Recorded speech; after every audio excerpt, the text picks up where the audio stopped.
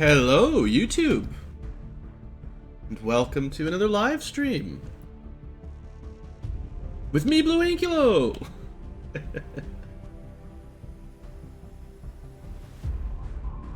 Well, I'm hoping that my settings here will work for this game. Too much frame rate. I haven't really tested it out yet or anything, so it's gonna be interesting to see how this goes. Make sure YouTube is capturing this all properly.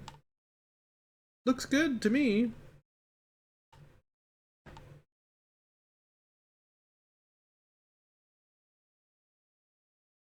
Refresh the page, see what it's looking at. Maybe it's live.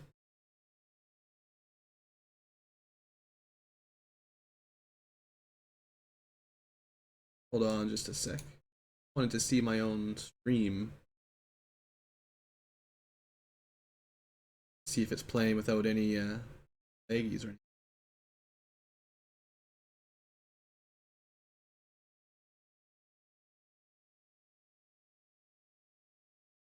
Oh, it was just taking a while. So hello, YouTube. I think it's maybe showed up now. Just took it a minute to catch up. So yeah, hello everybody. Welcome to the live stream. Here's the music. You can hear the music when I click on screen. Woohoo! So XCOM 2, Long War 2 this time. I have some thoughts. But I figured I'm gonna give it some try. I've only played it a little bit on my own, so I want to share the opening experience with the internet. Probably a great idea. Prepare to Die edition, mostly. Alright, looks like it's working just fine to me.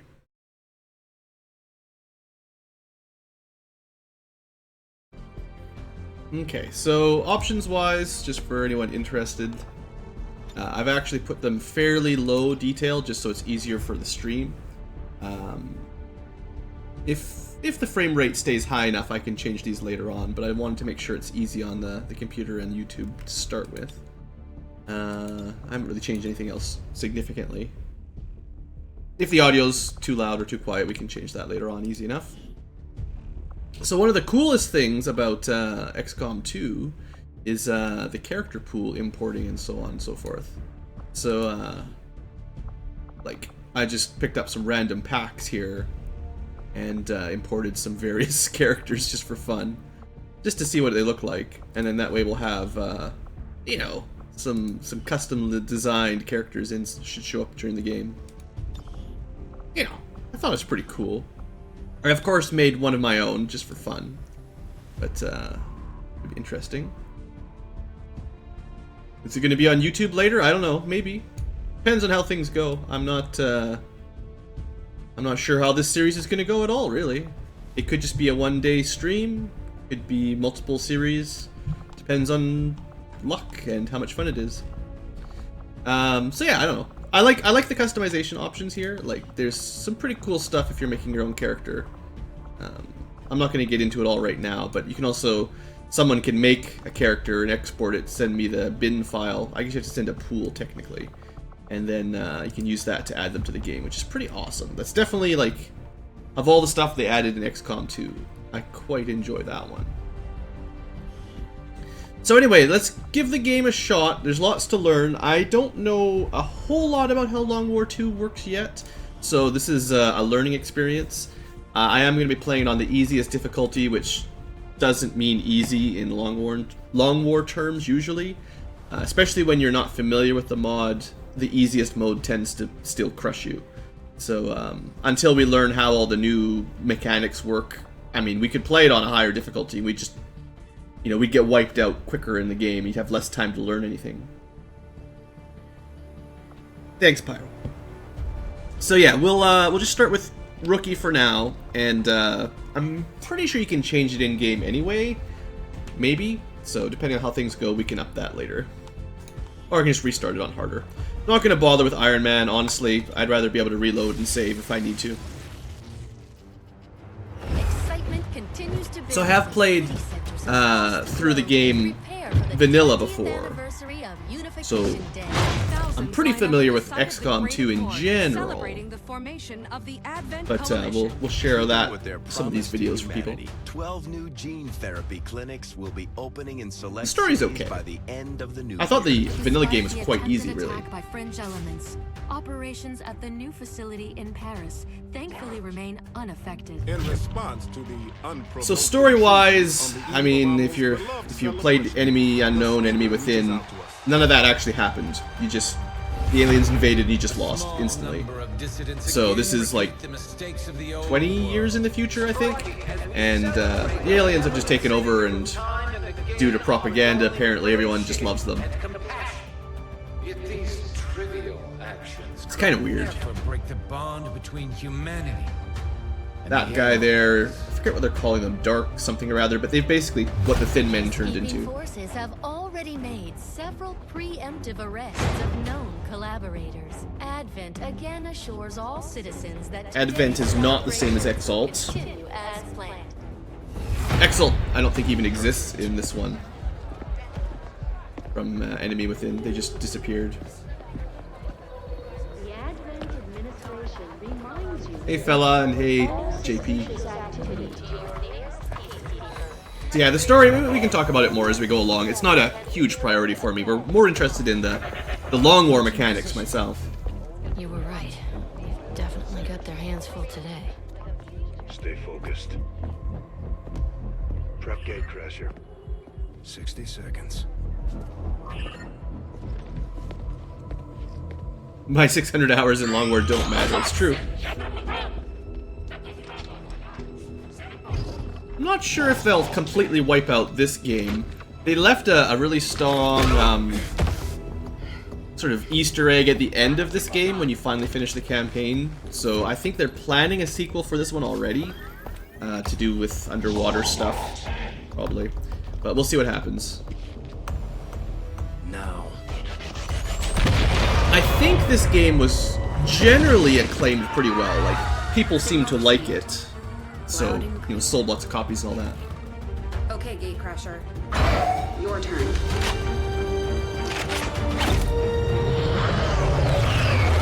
So we still got the old, whatever we call him, Sky Ranger of some sort. A little bit upgraded from the first game.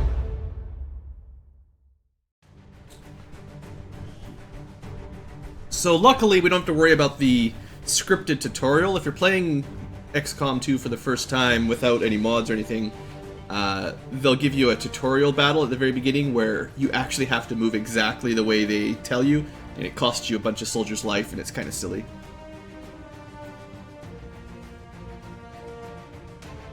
We can talk about my experience with XCOM 2 as we go along. I wasn't hugely impressed by the vanilla game, but we'll see how it goes here.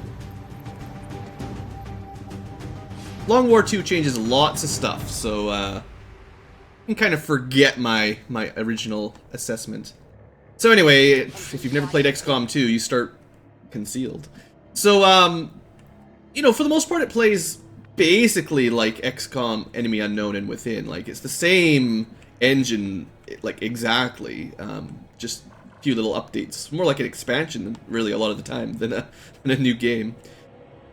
So we start with 8 soldiers here, which is nice, and because I have my character pools, we'll have a lot of Final Fantasy characters, which is kind of cool. You know, I figure that's kind of fun. We've even got like Battlestar Galactica and stuff in there, so that's pretty cool. We'll see who we get later on. Oh, we've got Zoltan. Awesome. So one of the big changes here is we get a lot of extra grenades equipped. So I think everyone starts with a flashbang, a grenade, and a frag grenade. Yeah, everyone starts with one of those. They also start, the little yellow bar here is armor. So they get a one-time 2-piece of armor, basically. Later on, once you've got real armor, like it's like a damage reduction of 2, that's what it would mean. But because of Long War, they've added an item that you just default equip. It gives you 2 armor protection from the first shot you take, and then once it's gone, it's gone. But that doesn't count towards like wounds and all that. So anyway, let's take a small look at the map. I don't know, can't see a whole lot, to be honest. So, I mean, generally speaking, getting the high ground on the roof here is probably a good idea. So that's what we'll aim for to start. Sometimes the rules for concealment are a little bit wonky. So, unlike Enemy Within Long War, just Long War 1 we'll call it, I'll just gotta remember. You don't necessarily want to leave people out of cover all huddled up when you're out of concealment. The disgusting turn timer. There's not going to be a turn timer for every single battle. I'd say about, by default, maybe half of them have the turn timer. And we'll talk about that once we get a mission with a timer. But it's definitely not one of my favorite mechanics. So there is like a civilian here that will alert the advent if they see us or hear us. There's also a scanning tower. We can actually hack those eventually, which is cool.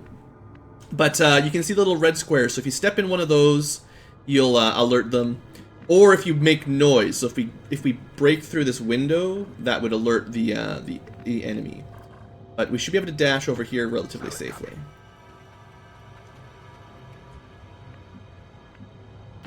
Already there. The thing is, the way enemy activate. So, like, if this was an Exalt agent or Advent agent, I'm gonna mix their names up. We would be in their sight range normally, but because we're concealed, as long as we're in cover, it doesn't trigger. But if I left someone, like, out of cover right here, at the end of the turn, they would see them. So, that's why I mean, like, you can't just have a big group huddle standing all together, kind of like we used to do in Long War 1. At least not until we activate a pod. Once we're out of concealment, then we just play it like normal. And I do want to get up on that roof. Now, as long as you're even in half cover, I believe you're safe. But we'll stick with not standing in front of the window for now. So the Alt-O shortcut for all Overwatch doesn't seem to exist. Oh, that's one thing I can do, I believe. On the first turn of Long War, you have some options to change some of the mod details here. This disappears after the first turn. So, you know, a lot of these details, I don't know exactly how they work. The Graze band is like an additional chance to miss and just do a little bit of damage. So I think right now it's like whatever your hit chance, it's like 10% of that, just it's considered a graze, so they take 1 or 2 damage, but you don't do full hit. Damage roulette gives you a wider variety or wider range of damage. We're not going to turn that on. Not created equally means your soldiers have random stats a little bit more. Sometimes they'll be good at aim, sometimes they'll be good at willpower or whatever other stats they have. Hidden potential. You can actually look at the information here. This gives them random level ups, so sure, why not? You know, that seems fun. And red fog is the penalty to aim and move when you take damage. You can turn it to only aliens or only your guys for easier or harder, but we'll just turn it on for everything. Is that dude Starbuck or chick Starbuck? I guess one of them would be. And linear fog penalties means a light wound causes more penalty than a heavy. Well, it's the same wound. Like, basically, by default, a light wound only gives you a small penalty, and a heavy wound gives you a lot of it. In linear mode, you get the penalties quicker, which I feel like, you know, a light injury probably won't affect you as much. We'll leave those like that. Oh, you view locked perks, so that's like the ability to see the entire upgrade path for your characters once we get to the campaign map. That's nice to see early on. And that's about it. So yeah, it's fine. Just a couple little settings for the mod. And then once you're at turn 2, I believe that's locked in.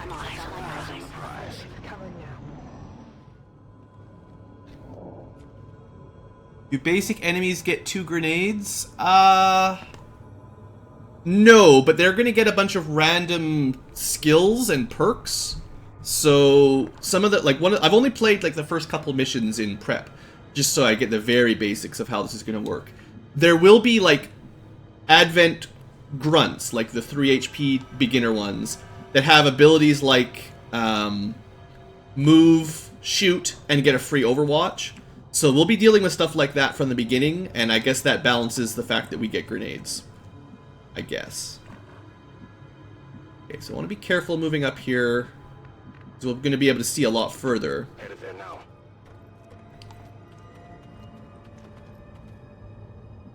Still haven't actually seen any enemies yet. Alright. I'm not sure who Daryl Falcon is supposed to be. Someone I imported, I guess. You gotta be careful around these scanners. I think I might just dash all the way up here. Should be fine. Totally fine. Hello, Valandril, and anyone else I've missed. Alright, no enemies, so I feel like we can probably zip up here fairly quickly as long as we're not, you know, exposing ourselves. Like, you know, you gotta stay in cover. Affirmative. Or don't break any windows, basically. It's a pretty important rule. Moving out. Luckily, you do get a signal, a little symbol, if you're about to break your Got it. concealment. Copy that. I'm sure I'll do it accidentally many times once we get going, though.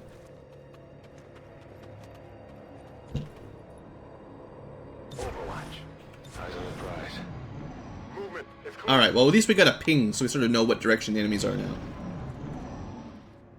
And they patrolled towards us. Okay, so that'll be, The advent officer. like a squad leader, couple of grunts, and a new little drone enemy. Training or stricter mind control. So we want to set off an ambush on the first pod, at least. Probably from the high ground would make sense. Affirmative. Moving out. We'll get, I'm not going to shoot here, but just to give you an idea, you do get some bonus chance to hit from being up above. I do like the fact that they've displayed like your hit chance and your crit chance on the screen without having to press F1 to dissect your shot, but yeah, it's kind of neat. They've also really fixed the Overwatch order, so you don't have everyone fire their Overwatch on the first target and waste all your damage. It'll smart select, you know, if the first person kills a target on Overwatch, then the next one waits until there's another target to shoot, basically. Which is pretty awesome.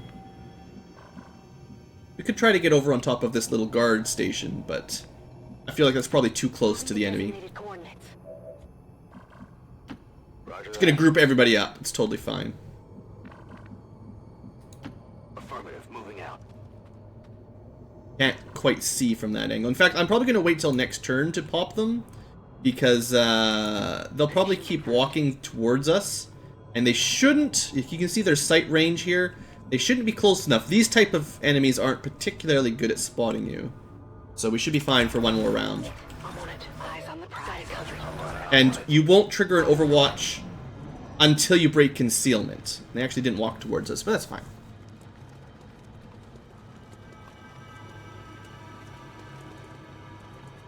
So the little drone guy, you can see the little yellow dot of armor. That's 1 damage reduction per attack, basically, for him. So I think I could move people, a couple people a little bit closer. They'll be in good full cover, and then we'll trigger the fun. Don't think there's anyone behind us that's gonna spot us. We could actually hop all the way over to here, but full cover for the people closer tends to make more sense.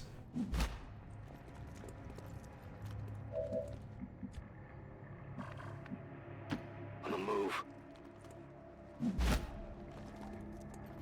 Now, you could open here with a flashbang or a frag, if I was a little bit closer, I guess.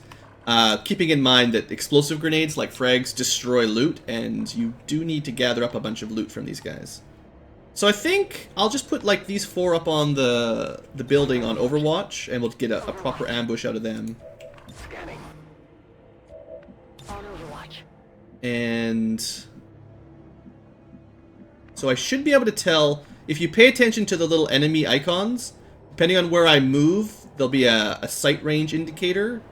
So theoretically, Lulu can see them from here and shoot that guy, but not from here. So that's another small On target location. life, ease of life ability. So we'll go with that. I'm not going to attack with those two yet. We'll keep a couple people on reserves for after the activation. And let's give it a shot. 67%. Well, we opened with a graze, so didn't kill it. Only winged them. We're in their sight. But now they're going to scatter, and we should get a couple shots in. These guys make up the bulk of the Advent forces we've dealt with. They're disciplined and well equipped, but their obedience makes them predictable. Couple grazes again. Okay, we did kill the boss. He's the one that's more likely to have had grenades and all that, so... We killed two of them, the officer and the trooper, so that's fine. We left... This guy should have died, but we didn't get him. Alright, so we've got 3 people left. Probably want to take care of the surveillance drone.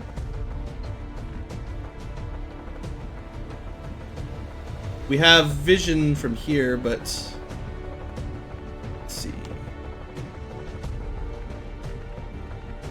I suppose I should take the shot from up here, because it'll have that plus 10% accuracy.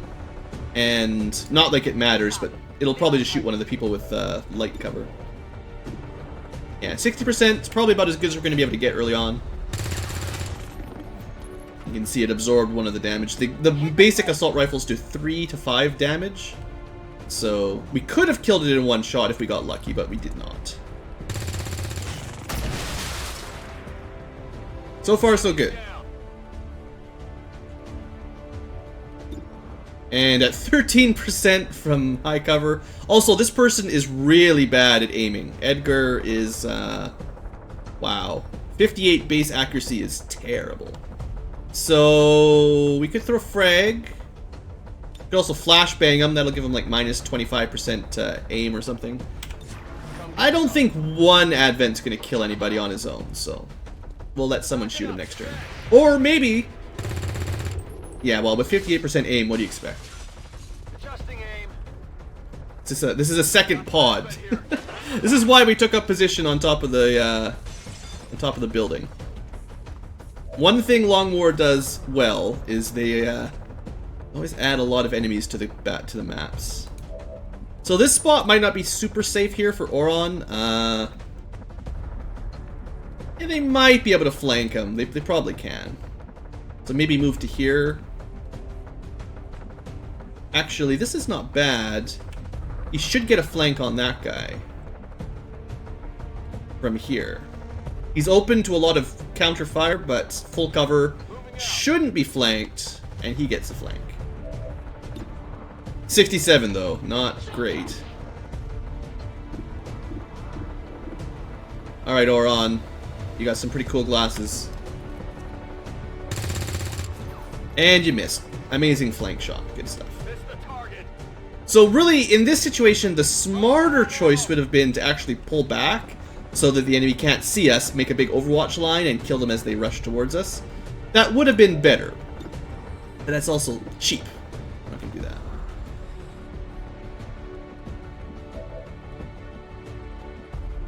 We'll move to this rock. Looks like a safe rock.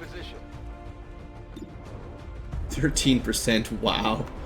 Alright, well, you know, I don't care if we blow up some of these guys. I like the loot, but, you know. The car got him, technically. Just delayed reaction explosion. Alright, Tara, you're gonna turn out awesome, right?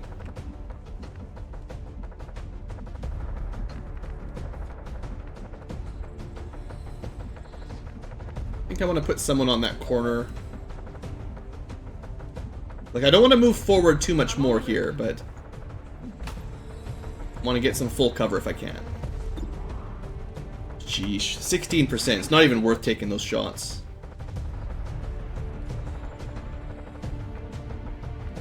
Maybe I should plan on putting some people up here. It'll give us a bit of an attack bonus.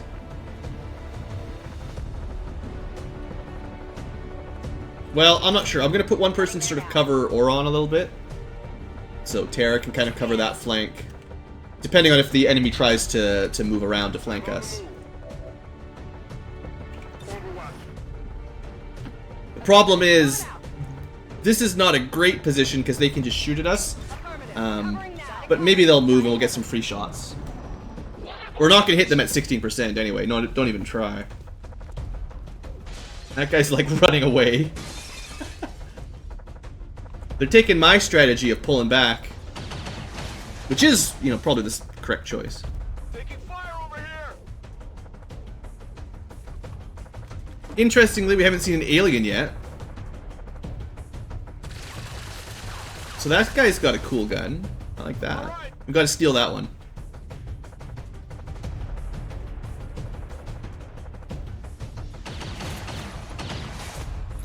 I'm all right. Alright, let's figure this out. So yeah, this guy apparently just gets an automatic overwatch. So I don't know what perk that is exactly, but he fires and still gets an overwatch, and that's cheap. It's not like my guys can do anything close to that. Which puts us in a kind of lousy position here. Well, maybe we'll get a lucky hit. Because we'd have no... Well, we have very few abilities to get rid of that. And I kind of wanted to pull people back. Oh, also there's a grenade cooldown, so you use one grenade, you can't just use your other one immediately. Well, I guess that'll break the overwatch, so... We'll go with grenades. Now I can move people back and set up a better trap. So yeah, as much as Oron had a good flank there, it didn't really work out. He still missed a shot, and I'd rather these guys came to us. Got it. Okay. Just the one can see us, and he's been flashbanged. So I think we just go Overwatch now, and probably enemies back in the building will come out at us. And we have enough shots, we might be able to kill them all. Maybe.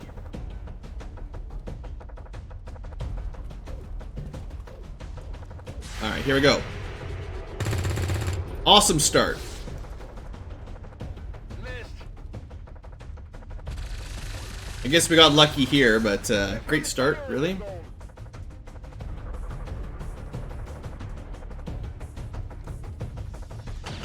Now that guy was disoriented, so he should have had a relatively low chance to hit. So that's it. The rest of them didn't even move. So they're probably all on Overwatch back there. So if I moved these two and pulled some people back, they'd have to move as well. Yeah, that's what I want to do. We can just take up position inside the building. Full cover in here is pretty good anyway.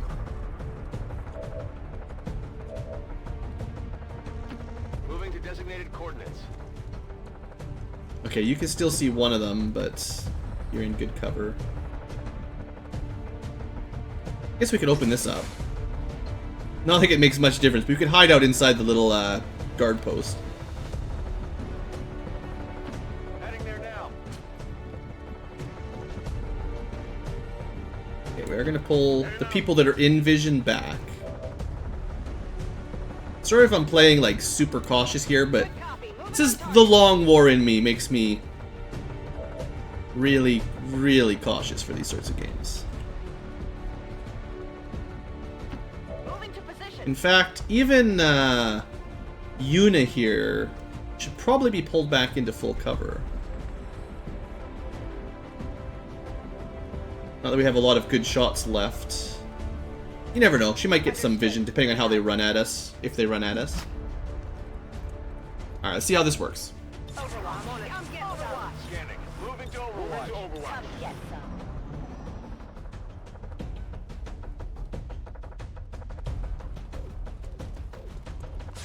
Alright, here we go, come on. Another graze. I love grazes. I need to. Terrible mechanic. Finally hit something and you don't even do full damage. Look at this, all I get is grazes. 1 damage, 2 damage, 1 damage. There we go. Someone finally got a hit in. Taken care of. That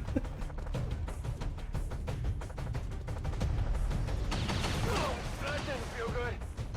So he just did 5 damage and 1 hit through full cover, even though I can't hit them out in the open. That's pretty standard. So, Edgar here is almost dead in 1 hit.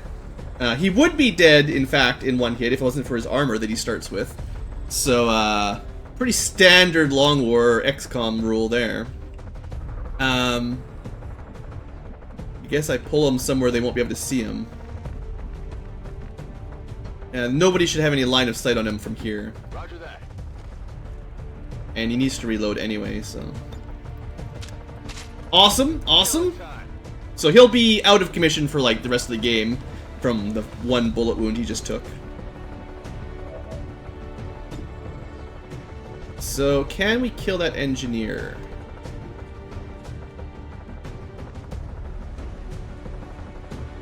Yeah, I'm gonna stand up here in range.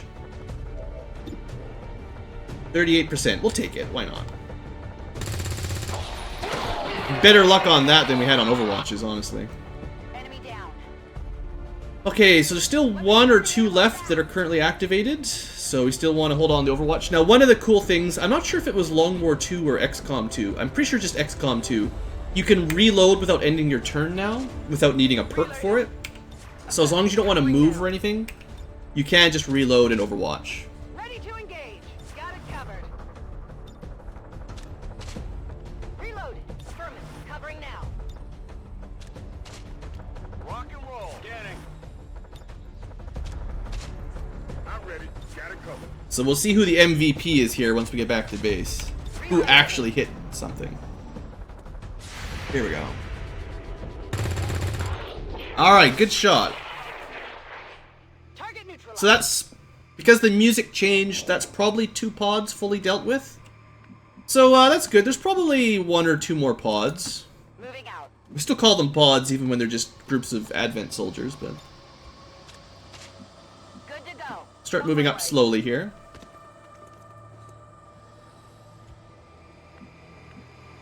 Orders confirmed. Moving out. There are Stormtrooper, like Star Wars Stormtrooper, character pools available. I did see those, so, I don't know, it's probably not a mod in terms of, Come get some. like, changing any stats or anything, I don't expect. But, I am pretty sure you can get the character, well, character models. You can get somebody who designed a white Stormtrooper-esque armor set for your soldiers. Covering now. Confirmed. On Overwatch. Orders confirmed. Alright, so I think everyone will be reloaded after this. We've got one person who's basically useless. Oh good, there, we found an alien. Maybe we can kill him. Although they bear some resemblance to the sectoids first encountered during the invasion, Not one Overwatch shot on him. now includes human DNA. They are stronger than ever. Okay, but that was good. Now, another new mechanic for XCOM 2 that I love. So, sometimes when you kill enemies, they'll drop loot. And we've got 2 turns to put someone inside that square to actually get it, or it just disintegrates. So we'll have to be quite aggressive if I want to pull that off. On the other hand, there's only a couple aliens or enemies, so we should be able to do this. It's better to destroy his rock. I'd be mad if it misses. Did a lot of damage, but it did not destroy his rock.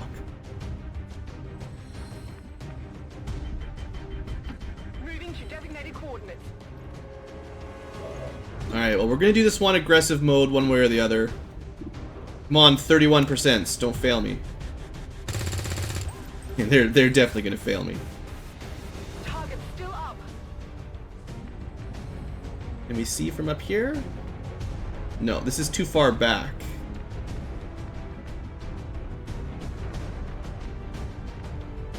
We have no shot at all on this side. Huh. Alright, Lulu. Fire 3, go. 27%. Why do I even bother? She actually hit him. 27%, huh? Enemy eliminated. Seems rather unlikely.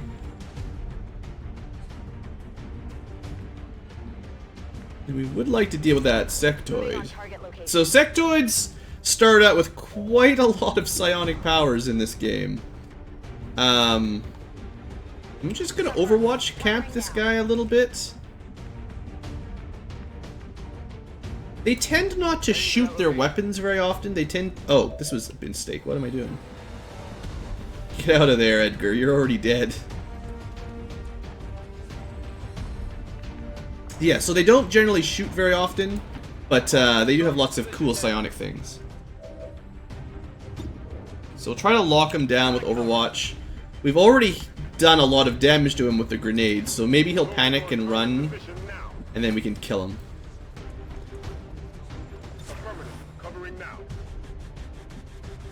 We'll actually just dash over here, but it's good position for next turn.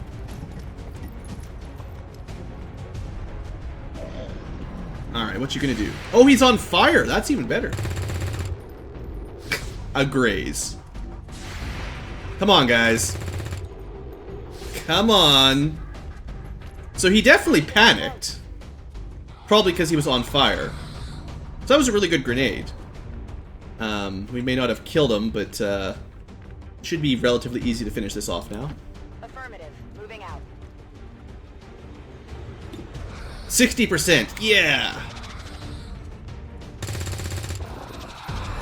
Guess we got him. Hostiles pacified. That it? Positive confirmation. All right, so the first mission wasn't that bad. Status confirmed. Easy. 10 out of 10. Only one time got hit through full cover and took 3 damage. So, I guess Terra was the MVP here. Most damage, most shots. Zoltan took the most attacks. And Oron did the most running around. I'm not sure if I believe that I hit 2/3 of my shots. I have a feeling that's a lie.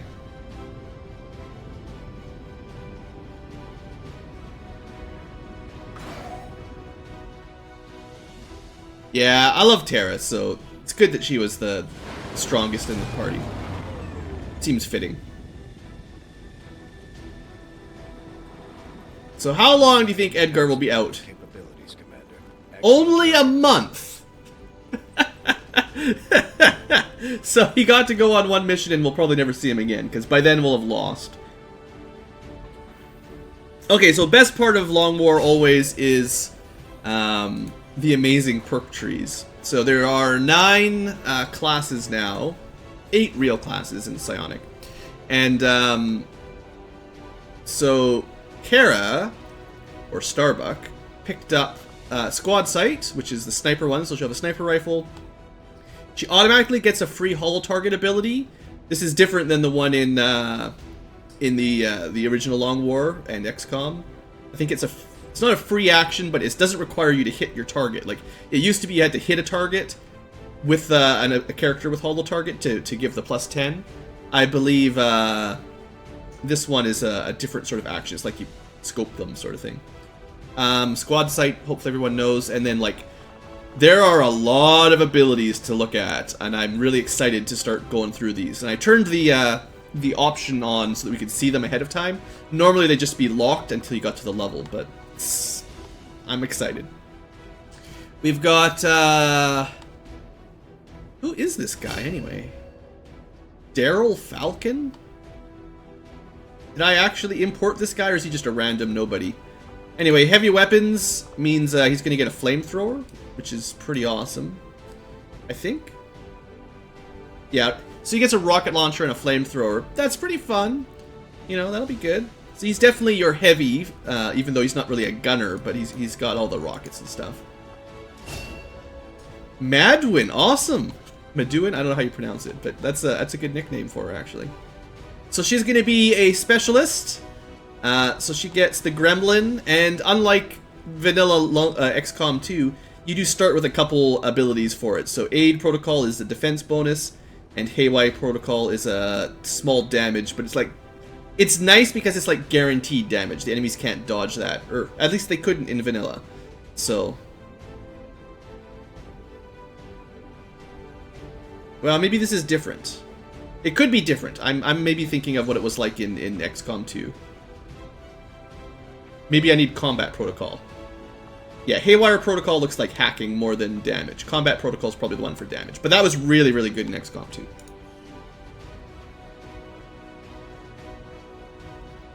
Alright. Alright, then we've got Yuna. Looks vaguely Yuna-ish. So she gets to be, what do they call it? Grenadier? That's alright. Long-range grenades, they get, instead of just throwing grenades, this time they get grenade launchers.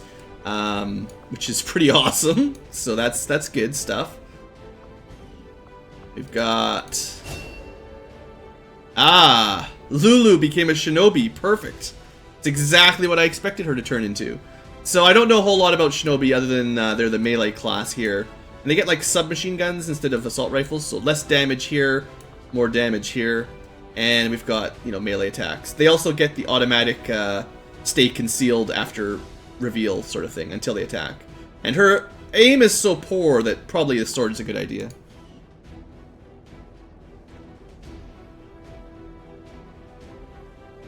The grenades are summoned. Yeah, that's good. That's good. How do I feel about it so far? I haven't really played enough to really say. Honestly, it's probably way too hard, but we'll see what happens. We've got Edgar, who got the best ability, and of course he's gone for a month. So this was the infantry class from Long War, and it was my favorite because they got a double attack by default. And we get a double attack by default. Of course, I'll never get to see it because he's dead, basically. He also gets a sawed-off shotgun, which is pretty cool. So you can either long-range double fire or close-range sawed-off. Sounds like an awesome class.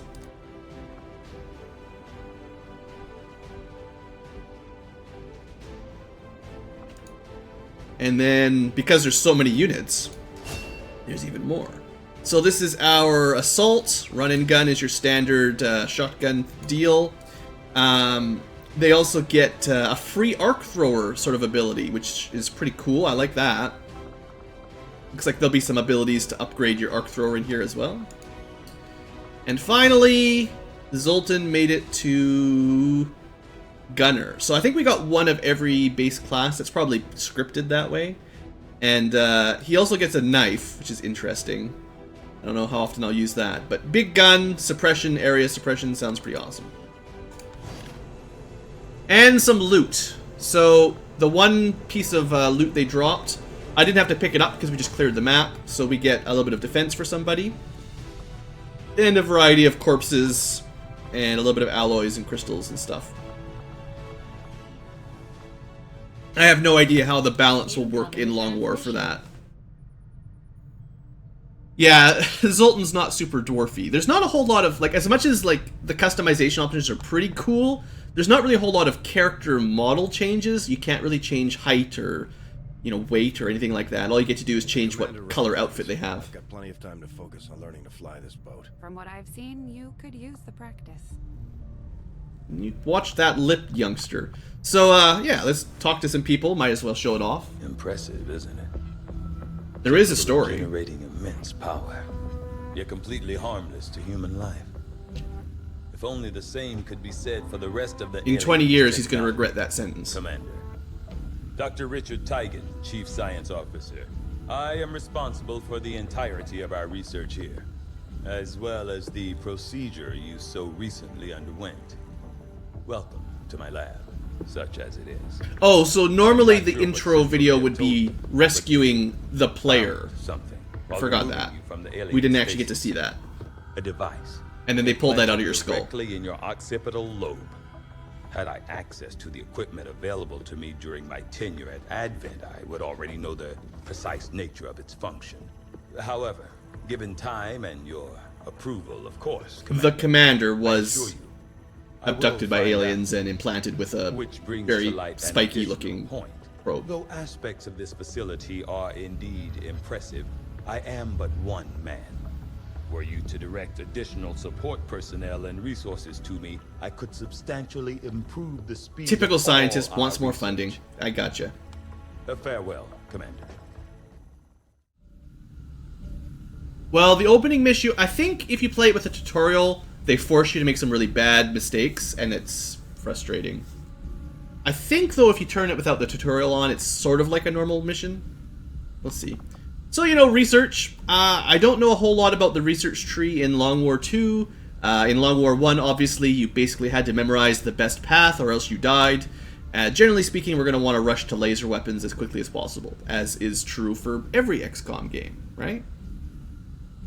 Now, unfortunately, modular weapons is not going to unlock the next tier of weapons instantly. I think these ones, basic and engineering, they just provide a slight boost later on, so they might be good min-maxing, but generally you want to rush to some early techs quickly rather than waiting a month to get these, I would feel. So let's probably pick up resistance comms. This is kind of like your satellite tech from XCOM EU.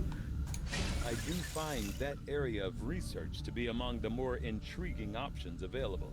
We'll begin. Yeah, the story, I mean, really all you've missed by not playing the intro mission is you had a starting mission just like we did, except the goal was to infiltrate a building, grab a body out of a pressure cooker, take it back to base. We took it back to base, they pulled the chip out, and then, hey, surprise, it's you, the player, the avatar, sort of. Although that's sort of a spoiler. But anyway, yeah. So, let's go talk to more people. Okay, that's really loud, sorry. Apparently, the audio volume... See, I hate it when games do that. I had to skip that one, because it was... Like, just for... This happens all the time. From a Let's Player's perspective, this happens all the time. So, like, I changed the master volume to a level that's reasonable, right? Like, I can talk, you should be able to hear the music and the dialogue. But then, every now and then, there'll be a cutscene where the game's like, he put the volume at 20%, who cares? 100% for this cutscene, it's too important. And so whatever that cutscene was in there, like, it was just gonna blast everyone's ears out. So, games... I don't know why the developers don't think of that. Like, you really should use the master volume if you add a master volume. Okay. Reworked your repulsors with some of the parts I salvaged from their old engine. Yeah, there's a few plot holes. I don't want to get into them too much. Come on, Rover. It'll work. So this is Baby Shen. Commander! Getting our tech to talk to theirs is harder than you'd think. Lily Shen, Chief Engineer, at your service.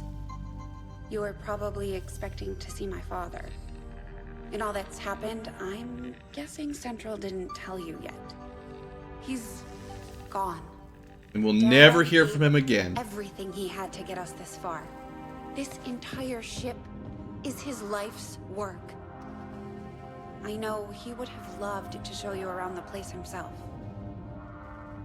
This is a captured alien cargo ship, by the way. Be sure I'm ready to finish what he started. In case that was missing from the introduction. But from here, I can fabricate pretty much anything you come up with.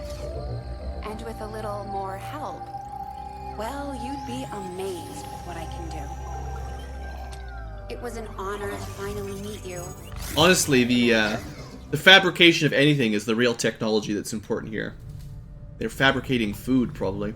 So, I guess the research, there's only a few options. There's more to do in the engineering thing. I'm surprised how big of a difference some of these things can make. Eventually we'll be able to make stuff.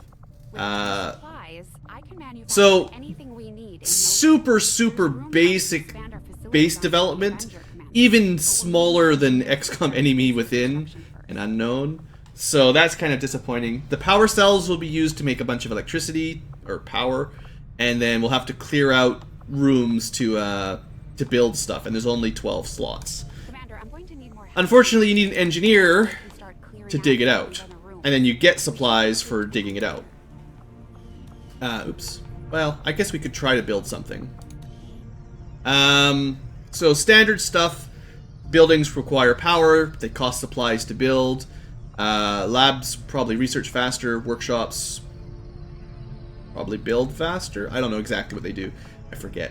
Power. And then you got two, like, support buildings. The Guerrilla Tactics School and the Advanced Warfare Center. I'm not sure which one is better to rush for first. One of them's like the Officer Training School from the other game, so you can get, like, you know, more experience for killing enemies, but it costs a lot to unlock that sort of stuff. I'm not even sure Long War 2, it might not be a good idea to waste your supplies on this early on. There might be better things to spend it on, so I'm not sure what the best play is just yet. So, anyway, we will build something, but for now I'm not sure what I want to do. Tygan seems to have a habit of scratching that scar on the back of his head. I wonder if anyone made sure his chip was actually removed. No one checked. He's actually under control of the alien. So yeah, Tygan, our research guy, was working for Advent and then left. He may still have a chip of his own in his head. That would be fun. Let's see. So we got Armory. When everyone dies, you'll see them here in the memorial. Soldiers, Commander. It's not much, but it gives It won't be empty for long. their respects. We can recruit people now. I have made one change to Long War 2 already. And we'll explain this shortly, but by default, recruiting soldiers here costs 10 supplies in Long War mod. I'm just going to recruit everything. If I could have found a way to change it so there was more recruits, or you just started with the bigger roster, I would have just done that. But, there's a lot of lines of code for editing stuff like that. So, anyway, I wanted to make sure I had a larger starting roster, and you'll see why in no time. So, yeah, Edgar's gone for a month. The rest of the team, they got their promotions. They're ready to start leading other teams. There's quite a lot of random stats because of the way the game's set up, which is cool. It's like, I like that. So, Gaius Baltar is an amazingly accurate soldier. Also, like, the default HP, I think, is higher than it was in Enemy Unknown. Like, I think the other one, like, it was 3 or 4 HP as base. Now it's more like 5 and 6 if you get lucky. Movement range tends to be one of the more important stats. Willpower, I rarely care about. Hacking stat only really matters if you're going to be a technician, or whatever they call them, the specialist. Because then they're going to actually have to hack, and that'll be important for skill checks, basically. But for everyone else that's not a specialist, it basically doesn't matter at all. This is that stat? Dodge, I guess? Sure, probably dodge. So that'll just give you like a flat defense bonus in cover, or... No, that's what that's for. Is that one? Little swirly arrow. I don't know. We'll figure it out eventually, I guess. I actually don't know what that stat means. Move. This is how many squares you can move, certainly. That's your cover, like that's your defense bonus. That's your aim. That's something. Maybe someone in chat can figure it out.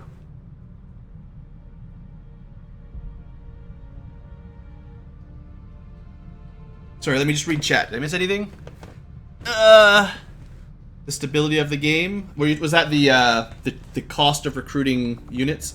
Well, I'm sure, like, you can modify tons of stuff in the Long War 2 Ionized. I just mean, like, I basically wanted to start with, like, 50 soldiers, give or take. Because we're going to need a lot. Just like Long War 1, you needed to have a lot of alternating squads for... Like, in that one, they had the fatigue system, and this time it's the infiltration system. But, like, I don't think this is enough people, really. Like, we're going to need more no matter what. So, I might as well just start with them, really. It gives me a slight advantage early on to get some free soldiers, but it's nothing serious. So anyway, that's sort of the soldiers. We do get squad management. Well, this will make more sense later on. But each squad, we can give it a name, we can get a history. So we got the tutorial mission, day 1, tutorial mission, Edgar sucked. So we can probably keep a history for our squads if we want, and we can change the name. So this was not Super 6. This was well, something else that starts with an S. But we'll go with we'll probably take names from chat or video later on or something later on. Blues. We'll call them. This is really clever. We'll call them the Blues Clues Squad. So that'll work perfectly. Anyway, I like squad management. It's cool. I'm glad the Long War added that in. Okay, anything else in base to look at? No. See, one of the big drawbacks for XCOM 2, in my opinion, no air game. So we don't have any jets to equip up or train up. No pilots, nothing like that. We've got research, a few building slots, the commander's quarters, which you don't really do much in. I guess you could read through some of this stuff if you want to hear the history, but I'm not going to bother with that. I don't know if I've ever really looked through this one, so I don't know how useful that is. I'm not sure if I've seen this page before either. I guess this just shows you your status of the ship itself. So our overall goal is liberate regions. So, I mean, it's kind of all you can do, so that's pretty simple. And then there's resistance management. Yeah, so, spoiler alert, we started in East Africa. Advent strength is low here at the moment. Let's try to figure out what these mean. Probably 6 people, 2 on supplies, 2 on something, and 2 on something. And we'll have to spend campaign time to actually get our income from this haven, they call them. The haven system is one of the new Long War 2 things, and I don't know very much about it, so I'm sure I'll mess it up. So there you go. We got 2 on intel, 2 on supply, 2 on recruit, and I could assign one of my soldiers here at some point. So, like, I don't know how this works really, other than you can change, you can make people hide and stuff. I'll leave it as the default layout for now, but like, how to play this properly is a mystery to me. We're just gonna have to figure it out as we go. Yeah, there's no air game at all, so that's kind of sad. Alright, so, is there any other... I think that's all the screens for here. Let's go to the bridge. Commander, good to see you on your feet again. Welcome to the bridge, the nerve center of our operation. The aliens have But did they really pull the chip out? I could still be dreaming for all I really know. Everything. Government, communications, industry, not to mention the military. And it's on us to take it all back. Yeah, the aliens took over the world, Resources so and time are tight, Commander. get over it. It'll be up to you to decide how to best use both. The ship is yours. Thanks. They pulled me out of a pressure cooker, pulled a chip out of my skull, and gave me a spaceship. Let's go fly off planet. Let's just give up on this place, honestly. So this is convenient. In XCOM 2 Vanilla, you didn't always get the black market very quickly. But it seems to me the way Long War 2 mods it, you always start with the black market, which is nice. So we got a world map. Woo! World map! You know, I don't know if I should explain all the mechanics for Long War or for XCOM 2 here, but instead of being able to build satellites everywhere, we're basically going to have to fly our ship around to various areas. So they're not countries exactly, but like there's East Africa, West Africa, South Africa. I don't know in Long War 2 how they work, but there were continent bonuses for securing the entire area. Just like satellite bonuses for entire continents in last XCOM. We could scan by our first haven. This means it's got a radio tower and 0 out of 48 income. So that's our total income, but I don't know if we'll actually get that until we spend time here to get that number up. And then I think the Advent can lower it or something later on. Anyway, the first thing we should do clearly is head to the black market. Commander, the Avengers' remote scanning capabilities will help us search the area for clues or other resources. Okay, so black market. Now that's been unlocked, we can sell stuff for supplies, which is probably not a great idea when you're playing Long War for the first time and you have no idea what these do. So maybe holding on to them is not the worst idea in the world. So this is the reason I didn't spend any supplies immediately in the base, because I was thinking it might be worth it to buy like an engineer and a scientist right away, just to boost our early research and building immediately. There's generally whatever your research slots are, there's generally a way to spend some intel to get it cuts the time in half. Those can be really, really valuable for certain techs, like new armor, new weapons, that normally take like a month. Suddenly they take 15 days. That's a really great boost. So this is, I assume, basically trading supplies for intel. Illyrium cores are an important ingredient later on. The PCS thing is like, what do they call these? It's like implants, I guess. So they give you some statistical bonuses to your soldiers. And I can't remember if they're permanent or not. You might be able to swap them out for soldiers, but, you know, our rookies will just end up dead, so there's no point wasting... Even if they're fairly cheap, I'm not sure... I mean, let's see, what are we looking at? While on Overwatch, 15 defense and 1 armor. That's kind of cool, or not really that expensive. And then the defense implant... It doesn't really say what that even does. Maybe like +5 or +10 defense. And then there's like weapon mods. This is another one that Long War 2 has upgraded a lot. Auto-loader gives you 1 free reload, and the stock gives you aim and critical when you steady weapon. So that's okay. But yeah, I think I'm going to buy the engineer for sure. Now that we have more staff on the engineering team, because now we can start doing stuff in our base. We should keep looking for more and I think the scientist as well. I know it's kind of burning through our supplies, but I think this is a good early game investment. I don't know Long War balance, but I feel like it's worth a shot. I will make sure they are put to good use. Alright, fella. Good luck. Good luck. So, some of these things cost supplies. Some of these things cost intel. Yeah, intel. We've got like 2 resources for spending. I think I'll save the rest of my supplies because I don't have much left. And I did buy 2 things. 2 people. I bought people. They're mine now. So, anyway, the reason specifically I wanted the engineer is we can start working on our base now right away. And I think, you know, they'll pay for themselves pretty quickly by clearing these areas out, and we get the supplies for them in a few days. So I think that is worth it. And then research-wise, well, we actually went from, I think, 6 days to 3 days by buying a scientist. So, like, I think it basically cut... Well, no, we spent 1 day going to the black market. So, I don't know, it might have just cut it down by, like, 25% or something. But still, it's a nice improvement, and we'll get it, you know, as early as you can, so... Alright, so, campaign stuff. Well, there's not a whole lot of options right now, so let's just go scan by our haven and see what that does, if anything. You usually made intel in the vanilla game, so our intel would have gone up when you scanned at your home base. But it doesn't look like that's going to happen now.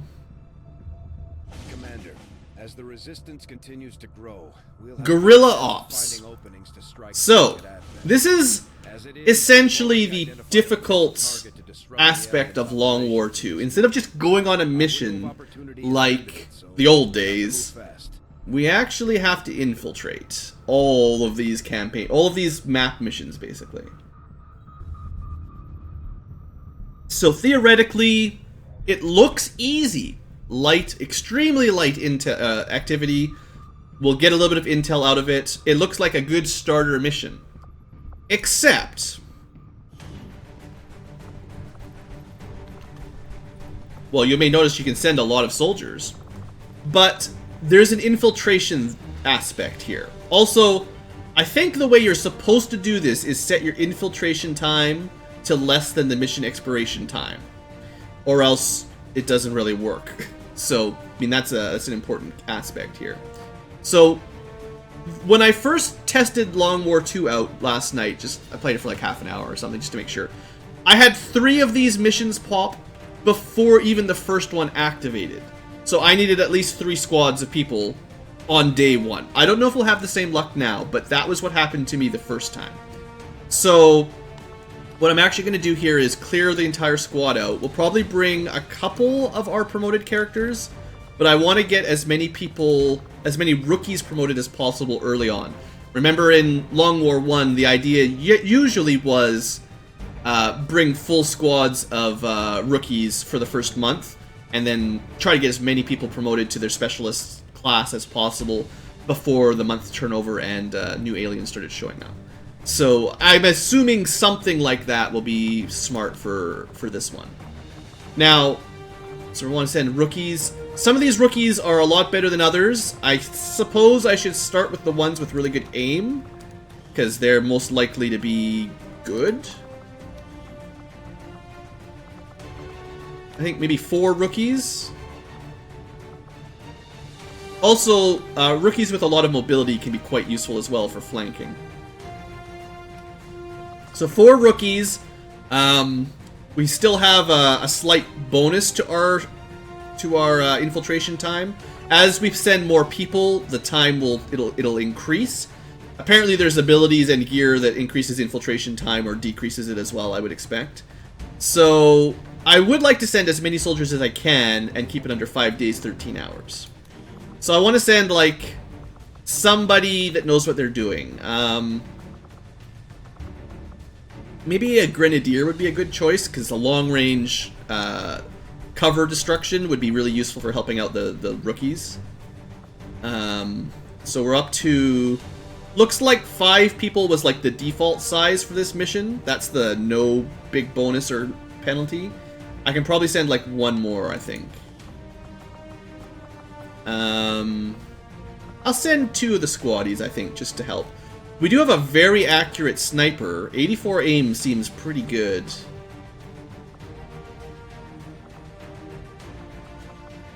Sure. Okay, that puts us at 5 days, 3 hours. I'm pretty sure if I send anyone else, it'll be too long. Yeah, so we can't send them. So we'll have a squad of 6, a little bit smaller than our last one. And, you can see, I guess there's some inventory management we could look at. So, we can't equip Sims yet, because you need rank. Even though I think we've got 1. Weapon upgrades, there's mods and stuff for your weapons, and then soldier abilities is your level ups once you've got a class. But they do have, like, the same kind of basic inventory management. Grenades don't do much to environment. Well, I mean, we've got... My hope here, I haven't tested it out yet, but I'm hoping that having an actual Grenadier here makes some difference on that. Which one was it? Rookie squaddy. It was probably this guy, right? Yeah, Yuna's got the grenade launcher. I mean, I don't know how well it'll work at destroying rocks, but at least she's got long-range grenades. It does have additional range and radius, although it doesn't seem to do additional turning damage. So... Well, we'll get better grenades one day. So it looks like they start with 2 grenades, flashbang, and an armor. It's fine. Theoretically, I could switch her to a submachine gun, and then she could move farther. Is it worth sacrificing 1 damage for 3 mobility? Yeah, why not? Maybe. We don't really have a lot of options here. But because the grenade launcher slows her down, probably, I figure maybe going with the lighter weapon's not a horrible idea.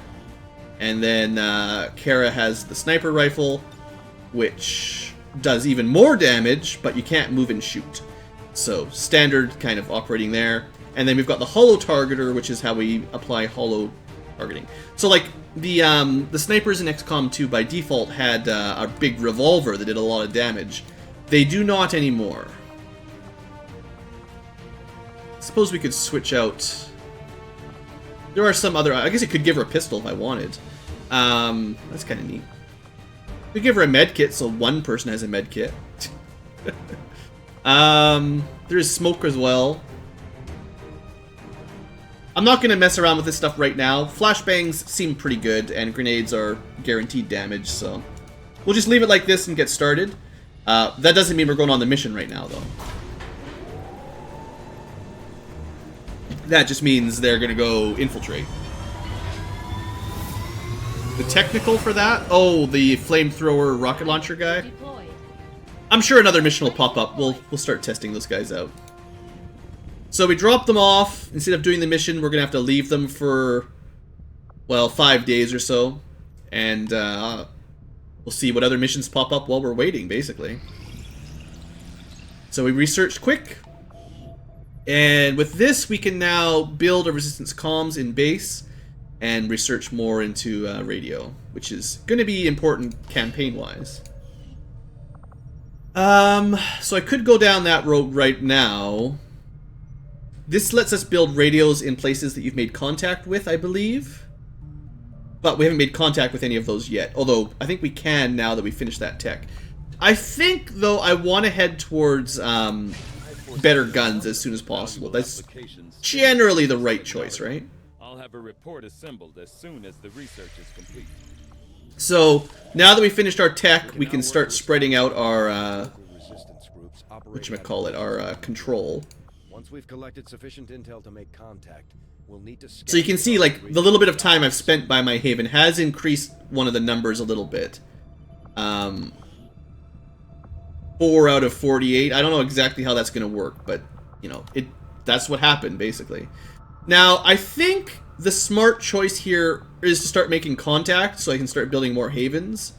I know that traditionally XCOM 2, you need to spread out so you can get to these black sites, because there's like a doom ticker, although I don't think you get to see that in Long War, interestingly enough.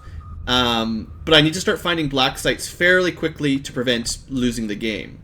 And I feel like probably spreading to West Africa next makes sense. Well, it actually doesn't connect up across the ocean. But there should be a continent bonus for getting all of Africa. So I could head this way and get whatever the bonus is. Unless they've removed that from Long War 2. The other good option is probably going to India, because that opens up a bunch of... like, if there was a black site in Australia, you know, I want to start heading that way. If that's what happens. But I feel like getting Africa first, because that's our home base, makes sense. And then Europe counts as Western and Eastern Europe. I forget where the continental bonuses were exactly, but whatever.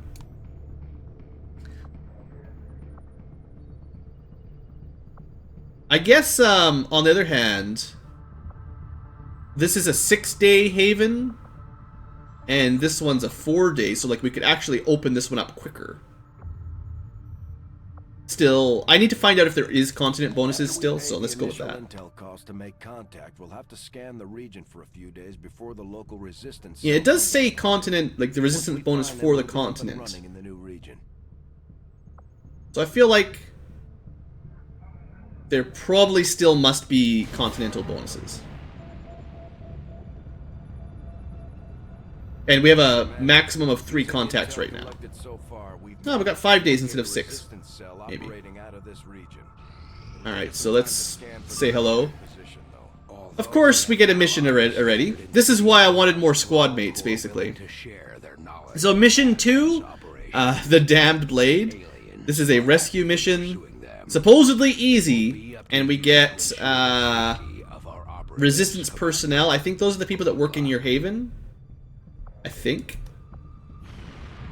So we'll have to fly over there, send off another squad. Alright, so this will be Squad 2, which is created immediately once you do this. And we should give it a new name at least. Honestly, I don't have any great names off the top of my head, so I'll just go Squad 2 so I can get this going. Alright, so we've got 4 days, 7 hours for this mission, which means I might only be able to take 4 or 5 people. The other squad stuff doesn't really matter right now, I don't think. So I know I'm kind of burning through my soldiers with good aim, but we'll pick up Barrett. We'll pick up... Man, people with like 56 accuracy, that seems just terrible to me. I don't know. Shadow, and he's got pretty good I usually focus on the accuracy. It seems like hitting your target is more important than your defense or your willpower to me. Llama instead of Lima, it's fine by me. It actually didn't update. Oh, there you go. Oh, I see what it was doing. Okay, that's fine. I just have to reselect my guys. So, Barrett and Shadow and... Well, let's take at least a couple people. Let's try that technical class out. See if the rocket launcher destroys cover better. And maybe one other one, like... Assault tends to be pretty good. So we're up to minus 19 hours, so I can probably just fit one more, maybe? Pick some random rookie. I don't know about these low-aim rookies, man. They seem a little bit sketchy. Tifa sounds like fun, right? Alright, so 4 days, 1 hour. I'm pretty sure if I add anyone else, it'll go too long. Yeah, so we don't want to do that. I mean, maybe you do, but I don't think you do, as far as the little basics I've learned about this game so far.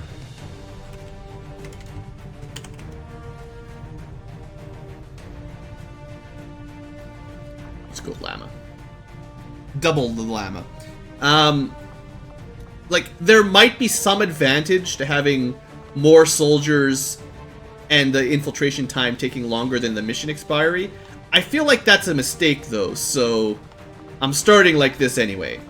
So we've got a couple people that started that are promoted. We've got 2 squaddies and 3 rookies at least. So heavy weapons gives us an assault rifle. So again, theoretically, we could consider switching over to the submachine gun for mobility.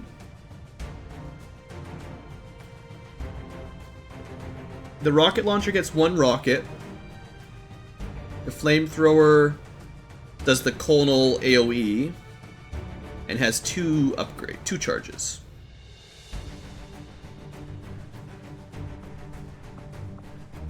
I was just thinking, like, we might not need to use the gun too often because we've got alternative weapons.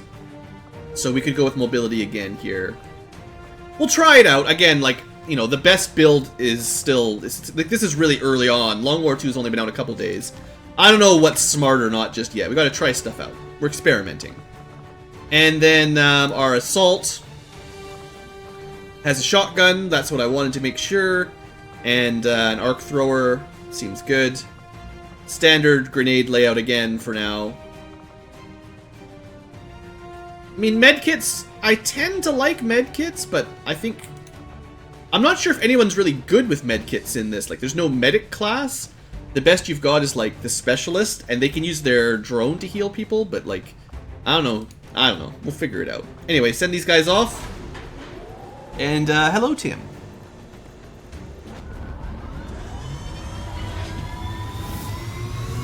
One of the things that I'm... And also, hello, Michael. One of the things that I'm not a huge fan about with XCOM 2, and I'm sure you'll see it very quickly here in Long War mod, is it feels to me that everything always gets interrupted on the campaign map. Like, you'll go to make contact or collect supplies, and it takes, you know, 4 days, 3 days. But there's always these interruptions, and you have to fly around the world back and forth and back and forth. And I don't know, it always seems to, like, it breaks the flow for me a little bit. We'll see if Long War 2 sort of fixes that in any way, but I'm not a huge fan of the way they did the campaign for XCOM 2, like the world map. I miss interception missions too. Alright, so we've unlocked modular weapons, and this sounds really good. Once we've got our proving grounds, which maybe we'll build, we can build a bunch of weapon mods. And I think that's really cool. I don't think you could build them in vanilla XCOM 2. You had to find them from killed enemies. So, suppressors, autoloaders, hair triggers. We'll check all these things out once we can build them. So the next tech, well, I guess we go with the quick stuff. Like, alien biotech is really quickly. Is a really short research. Well, if we can get some alien alloys, we'll do hybrid materials. It probably leads to armor, so... You know, lots of good stuff. This sounds hard. Yeah, Long War 2 and Long War 1, the default is it's a very difficult mod, so that's pretty standard. Alright, so should I build anything in this empty spot here? I could build the resistance comms. This is for more, it's basically like a satellite facility, more satellites, more areas on the map unlocked, basically. But I think maybe I want to go for this Advanced Warfare Center so I can get those mods going. And I will get more supplies really, really shortly here. When it's up and running. Oh yeah, I mean, the air games were very punishing in Long War specifically, but once you modified it enough that the accuracy rates weren't god-awful, it wasn't too bad. I don't know. I still miss it, though. I miss shooting down UFOs, and I like the UFO missions, too. Like, we don't get downed UFOs anymore. We get these infiltration things for Long War. Alright, 46 supplies. So, the engineer we bought has almost paid for themselves already. I think it takes longer the further down you go, generally. Let me just check. Yeah, that'll be 10 days, so I think... Oops. Unassign them. Yeah. I think I'll do the top floor first, just because it's a little bit quicker. Yeah, 5 days, twice as quick. Get that cleared out so I can start building stuff. So I could put something here. I'm kind of... Probably don't have enough supplies to build it. I might need to build a power relay next. Maybe? We'll see.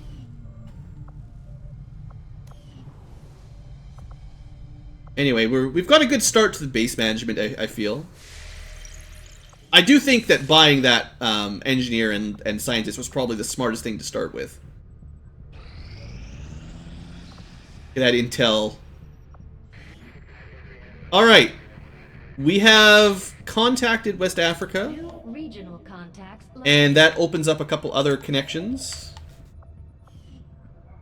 So that's good. So we now have our second haven, I believe, if we check the headquarters. So you start with your 6 people. Again, you don't start with any income as far as I can see, and you need to build we'll need to build a radio tower in West Africa to make, like, basically the mechanic is fairly straightforward. Every jump from your home base costs more intel to make contact. So you build radio towers to reduce that price. And that's all that is, basically. And we can only make one more contact until we build another resistance comms as a building. So, we're about to get a mission. Last time I had 3 or 4 of these before the first one popped, so I feel like we're getting a little bit luckier for this campaign than my test campaign. I guess we'll just wait the last few seconds over here. And then we'll see how our first real mission goes. Oh, it's ready to go. I guess it can go over 100%. I'm not sure exactly what that means. Like, I did a little bit of testing here during my test campaign.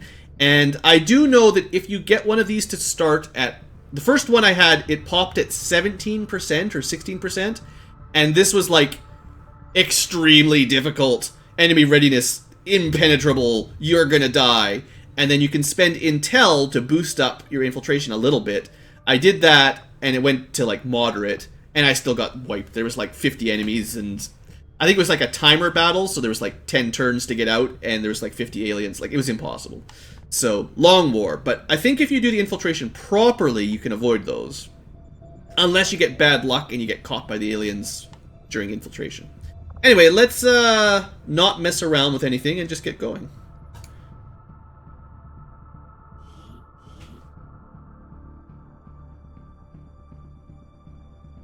Operation Damned Blade. So I don't think there's any fatigue in this mod like there was in the first Long War. So there's no recovery penalty after a mission like we had before. On the other hand, we do have this... It's kind of like a recovery penalty before the mission. You know, you're going to have to spend a few days with your characters, your soldiers, locked up before you start the battle. Prepare for a squad wipe. Well, the good thing was it did say extremely easy, and I had over 100% infiltration. So I have high hopes that this is not going to be impossible. I have heard as well, by the way, that loading times are considerably extended with the Long War 2 mod. So if things seemed a little bit slower for you guys, that's probably what it is. And if the frame rate gets a bit laggy, I saw that. I assume it's something to do with the mod and XCOM and all that. Anyway, Our mission is to break someone out of jail. Awesome.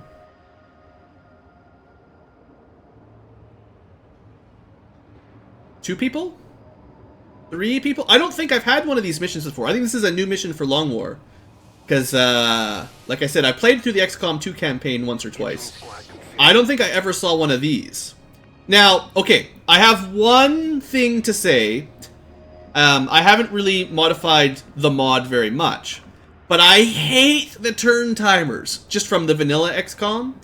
Yeah, vanilla XCOM 2, that is. And one of the very first things I did after I played a couple of missions is I went, oh, turn timers in Long War 2 are even worse. Because, well, this would have been 16, essentially. What I did is I put a flat plus 20 to our number of turns. The rule is essentially in XCOM 2, you get a turn limit for about half of the missions you do, basically. And if you don't complete your objective and get out, which, depending on the mission, they could put the evac spot somewhere really difficult to get to. If you don't make it there, or anyone that doesn't make it there before you run out of turns is just dead. And I don't like that mechanic very much. So I figure with plus 20 turns, it should be okay. There might be a way to turn it off for all I know, but anyway, that's my confession. So, actual... Like, this is a huge map. This is clearly larger than any map I've seen in XCOM 2 before. Other than, like, final mission type maps.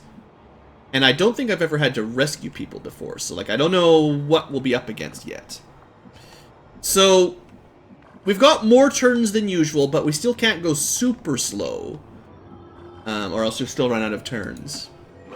But, you know, if we get down to 20 turns left, then you guys can, in chat, you can go, oh, you would have died, Blue, because you took too long. And then I can say, yeah, that's why I modified it a little bit. So we did see a drone. I assume he has, like, a pod of aliens with him. Well, aliens. There's hardly any aliens in this game. They're all just humans with armor on. Such cheating, much easy mode. Well, you're welcome to try it with the time limits on default. Give it your best shot, and let me know all the salt once you're died and you're restarting your campaign in the first month. What did he see? Oh, he can just see the drone from there as well. So I only have 5 people on this mission. I hope there's not too many aliens. Or too many enemies, I guess. Because this is a pretty small squad for Long War. Orders confirmed. Moving out. Orders confirmed. On the move. I want it on Overwatch. Overwatch. Affirmative. Covering now. Alright, yeah. Come to me, little drone. Really? He's just all by himself? So I guess we could try to get by him without activating. Thing is, he's actually, that's going to be very difficult because I think we're basically locked in that we can't move Clyde, or Shadow, I guess, without... I don't think we can move Shadow without triggering this guy, and then that breaks concealment for the whole group. So, I think we'll just take the shot.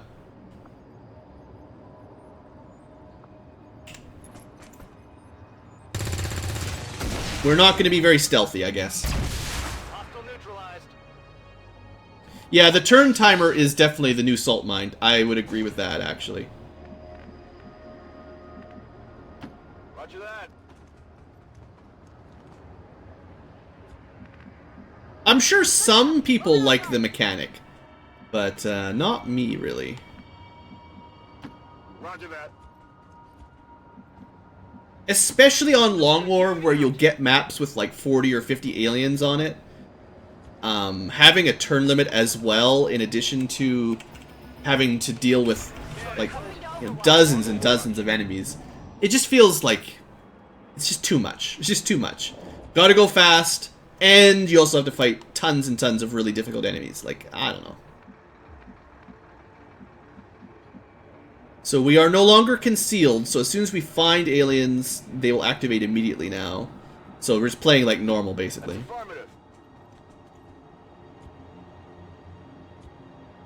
So we might as well just go back to typical Long War strats. Keep the team close together. Move forward mostly on your first action rather than follow-up actions. You can leave people out in the open as long as you don't activate any aliens. So the first person moves the furthest, everyone else just holds back. Standard XCOM Long War type strat. We actually found a drone. I wonder if we are just fighting like single enemy pods here or something. Because I don't remember I don't think I've ever seen pods with just one enemy in them in this game. Alright, and shotgun and Overwatch, not great.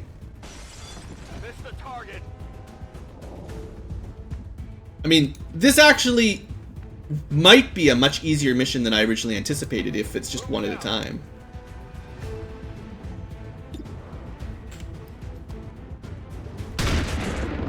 Yeah, 1 damage. I might end up tweaking the graze mechanic as well, because we've been getting a lot of graze hits so far, and they're kinda dumb. We're gonna get people eventually that have a 100% chance to hit, and then they're just gonna graze.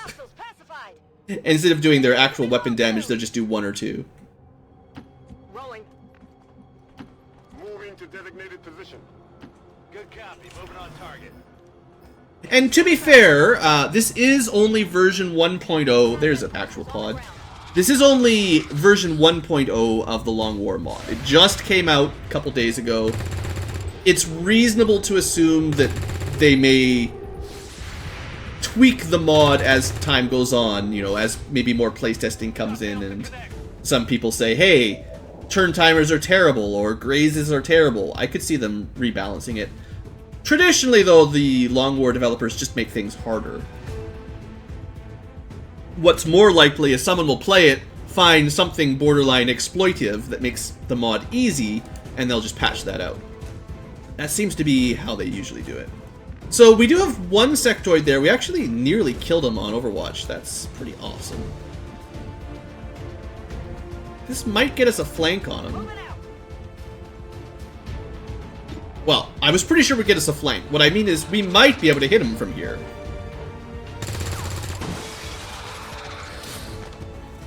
Target neutralized. Cool, loot! I'm out. It's actually looking pretty easy so far. So I'm feeling confident. We'll put someone out in the open compared to these guys. But yeah, 100%. Drones, you know, they weren't that tough in Enemy Unknown and Enemy Within. I don't expect they're going to be a huge problem here either. Advanced Psi. I don't think if that improves your will or your psionic ability, that's not going to help us for a long time. Close enough to get a reasonable range bonus. But yeah, this is like just to say, like, you guys didn't get to see it, but on my first campaign mission on my test, oh, I didn't reload here. Oh right, because it's submachine gun, right? Oh, that's my bad. Should have thought of that. On my first, well, the drone is gonna flank someone no matter what, so it doesn't really matter. Cover doesn't matter here. Sorry, keep interrupting myself. My first, thank goodness. My first real mission on my test campaign was such a gong show. Like, this is ridiculously easy in comparison. Plus, you know, the turn timer I did, you know, I fixed that much. But the fact was, I had a shorter turn timer, like 16 turns, and every pod I activated had 5 enemies in it, and not drones like this, sectoids and advent officers. And they were all grouped up, so I had like 3 or 4 pods activate on turn 1. It was just a gong show.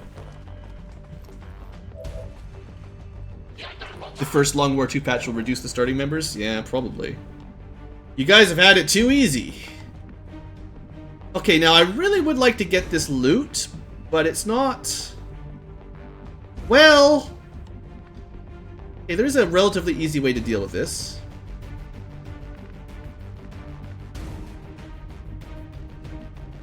Can I get So I'm glad to see that we get some of the same camera problems with XCOM 2 as we did with XCOM 1. Illyrium core. See, that's like really good. Object secure. You definitely want to get your loot from the sectoids.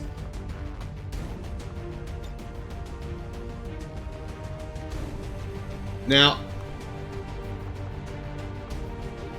I don't necessarily recommend blowing up all the enemies you fight, because you do lose out on loot. On the other hand, this is just too tempting. See, look, it destroyed some cover. Grenades can work. Alright. So just one more guy back there.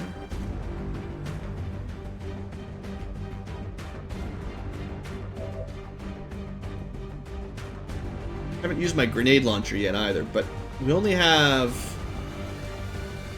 one frag grenade technically. Oh right, this guy is not the grenade. This is not the grenadier. This is the heavy weapon. So we got a rocket. Pool of insectopods. That would be hilarious. No, that'd be pretty terrible.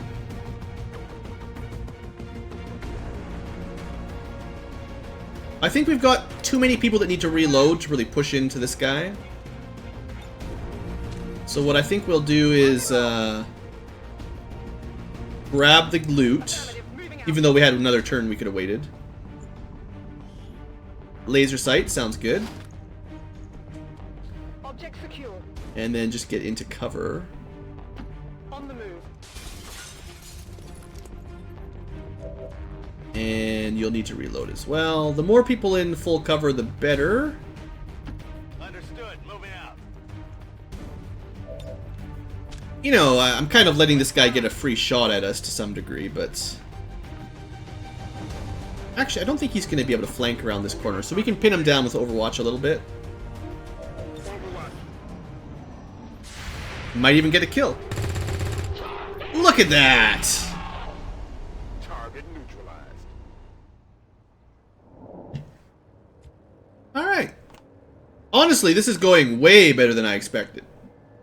It's hard to decry how difficult Long War 2 is when things go this smoothly. I'm sure something will turn around before long, but... like, this is definitely not what I was expecting. Orders confirmed. On the move. I do like how one grenade pretty much always immediately explodes cars nowadays in XCOM 2. Double time. You don't get that... You generally, as far as I know anyway, you don't get that car on fire will explode in a random number of turns mechanic from the first XCOM. Well, the first, you know, enemy unknown. And, well, if nothing's activated, we don't even really need cover. I could just Overwatch it or reload.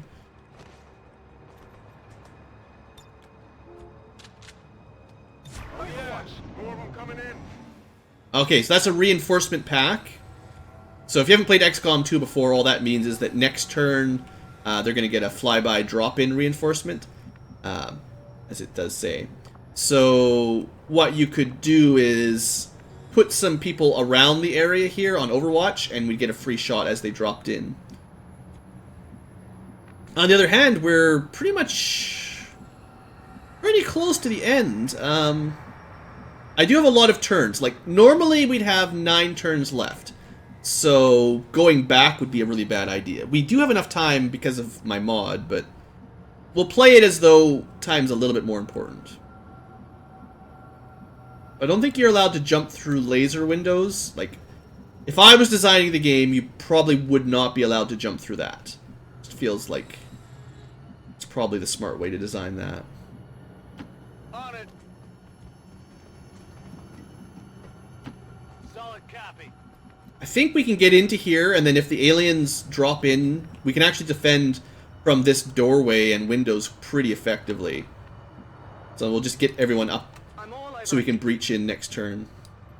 Actually, that was a poor move. There could be a pod over here. Like, Long War-wise, that was a bad spot to move into, for sure. Go, go, go.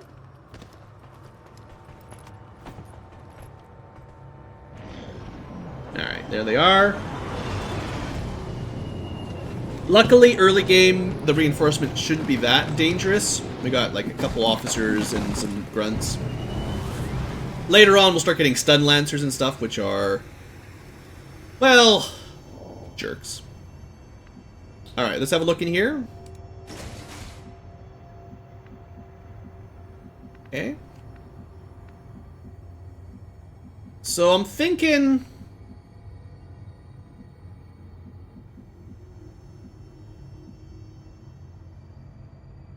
we can leave this route out.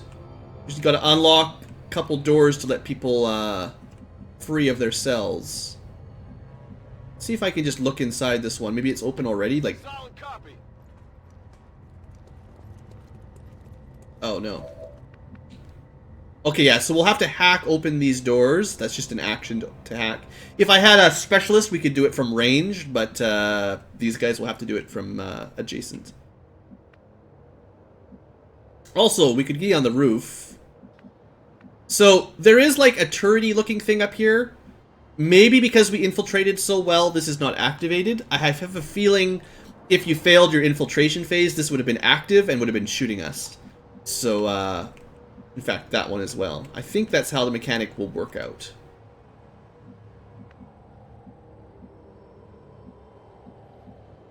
Looks like they've been doing some experiments in here.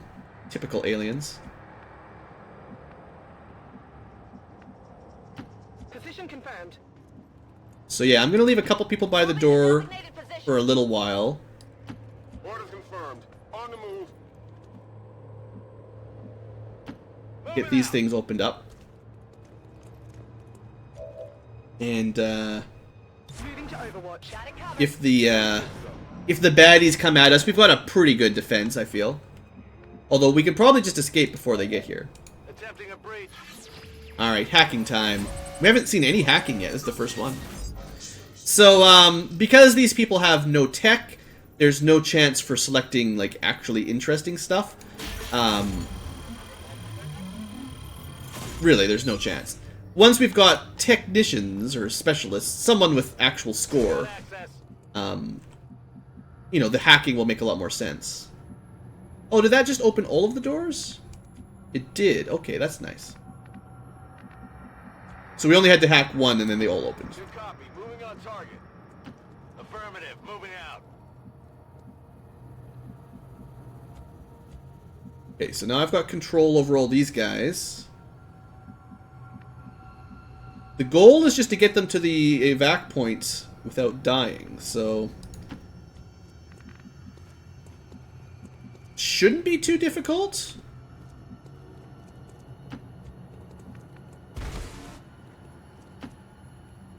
Count my chickens before they hatch, but doesn't look that bad.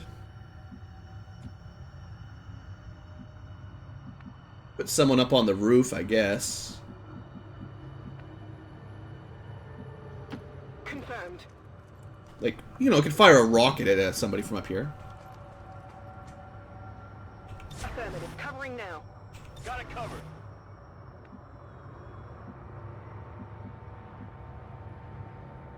I don't really want to run out front because there could be Advent with Overwatches, theoretically.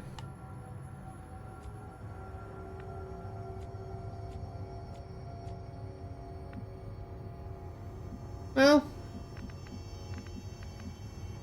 I guess we'll hold a little bit of Overwatch through the window.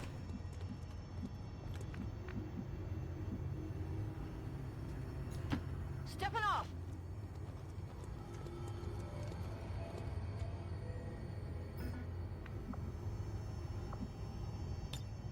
Alright, so these guys can basically just hunker to end their turn. Or stand there doing nothing. So you press the backspace button to end your turn when there's no way to end a unit's action.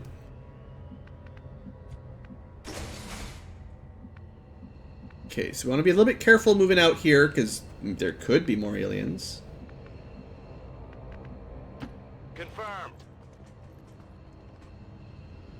Looks like we've got a clear escape path, honestly.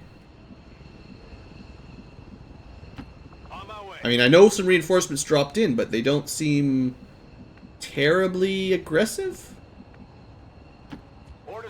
Like, they're not rushing towards us one way or the other. Orders confirmed. Moving out. Well, let's start sending people out.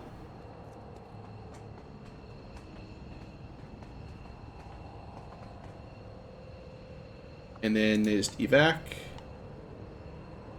So the Sky Ranger is supposed to be just floating there, I guess, is the idea. Status confirmed. Yeah. We've secured a civilian contact. Alright, well this will be over in not very long then. Like I said, first one of these missions for me, so I wasn't sure exactly how they'd work. But, doesn't seem that bad. Like, I guess if you get the 100% infiltration, they're not supposed to be too difficult.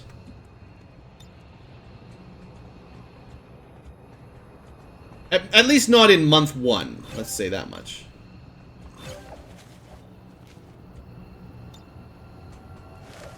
Yoink. Moving to Overwatch. Well, honestly, let's just basically next turn get everybody out of here. I was thinking of leaving some, like, Overwatch protection, but at this point I feel like it's probably better just to get everyone close enough to the exit we can all leave next turn. They're moving out. Okay, so even without the timer buff, we would have been able to survive this mission. But this was far easier than I would have expected, so... So I got all the civilians out. Good copy. Moving on target. On the move. Getting it done. Copy that. Heading there now. That's it for everybody else. I don't know if there's like a evac all button. I think there was in XCOM Long or Enemy Within. You know, if everyone was in the exit point, it just ended the mission immediately. I think we still have to actually select evac here. Packing it in. Getting out of here. Evac confirmed. Just in time. Ah, not a big deal. Everyone grab your magic ropes and get out. Status confirmed. Mission accomplished. Alright, well that was actually not too bad. There's an evac all mod. I bet you it doesn't work with Long War without some tampering, but yeah, that might be useful, just to save a little bit of time. New record? That's a lie. We clearly missed some shots. I always thought this stat screen was a little bit broken. I don't think that's correct at all. But we did not take any fire. The enemy didn't even get a single shot off, so that much is good. Honestly, like I said, much easier than I was planning. So what do we get for our trouble? Sure to be high after an operation like that. Great work, Commander. We get another sniper. We get another ranger. Good, I really like these guys. Well, I haven't used them yet, but in principle, double shots seem really awesome. Shinobi, we'll see. I'm usually not a huge fan of melee and Long War, but maybe. Assault tends to be pretty awesome. Oh, he got an actual level up. Right. So our first choice, Assault at Lance Corporal. Well...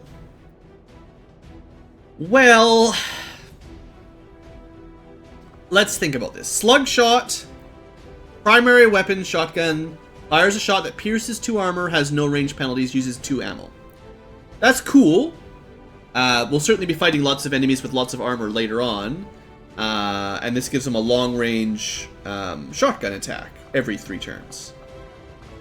I assume maybe the left branch is kind of focused on relatively long range shotgun abilities, maybe? Just It's my assumption. Electrocute. Well, I forgot to use my arc thrower in there. I didn't really have a good option or good opportunity for it.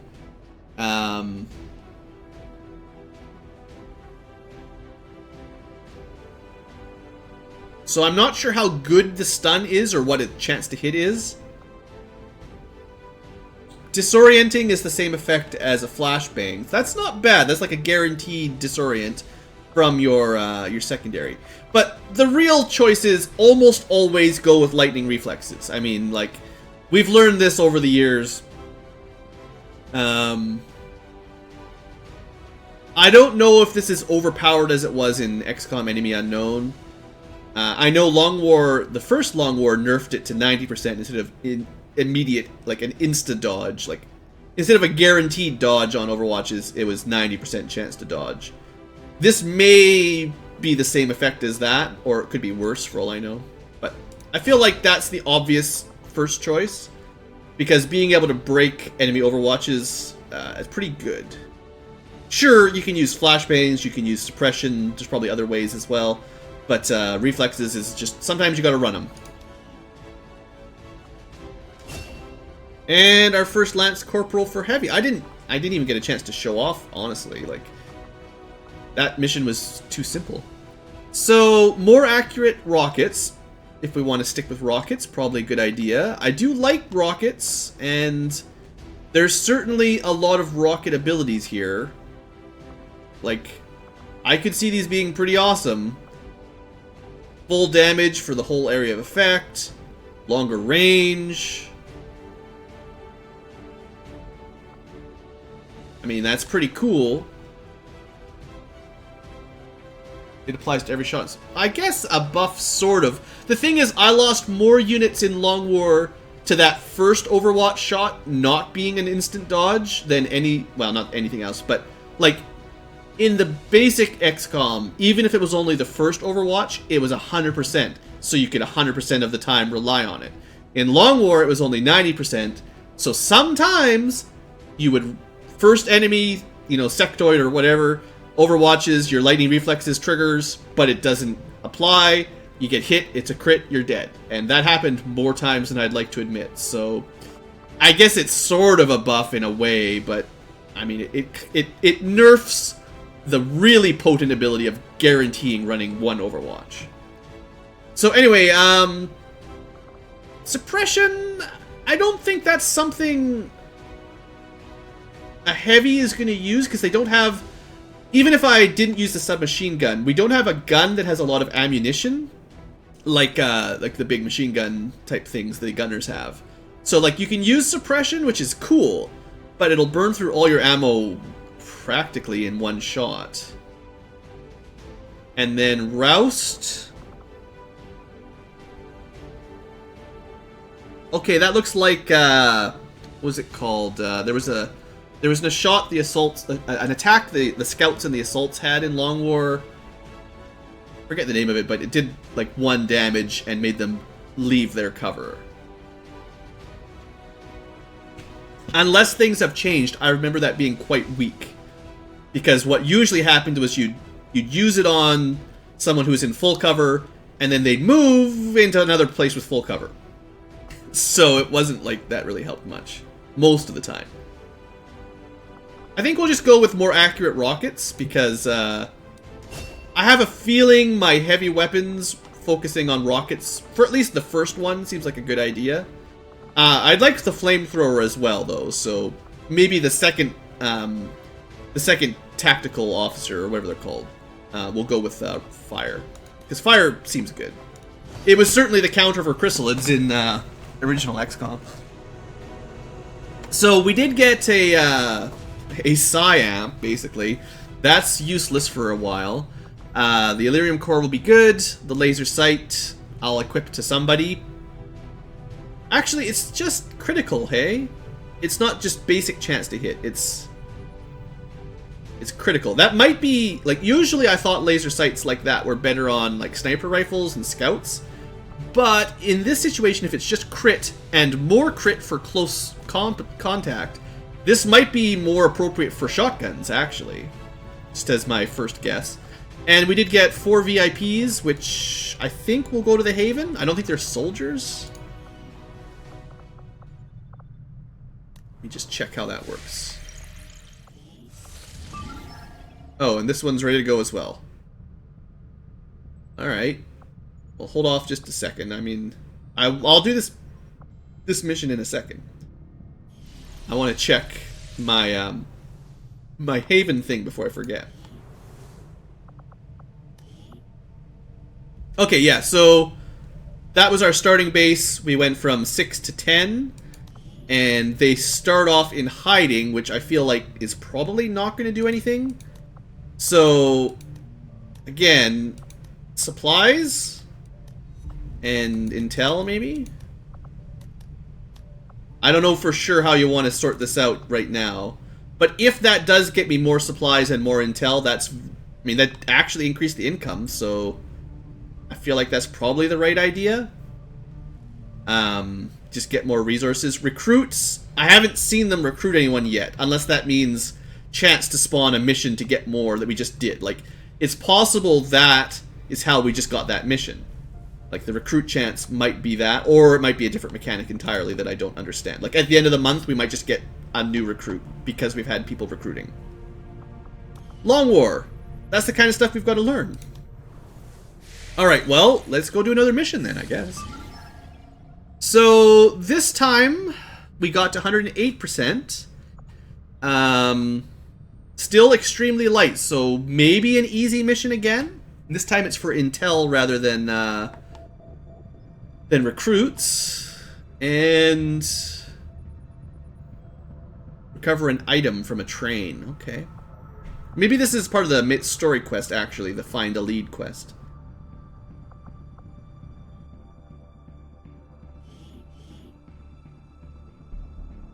Top secret communication. I guess this screen is new because usually you'd be on the Avenger dropping down. So maybe this is like a Long War 2 screen. I think? I don't know. Slums. Heading to Cairo. Yeah, we're going to spend a lot of time in the desert because, I mean, that's where our base is today. Gotta love those pink pants. Hopefully Leodom isn't on. I was thinking I should have set all of the Battlestar Galactica Cylons as dark agents rather than soldiers. Figure that might have been appropriate. I just didn't have the time and the inclination. It's okay, this would have been a 12-turn mission, I think, assuming my math is correct. So again, the target here is to get out in under... with 20 turns left. That way I know I could have done it for real. And, you know, we can live by the honor system. I feel like the change to the mod is still a good one. Like, not having to worry about losing your squad so easily. But, you know, you should still play as though you've got 12 turns. And we can play like that. And then if we get really bogged down by a huge ambush, you know, then at least we don't have that pressure the same. So... get the loot, basically. Alright. So Gaius, well, we're in concealment mode, so let's start moving up. Not a lot of good cover in this open area, I don't like that. Probably smarter to head towards the building and then use the walls as cover. Am I gonna move up all the way to here? That would be silly. Let's just move up to this fence first. Yeah, I mean, obviously that was the right choice.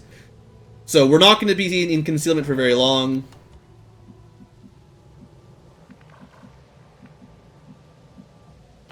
That's affirmative. So we've got 6 people for this mission. The last one only had 5, so, you know, a slight upgrade there. Heading out.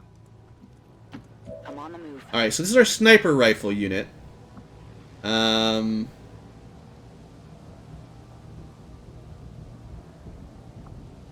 She does have that hollow target ability. That's pretty awesome.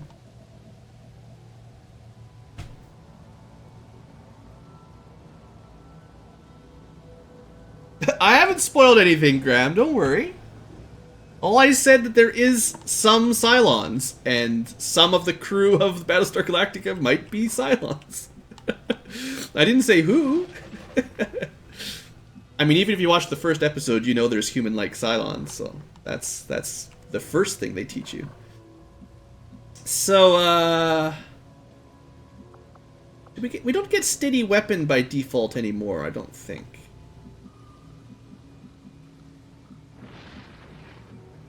Like, I don't want to leave my sniper too far back, even if she's got squad sight. And also, I don't want to be blocked by something like that. So for now, we'll just move here. Moving on target location.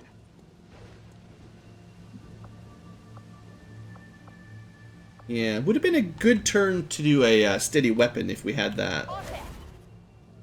So we'll go on Overwatch just in case they move towards us and actually see us. But I'll try to trigger it next turn.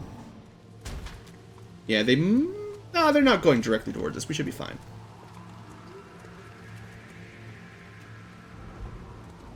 Fairly easy looking pod there. So I think all my crew can see them. Probably a sniper Overwatch is like the worst choice, so we'll probably use the sniper to trigger the pod, probably by attacking the sectoid because it's got the most HP. I maybe won't have everyone on Overwatch, but I want at least a couple good shots here. In fact, everyone that's in full cover can get an Overwatch shot, and then Yuna can move possibly to somewhere else. That'll be fine. Alright, 84%, Kara.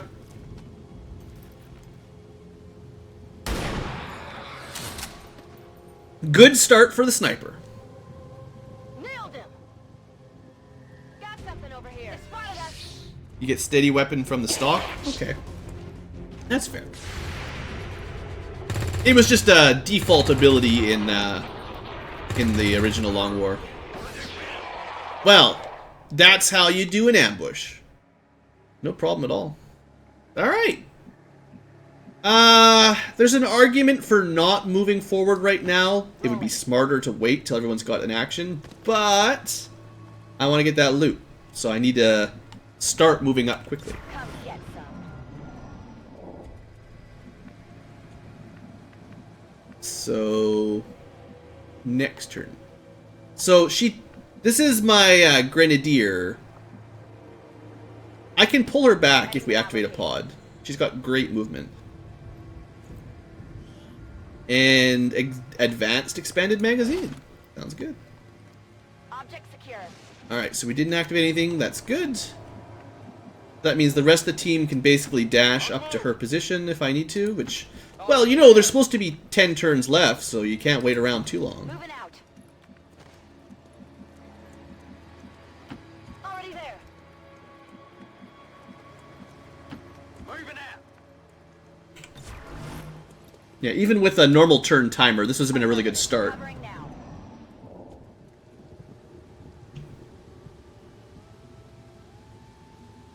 Oh, the mission was called... What'd you say? Falling Apollo? I didn't even notice that. That's a good point. I barely noticed those mission names. That's one of those things I just sort of stopped paying attention to over the hundreds of hours. Well, certainly there'll be another alien pod before too long, I feel. So... could go through this room still, but... we did so well on our first activation that I'm feeling a little bit, well, maybe not cocky per se, but I feel like we're pretty strong. They keep these trains running around The extremely light defended missions maybe aren't too difficult after all. Should probably get people reloaded though. Rolling. Okay. Moving. Confirmed.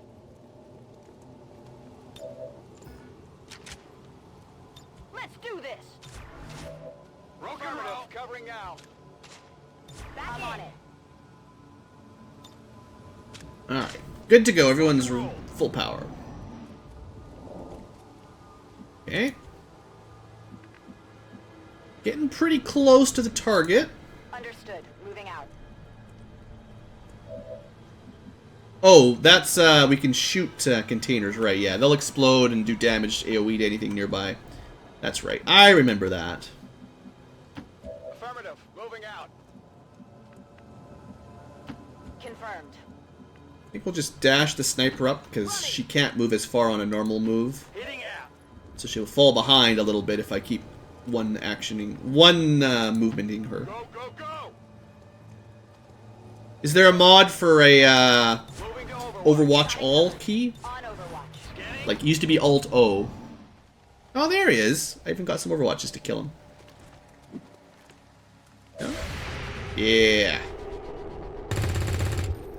Good start. Classic. There we go. At least we got him. Still moving. Target disabled. Might be something forces on the ground.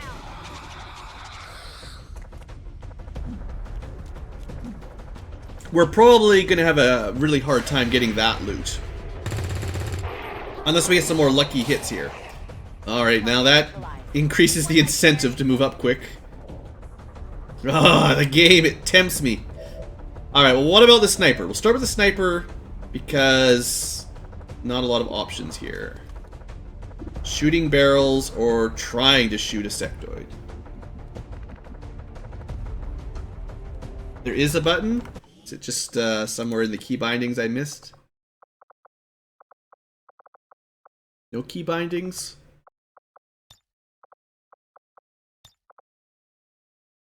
You know, for all they improved XCOM 2 with the interface and stuff, supposedly to focus on PC controls rather than console, why is there no easily accessed list of key commands?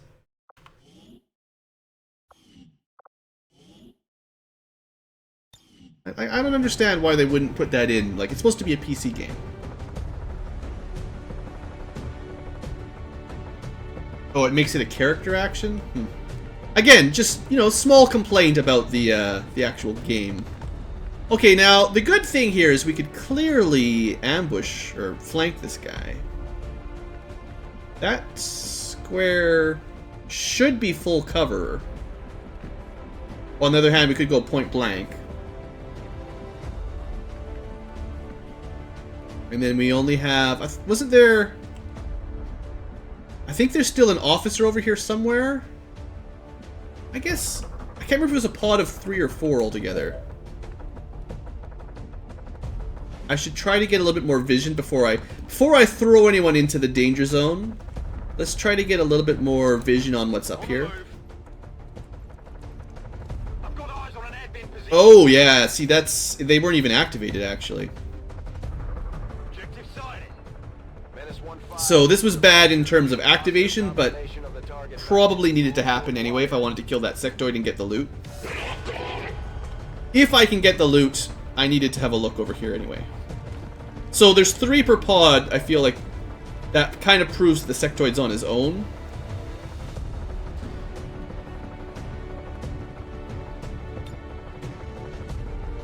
If we disorient those 2, we can kind of ignore them. Kinda. We could use the holo targeting from the sniper, that's true. On the other hand, now there's targets for her. Which is... well, we could give... it depends on what I want to focus on. If I want to be able to kill the sectoid, if I use the holo targeter on it, that will give a 10% bonus. You know, that might not be a bad idea. I should test it out. It should be 10%, even though she might have been able to kill the drone.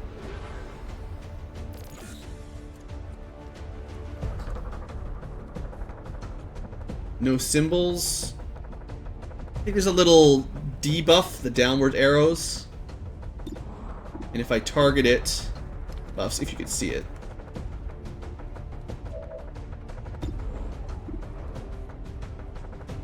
Yeah, holo targeted plus 10. So if we can just get the flank, which shouldn't be that hard to do. I'm going to want to stay in cover. Oh man, I'd really like to get that loot, but... because it's a double loot. I'm not sure if I'm going to be able to pull that off safely. We got to kill the sectoid first, no matter what, basically. Yeah, 100%. So, yeah, okay, this is good proof here. We would have had 90%, but thanks to the holo targeting, we can't miss. Although, I guess we could get a... potentially, we could get a... whatever they call them, a graze attack, which would suck. But we shot him in the head instead, which worked much better. Okay, I feel like our chances for getting the loot just went up a fair bit. That was really good.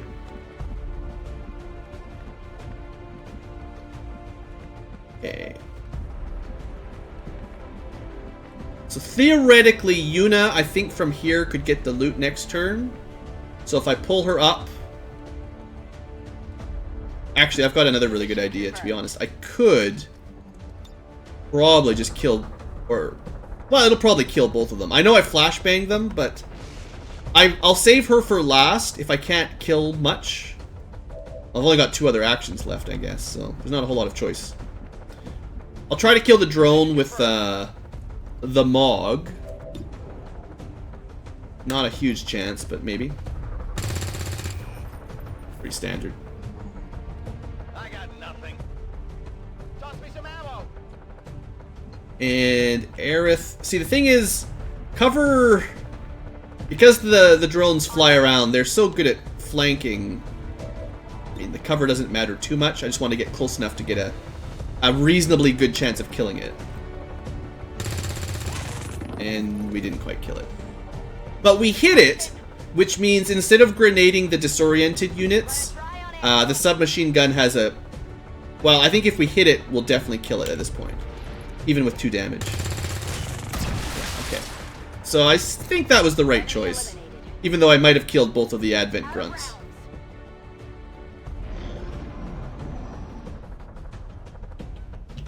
They do have, I think, lower movement range and lower aim. So with full cover, I don't know what the exact numbers are, but we've got 45% from full cover. They should be at least minus 25, if not more, from disorient. Their base aim should not be much higher than 70. It might be a bit, but it should be much higher. Alright, so we have to get those this turn if we want them. And we can just do it. Awesome. That's affirmative. Worked out.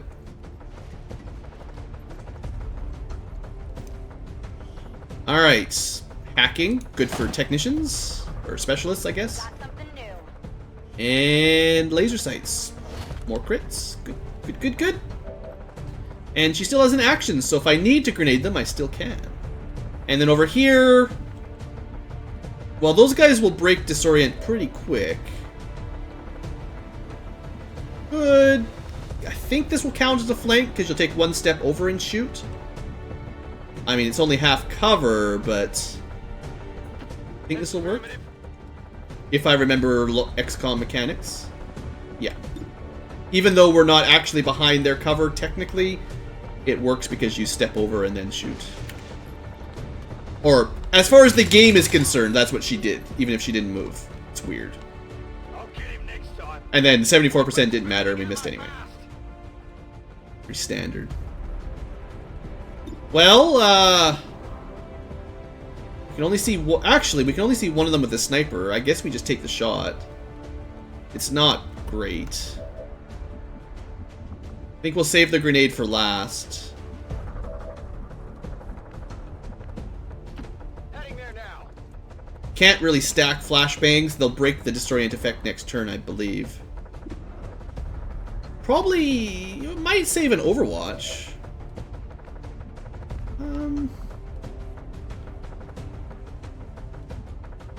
Well, let's give the sniper a chance. You never know. 39's possible. Yeah.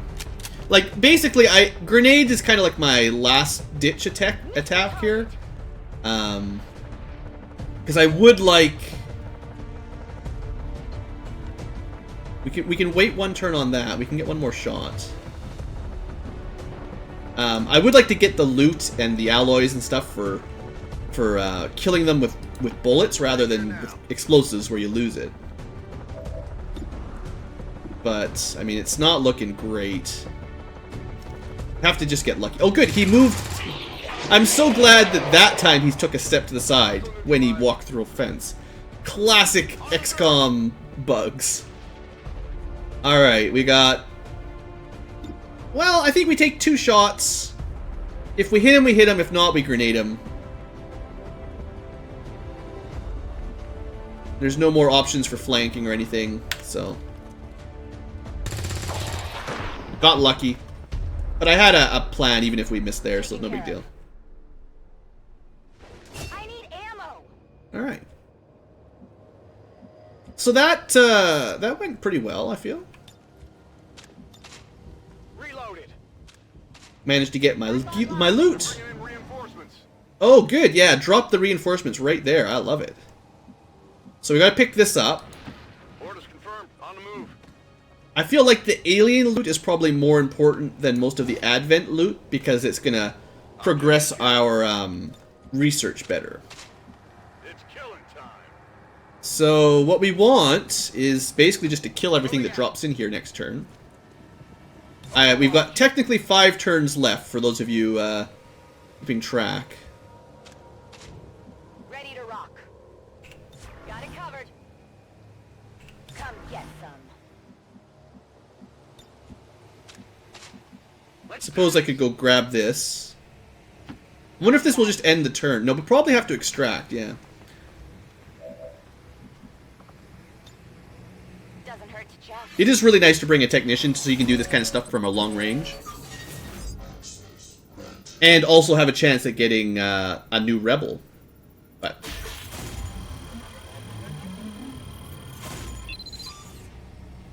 you know, we're still dealing with rookies, so it's going to take a little while.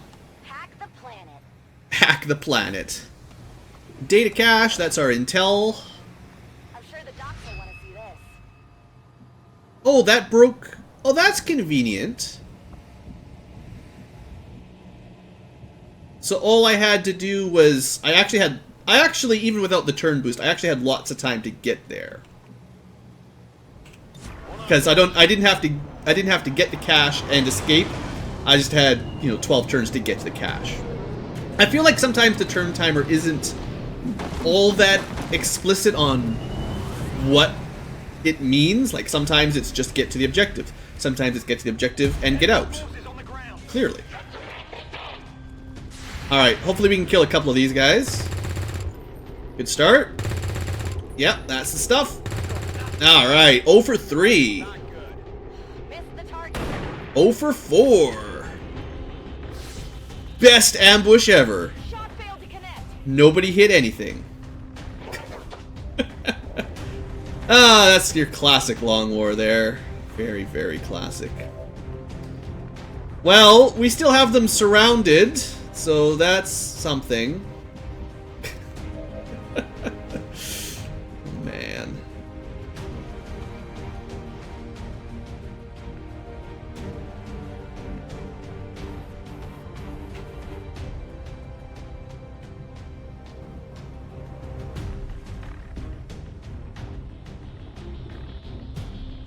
Fourth turn, 2 losses. Yeah. Am I gonna guess that maybe you didn't do the infiltration properly in terms of you didn't get it to 100% before you start the mission? That's my most expected reason for people suffering early on.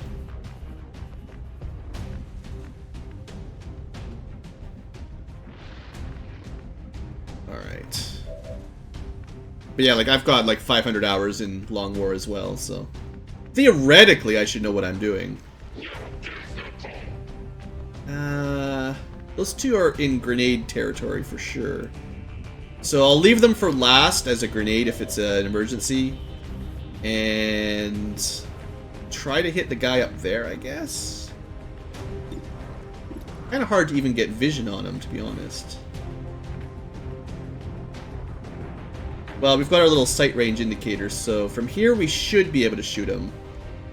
And we're fairly close, so we might get a range bonus. Well, when you're doing your infiltration, basically, my suggestion is make sure... That was... Oh, we did hit him. I thought that was a miss. Make sure you're not sending a full squad such that the infiltration time is longer than the mission expiry, or else you'll pop the mission at like 10 or 20% ready, and the mission will have like triple the normal number of enemies. Because if you get it to 100% in the first month, it seems pretty easy so far. Unless you're playing it on Legendary or something, then who knows. Alright, so 1 down. This guy is the next choice. Should be not too difficult. We got lucky, our first shot hit, so it makes the rest of the decisions easier. Target neutralized. And maybe our sniper can get a shot in? I don't know. 75%, hey? They're a little bit too close, but that's okay. Awesome. Well, it looks like we're going to clean this one up without any real trouble. Taken care of. Just never miss, and I don't have anything to worry about. So I think once this guy's dead, that's all the enemies dealt with. And then we just have to evacuate. Hostile neutralized. Toss me some ammo. Probably. Oh yeah, got it covered. Might as well reload an Overwatch just in case, but I think that's everything. Reloaded. Come get some. Alright, so how do we get out of here? Where's the extraction point? Extract oh! Wait, what? I did. I extracted the data. What am I supposed to do with that now? I thought usually they popped up. Like, I guess I could technically call the Sky Ranger? Extract data cache. So that means get out with... Yeah, okay. So we want to put this somewhere everyone can get. It'll arrive in one turn, so we'll just put it in the middle. Bring in the evac. That's right. I haven't had to do this in a long time. I forgot how it worked. Sorry, guys. This is Firebrand. Evac request confirmed. So next turn... maybe we could have thrown that down last turn, I suppose, but... Next turn that'll happen. On target position now. And we'll get out of here. Easy peasy. Scanning. I'm on the move. Don't really need cover if there's no aliens activated. Affirmative, covering now. Scanning. Moving to position. I'm on it. Might as well just run our sniper up. Got it. She did her job.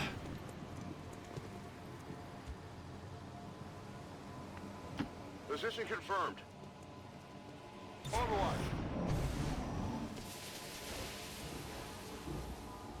This is Firebrand. It's time I to go. think that button used to be on the unit's quick menu, but I bet you Long War 2 added so many abilities that they separated it so that you didn't normally see the Call Sky Ranger button on everyone's menu. I have a feeling that's what changed. On my way. That's affirmative. But I haven't played vanilla XCOM 2 in about a year, so... Heading out. You know, I played it on launch a bit, but I haven't played it since then. I'm gone. Let's go. So let's get out of here. I'm out of here. Not allowed to get out of here? Really? Is this like an actual bug?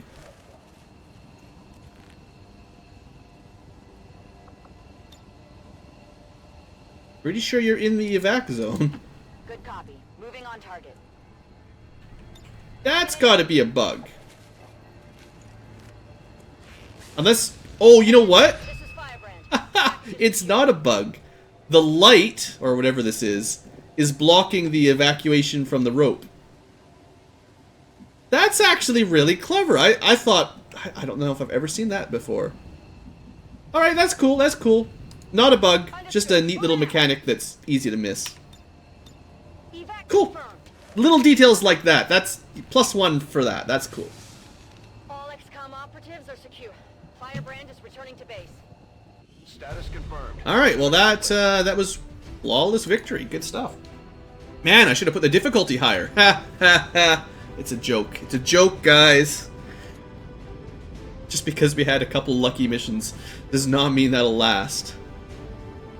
With no idea how to plan long-term research strategies or really campaign map decisions, I still expect it's very likely we'll lose our first Long War campaign anyway, even if we have a good start. Generally speaking, the Long War mods, the design strategy is to make the early game easy and then have it ramp up quicker, rather than start difficult and get easier. It's supposed to start easy and get harder, or start somewhat hard and get harder. So we got promotions! Cool, cool. So, Starbuck, looks like she can put stims on now, or whatever they're called. So, what do we want for a sniper here? The center line is to improve her holo targeting, I guess.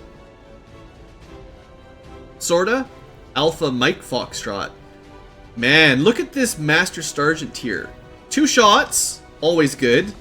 Plus 4 damage per shot, amazing. Or chain shot, every kill gives you another shot. That is... I don't know how you can choose. That's too good. All of them are too good. Anyway, for now, you may holo target an enemy as a free action with a 4-turn cooldown. Holo targeting no longer ends your turn in general. Hey, Spiller. Snapshot. You still get... I feel like...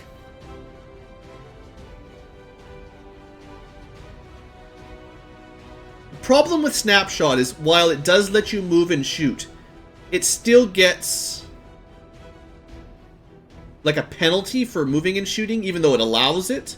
So, you still even if you pick that, you're much better off standing still and shooting. Rapid targeting gives you the option to holo target and then take a shot every now and then. That's not a bad idea. And then death from above. Let's see. Killing an enemy at lower elevation costs a single action, does not end your turn. Well, as a rule, also hello Poisonous Eagle. I really like abilities that give you free actions. Like, you know, they're not always the absolute best pick every single time, but I do feel like usually a free shot is better than, I don't know, most other choices. So if you put this sniper somewhere high, which is a pretty common way to play a sniper, you have to kill an enemy, which is generally the goal, and it refunds your action. Well, not exactly. It's essentially you can get 2 shots per round. It's kind of like the infantry ability from Long War, I guess, where you just get light them up, where you get 2 shots per round if you don't move or anything. This is, if you're in high ground and kill an enemy, you get another shot. I still think that's pretty good. It's not quite as good as the infantry ability. Now, the problem is, it's possible the second shot will have a huge aim penalty, kind of like Snapshot Move Shoot. So I'm not sure, it might in practice not be as amazing. But I have to test it out. It might not be as good as I'm thinking, but it looks good to me. And if it sucks, then we'll learn for the next one, basically. And the other 2 options were kind of like, you know, mediocre. But this one, if it's as good as I think, sounds awesome.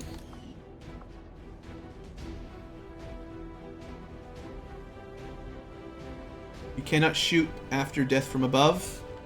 Well, I mean, that's... We'll find out. We'll test it out. If it doesn't actually give you any... If all it is you can shoot and then move, basically, or shoot and then holo target, it's not very good. If that's all it is, then that's definitely not that amazing. But we'll figure it out. So we got another Grenadier, that's fine.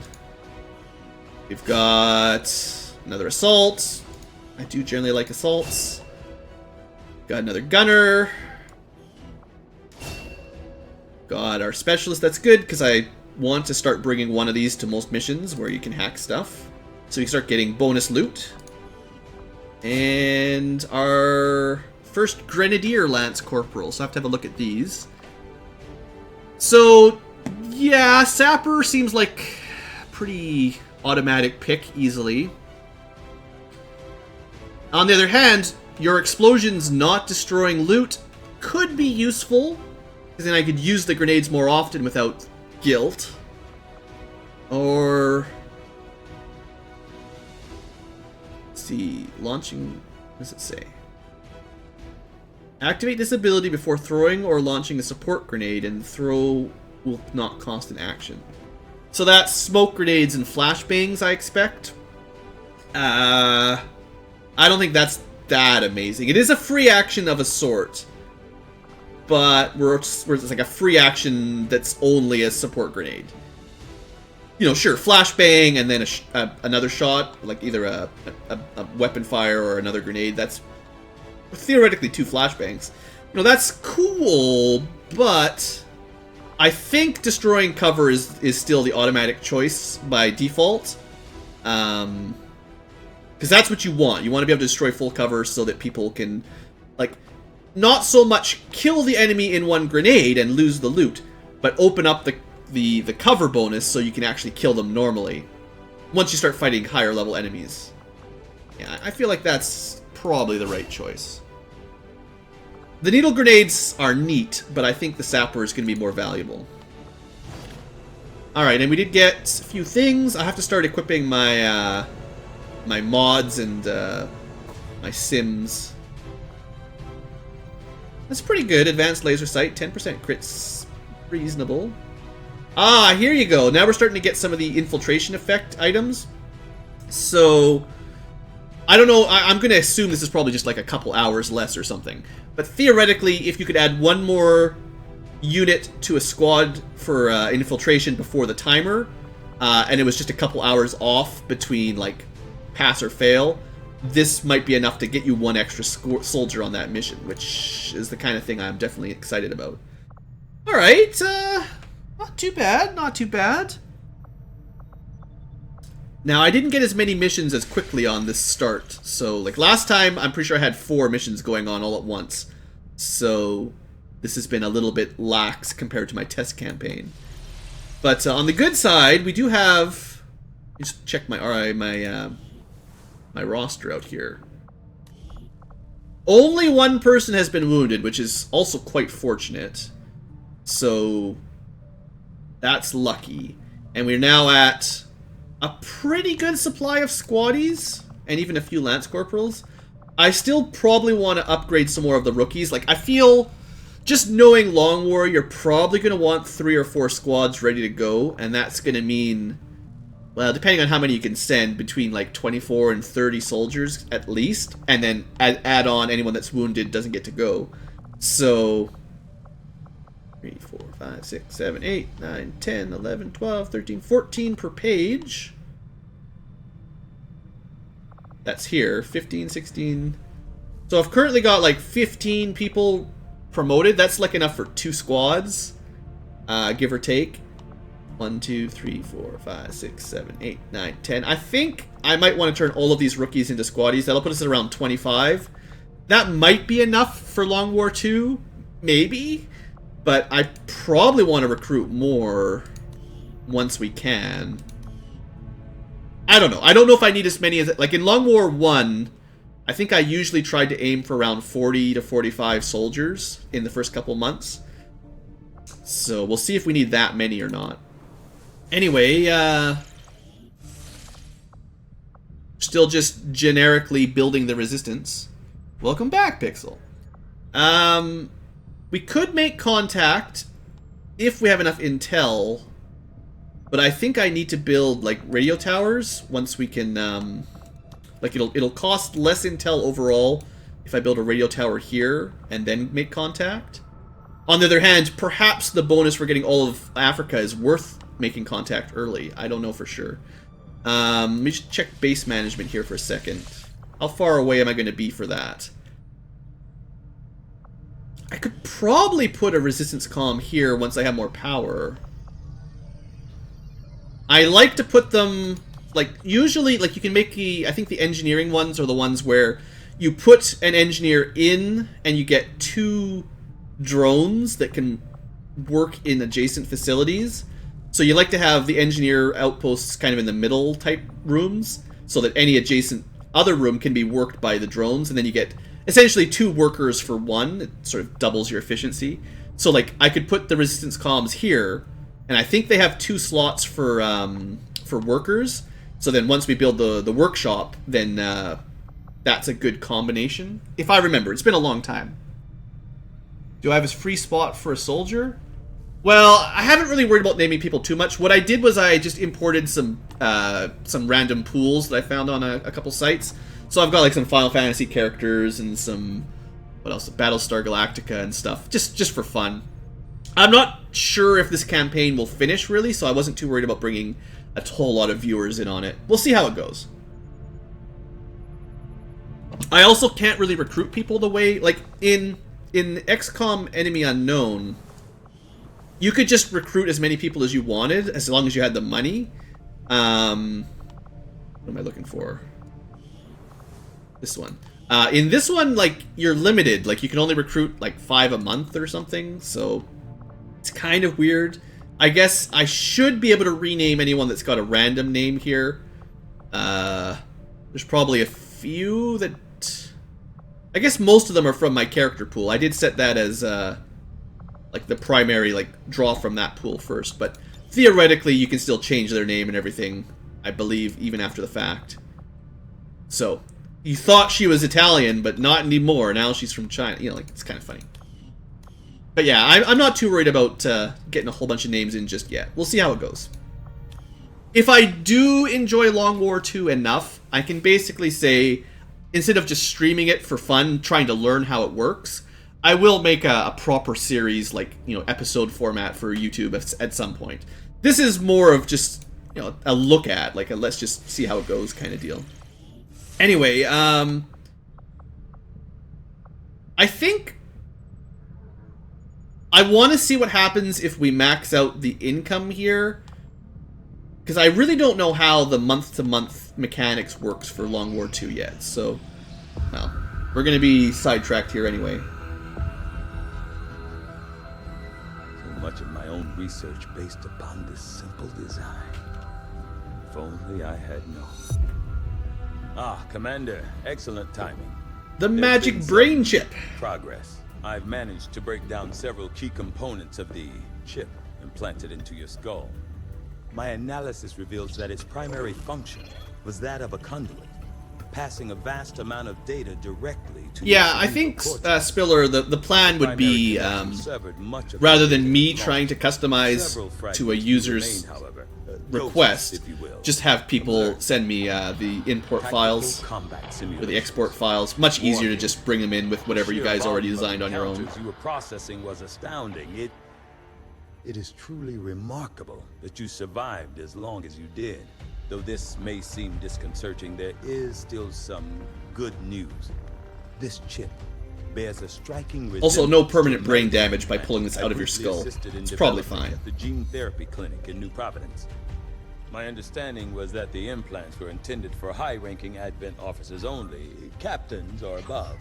Retrieving a chip from such an officer would be the only way to know for certain. Now, I do remember having a lot of fun the first time I actually skulljacked somebody. That was interesting. New objective added. As much as I don't... It's very similar to the capturing mechanic in the first game, or Enemy Unknown.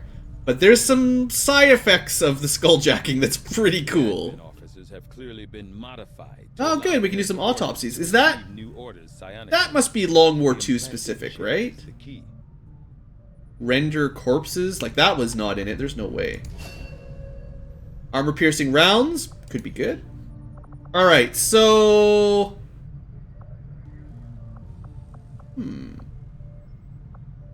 Well, they go quickly, so I feel like we should probably burn these out. I don't know what the difference between rendering and autopsying is going to be. Oh, I see, I see. So we can take a corpse and turn it into alloys.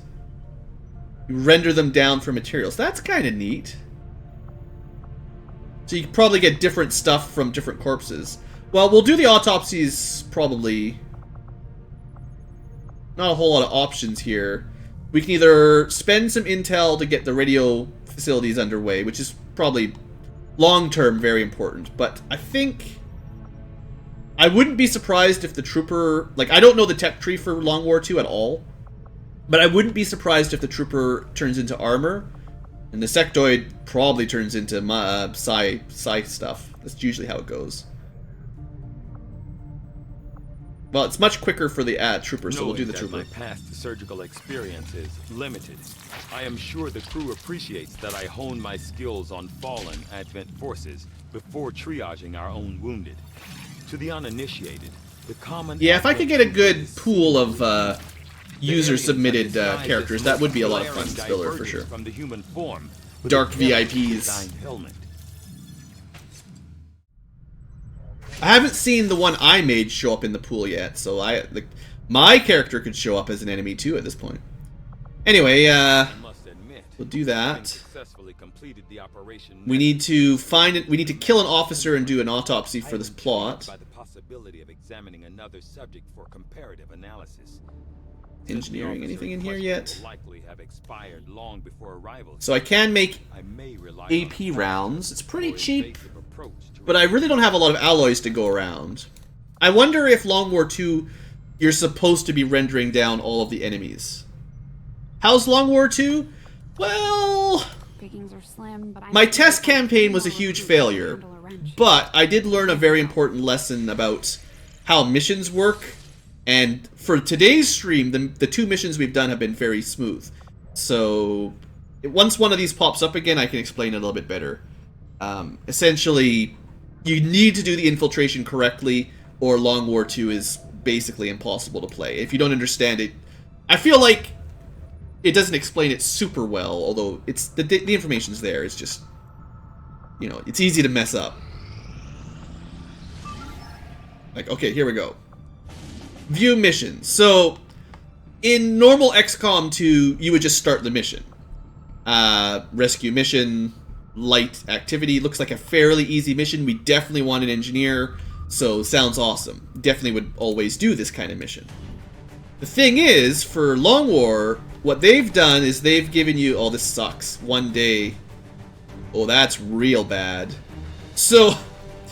usually it's a 4-day expiration. This is the lowest I've ever seen. So basically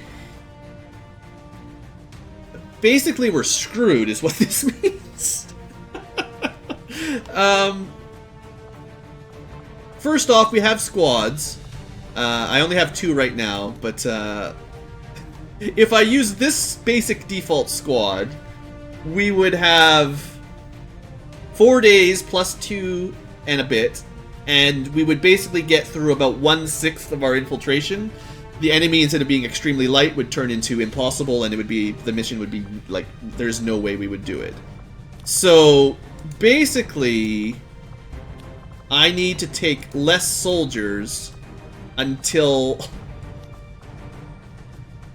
So I don't even know how this is possible. I honestly, this is the thing, Long War 2. I don't know how this is even supposed to work. As far as I know, Intel doubles your infiltration. I still can't get much higher than double this. Like, if I set it to 4 days, I'll get to 25%. And then if I use Intel, that'll take me to maybe 50%, as far as I understand the mechanic. That's still really bad. So I'm probably going on like a tiny squad if I'm going to do this at all.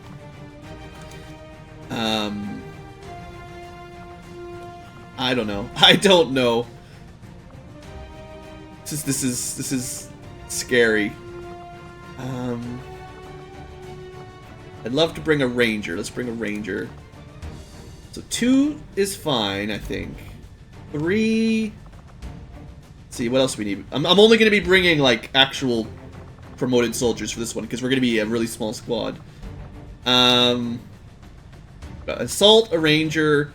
So I got close range, double shot. Might want... I do like specialists, but I do have some lance corporals. So I could bring like a pretty good sniper. Time hasn't gone up much.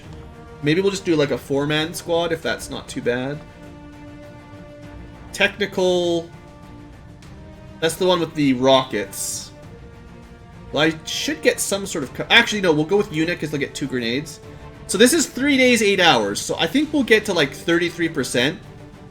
And if I use my infiltration or my intel, that'll bring us up to like 66. I can't really go any bigger than this, but I can try. I don't know if this will make a huge difference, but I can try to equip the suppressor. So I don't think it has any combat advantage. But let's see what it changes. I think it got rid of the 3 hours. Probably worth it. If I had suppressors for everyone, we might be able to bring it down. Maybe enough for 5 people a little bit or something. I don't know. But that's not really an option. So we could put some more weapon mods in. Clip size. I think the shotgun is the one that I wanted the laser sight on. Assaults are all about the crit anyway, right? So 10% bonus plus whatever it gives you for close range. Could change the color and stuff. I'll think about that some other day maybe. And extra ammo. Actually, you know, that'll probably be most useful on the Ranger with the double shot.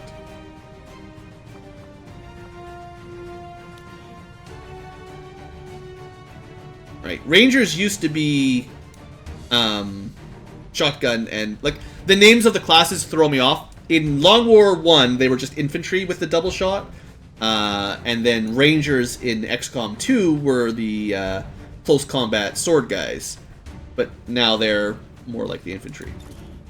So anyway, we'll give you clip size, and honestly, might as well have the crit as well. That did not change the gear modifier, at least. Alright, what else do we want to consider here? I guess you have to be a Lance Corporal to equip the Sims. Or no, I guess... I don't know what rank you have to be, but higher than Lance Corporal for the Sims.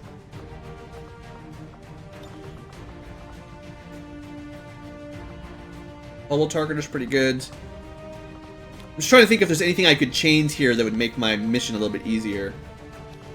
I have a feeling this will be like a pretty bad mission, but I want the engineers, so I have to try it. But I am a little concerned that this won't work very well. Anyway, so the mechanic is, you know, you have to spend some time infiltrating before you can do the mission. With a 1-day mission timer, that's pretty brutal. So that'll go up, and I do have some intel that I can spend to boost it at the very least, so something. Alright, we've cleared another room.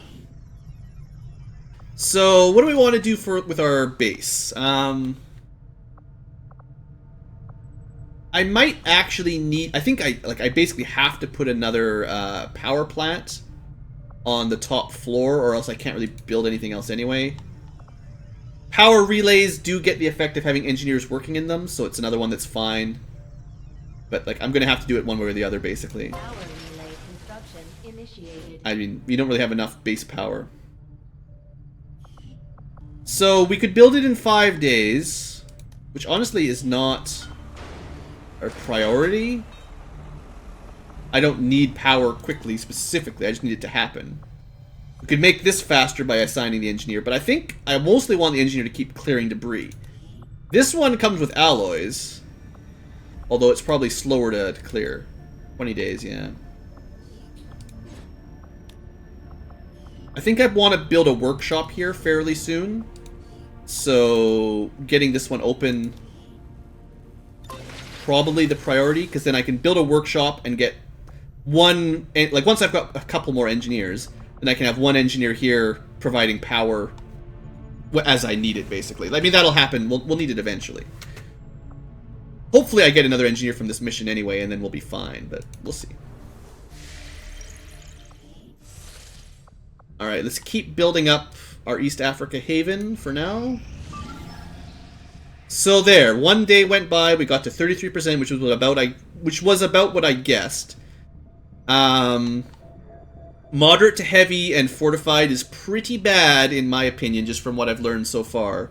So if we really want to do this mission, we're going to have to spend some intel, and I think it doubles our infiltration. Basically. You know, not exactly, but pretty close. And then that turns it from moderate heavy to light and alerted, which means theoretically we have a chance at this now. It still might be terrible, I don't know. But let's find out! We only get 4 units, which kind of sucks too. An eye on an advent transport convoy moving through this area. As it turns out, It also kind of gives us an intel sink. The fact that just to do missions, we're going to have to spend intel sometimes kind of sucks. We need to have we need more intel to income to cover stuff like this long term as far as the campaign goes.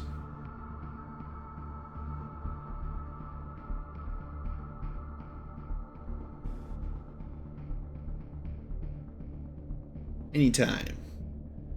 I don't want a huge map, come on. Only got 4 dudes.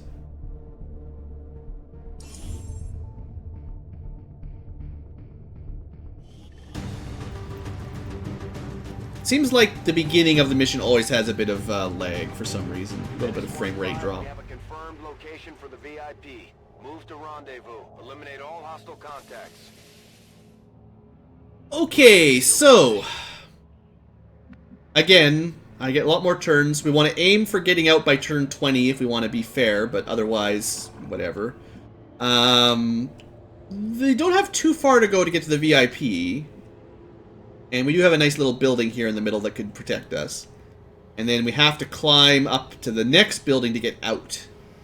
That's usually where we run into problems for XCOM 2 with the turn timer, in my opinion, is you start getting bogged down by enemy battles, and then you'll have like 2 turns left, and you have to climb this huge building, which you just can't do in time to get out.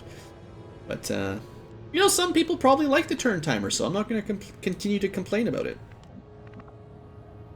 So, let's see, we are concealed. I feel like, well, there's 2 options. There's take the edge of the map, which is sort of safer from enemy pods, or head up the middle and activate aliens quicker. Will there be a VOD? There should be. There should be. Depends on if YouTube destroys it or something, but like, Moving on target location. that's the plan anyway. We've got a hostile squad here. Okay, so I'm not in a good position here. So 5-man squad is pretty big, but the problem is I'm not actually in cover from their direction. Well, sort of. But if they move this way at all, they'd be able to see. So we're going to move to here. I don't want to break concealment yet.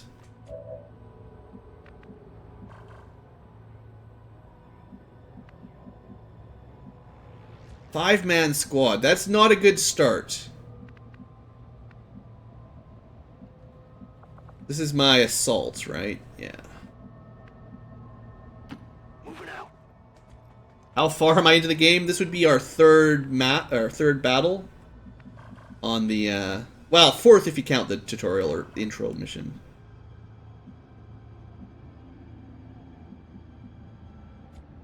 Well, I'm not going to be able to get my sniper into a high ground position yet, so I'm not going to be able to test out my death from above at this point, but we'll get there. For now, we'll leave her back.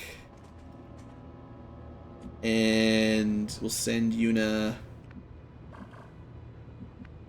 She shouldn't be seen unless they move a really, like, directly towards her.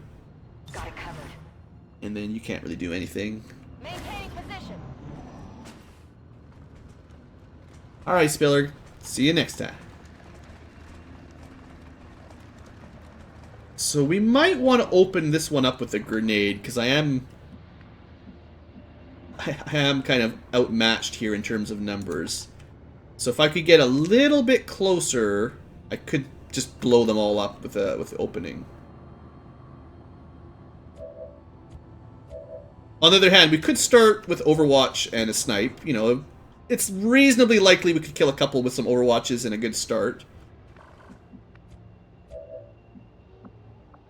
But we do have a Sapper Grenadier. And I think it would be quite likely that this would either kill or at least severely weaken everyone. And we do have Red Fog on, so if we injure them, even if they don't die, that does help us out a lot. Alright. We're going to try, because they'll certainly move into cover if they don't die. So I'd like to get at least, yeah, you can see them all from here. Oh, right, but you're Okay, because of light 'em up, it would be better to get 2 shots out of that than an Overwatch. Well, generally, but maybe not so much if we can get free shots without cover.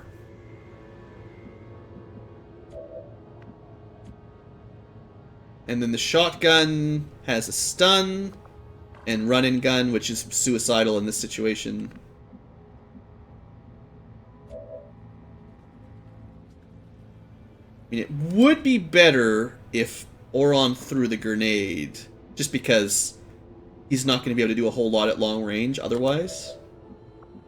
Could also consider a flashbang, which would disorient them all, but no, let's just get going here. This should be fine. It, I think, has a reasonable chance of just killing everyone except the sectoid. Lose out on some loot, but that, totally good. We killed 4 out of 5. And we did lose the loot, but on the other hand, surviving is more important than getting all the loot. We did not get an Overwatch.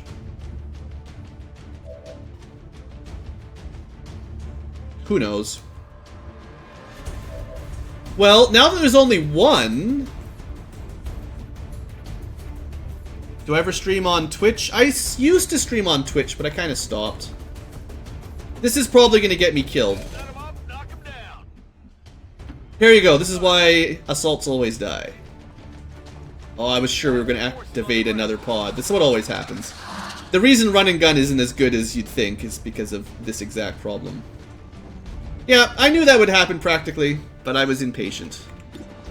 And now I suffer the ultimate cost. But yeah, I mostly just stream to YouTube these days.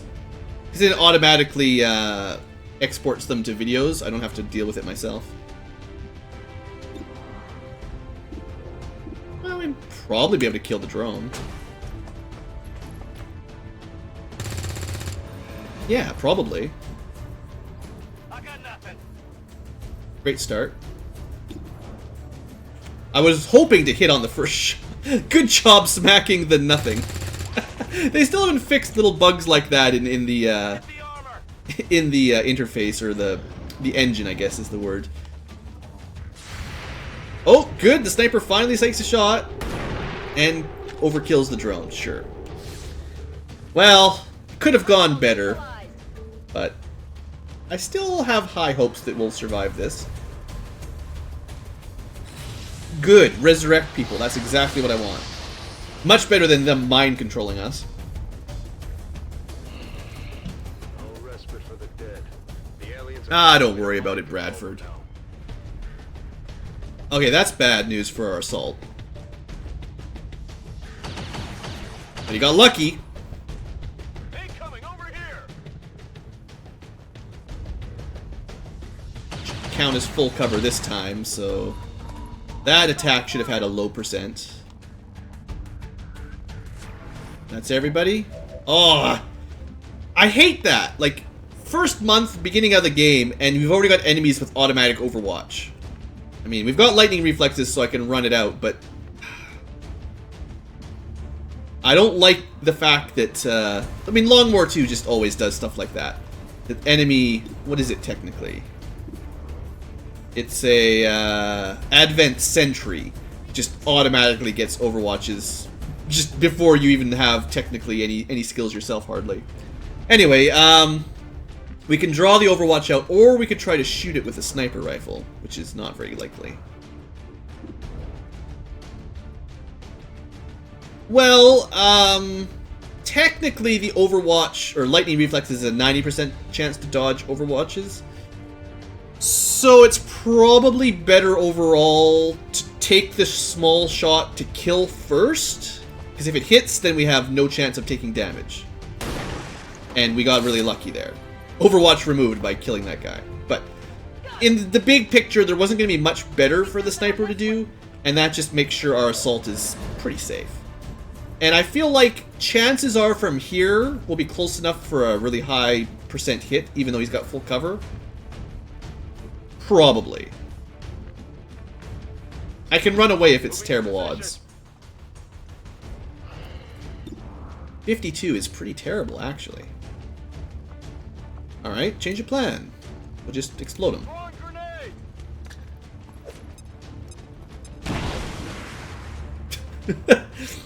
I think maybe, I mean, I don't know the mechanics exactly, but I seem to remember in Enemy Within or whatever, if you're only a couple squares away with a shotgun, you basically had like a plus 50% to hit.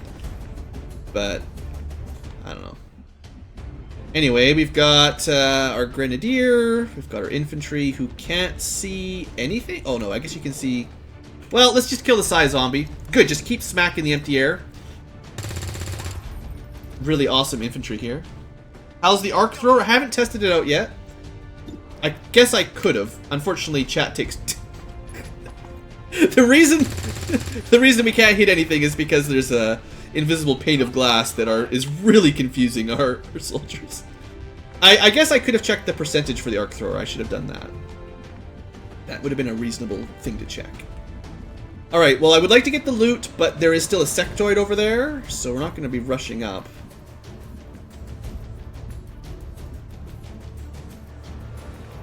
Yeah, I think over here and then Overwatch from full cover. I'm on the move. Technically, we've got 14 turns left before we're in overtime mode. Oh, don't... God, Long War! Why you gotta be like this? This is the third pod of 5, or 6. Ah, jeez. Come on, kill it.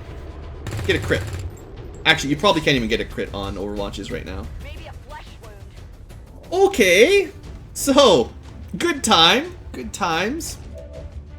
So our starting position has now been surrounded. I love Long War. So, yeah, we're gonna have to pull back. Obviously, Sniper cannot hold off that at all. So where does she go? Runs way up here. It's only half cover, but she'll get the height advantage. I have to count that we're going to be able to kill that sectoid then, if I'm going to do stuff like that. I wish I had run and gun, because that would deal with it. Huh. Well, I'd like to save my final grenade for a big group of enemies. I guess technically I could get a bit closer and maybe kill 3 or 4 of them again. It's an option.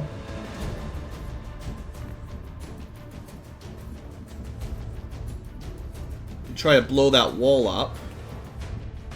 Once we're inside the building, those guys shouldn't have line of sight on us. Like, they'll have to move a lot closer. So technically some spot like this is actually pretty safe. So let's try that plan.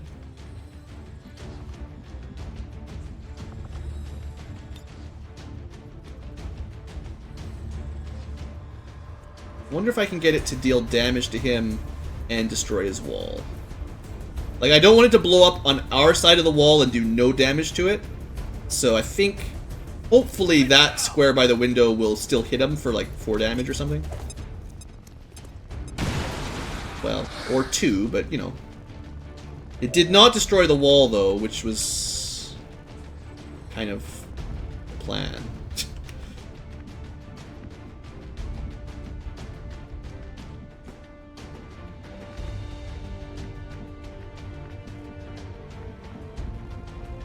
Alright. Let's just see what the odds are from here. 69. No, that never fails. What about stun? 82. Do it. Don't miss. Awesome.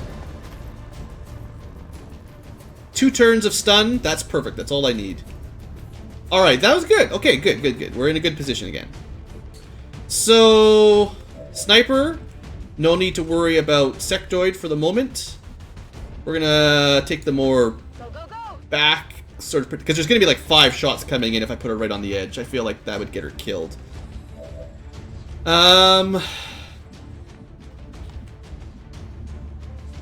probably have my assault pick up the loot. Someone's got to kill that guy next turn. We don't want to hang out by the gas station in general. I want them to come to us.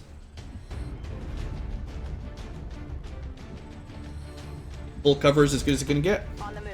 How's it been? Well, this has been a bad mission in terms of, like, infiltration times.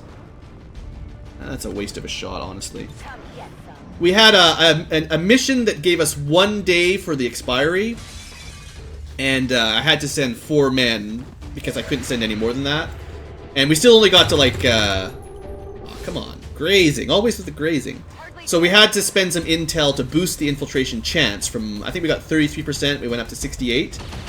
It's still pretty sketchy. We're getting pods of 5 or 6 units at a time, and I only have 4 units, so it's not great. But we haven't actually taken any damage yet, and, you know, we've got some time. The problem now is if, like, one more pod activates, like, if anything activates from the other side of the map, we're basically boned. I can deal with these guys, but not much more.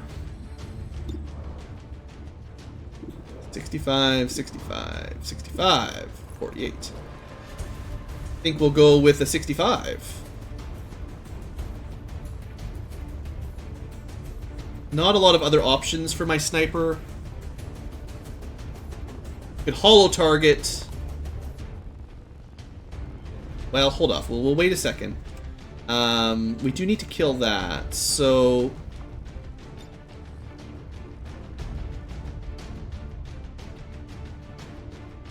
we could kill 2 for sure, maybe destroy his cover for the sniper, and then that 3 would be dead. I'm pretty sure this guy's only got 1 HP, so we're just going to sacrifice the chance for loot here. Hey Oliver, thanks for stopping by the stream. We did in fact kill what needed to be killed, we just didn't destroy the bench. Enemies neutralized. Did you destroy your own wall though? So that would be disappointing. No, that wall still exists. I was gonna say, that would have been pretty bad. Alright, so I was kind of hoping I could send my assault over there, but I think we have to deal with this sectoid, because it's gonna break stun pretty quickly. Let's see. Problem is, we're gonna get flanked. This guy is, like, likely to move up to here, I feel. And if I stand over here, I might get... oh, I wanted this too. I can't really get the loot. Well, we'll probably just have to lose that one. See if we can get the kill here first. Nice. We haven't really worried about names so much. I used a couple random imported pools of, like, you know, video game characters. Okay, so she did get her death from above to trigger. I couldn't shoot again anyway because you'd have to reload.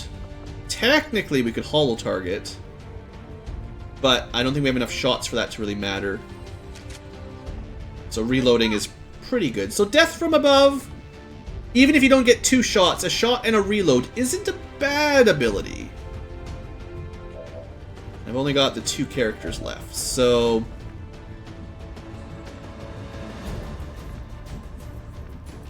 there's no run and gun option either. So yeah, I feel like we're gonna have to risk being flanked here because I just don't have a lot of other choices. The sectoid needs to die. Put him out of his misery. Would have been cool if we could have captured him. What do we got here? I mean, I'm just starting with Long War 2, so honestly, I can't totally answer that question. Doubles the number of classes. You get a lot more enemy units. There's an infiltration mechanic before you can do a mission. There's a haven mechanic for when you take over an area on the map. There's a lot of stuff to deal with. If you can get steady weapon from a stock, that would be a good option too. Yeah, that's fair. Alright, so I want my infantry, or ranger technically, in a good support spot here. Yeah, I'm actually going to not reload because I want... Like, what I'm worried about is this guy moving up and flanking my assault. So I'm hoping maybe from here, because he'll move over 1 square to fire, an Overwatch will either kill or stop him from flanking. That's my logic. And he didn't. Well, he didn't move, so he just took a shot. That's fine. That's acceptable. I would have preferred an Overwatch kill, but if they're gonna kind of waste their ammunition shooting at us in full cover, I feel like, you know, we've got the advantage there. Okay, so we lost the loot. I didn't really have a lot of options. I can run and gun again. So, although maybe not this turn, but next turn we could plan for destroying them. Unfortunately, our sniper no longer has vision. It's too bad. In fact, it might be best in this situation to pull back and let them come to us. As it often is better, to be honest. So you need to reload one way or the other. Can't really Overwatch with no ammunition. Sniper could Overwatch. If they move, there's a good chance she'll see him. Shadow could reload and Overwatch if they move up. And then we just need to keep Oron, because now they can't see us, we can't see them. As long as I don't move somewhere dumb here.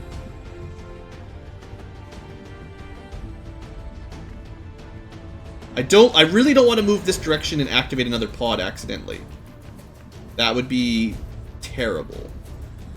I guess we move this way and reload? If they blow the gas station up and I die, I'm going to be rather upset.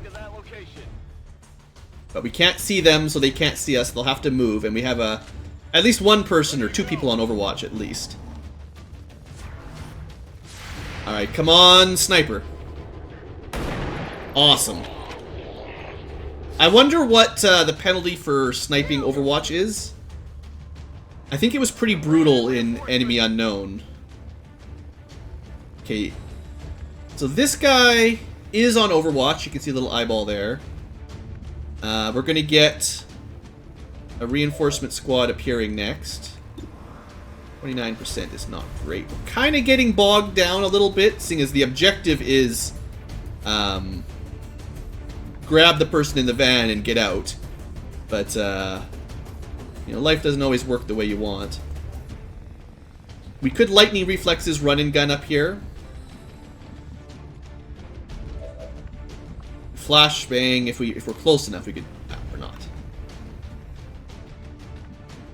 Brutal Doom confirmed. We should get around to that one of these days. Actually, I had a lot of fun with the new Doom. I don't know how well it would stream. Like, I don't know if my bitrate, my upload speed's high enough, but like, it's... The new Doom from Bethesda this year is awesome. Like, much better than expected. I suppose we could take one shot if we get lucky, and even if we miss, just go on Overwatch. Yeah. You know, one of the advantages of being double shotty and having lots of ammo. So we are expecting reinforcements, so they won't get a turn, they'll just drop in. So we want to get a couple free shots on them when they do that.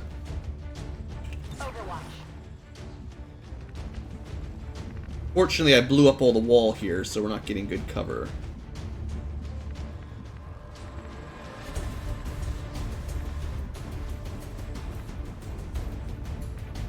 I just go Overwatch. Moving to Overwatch.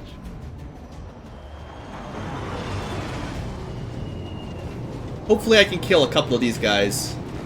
And hopefully this is their last reinforcement, too. Only 3, that's lucky. Yeah, if they dropped in like 5 or 6 on us, that would have been difficult to deal with. Well, there's 4 actually. There's a hidden drone. Alright, come on, team. 1 down, 2 down, 3 down. Maybe. Almost. That was still really good, though. And then only one of them really has an action. I might need to run and gun that guy. But I think we're in control. The drones aren't very scary. That guy's almost dead. Should be the end of the drone. Probably. Our sniper is doing really good work here. I like it. It's down. And death from above? Yeah, alright, well that's a free reload. That guy's still difficult to hit. I think... Let's see if we can run and gun that far. Not really. Well, we could flank... I bet you the chance of hitting him from over here is pretty high, right? Should I bet on this one? If I stand, like... Honestly, even here... And then we still have some cover. Yeah, let's give that a try. We have to make sure we kill this one, but that should not be too difficult. 73? Come on. Well, you gotta roll the dice some days. Got it. Alright, well, we're good then. Sometimes you just gotta trust your luck. Which usually involves someone dying, but that worked out. And this one should be cleanup duty. Still only 90%. Could have missed that. It's down. And we actually got a graze. So we still only did 1 damage. So that was just barely enough, but that's fine. Orders confirmed. Moving out. Alright. Well, let's clean this mission up. And then I'll take a short break, probably. Oh, there's no aliens left. Cool. So we're safe to move around. We killed everything.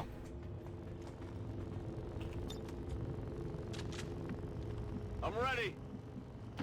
10-4. Now, there might be another drop-in after we rescue this guy. I would not be surprised. I'm ready. Probably want to move our sniper at least over to the side of the building. Got it.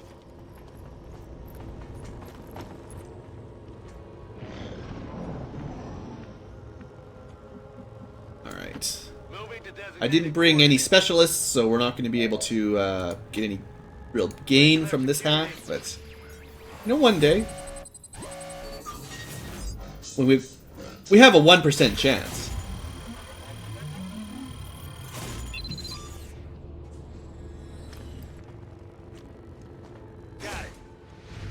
Alright, so that's our engineer. Just gotta get him out of here. Status confirmed. VIP is in tow. Proceed to the extraction. We technically have 7 turns left if I hadn't changed that in the mods, so we're actually making pretty good time. 10-4. We haven't had to go overtime yet. I don't really want to move him out of the truck. I just want to move him into the cover inside the truck. So, you know, there's still some bug. Oh, come on. Seriously? There's still some bugs with the interface that I really thought they would have fixed by now. 90% can't miss. It's actually 80% and 20% graze. Well, I guess that would depend on how you set... I can't even see it right now. But there is an option for graze chance. I did leave it at the default 10%, so I don't know exactly if that's... Like, I don't know if that applies then, if that's 10% or 20%. Solid copy. Stepping off. Pretty sure the graze chance said 10% in the Long War edit. But.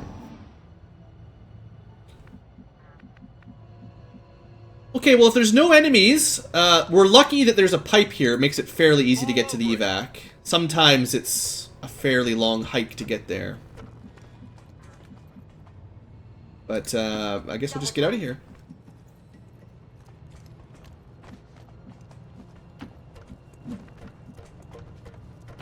I'm all over it. Getting it done. I'll pretty much do it next turn, I think. Multiple hostiles advancing on our position. Okay, so theoretically we could stick around and deal with that. We are not. That's affirmative. I feel like that would be a serious serious mistake. Everyone's in chat going, "What is that? Blue, stay and fight it." Running. Moving to designated coordinates. Roger that. You guys install the mod and play the game and stick around extra long for stuff like that. It's probably fine. So we're supposed to get the VIP out first. That way we're not technically running away, I guess. But yeah, we actually had lots of time. VIP is secure.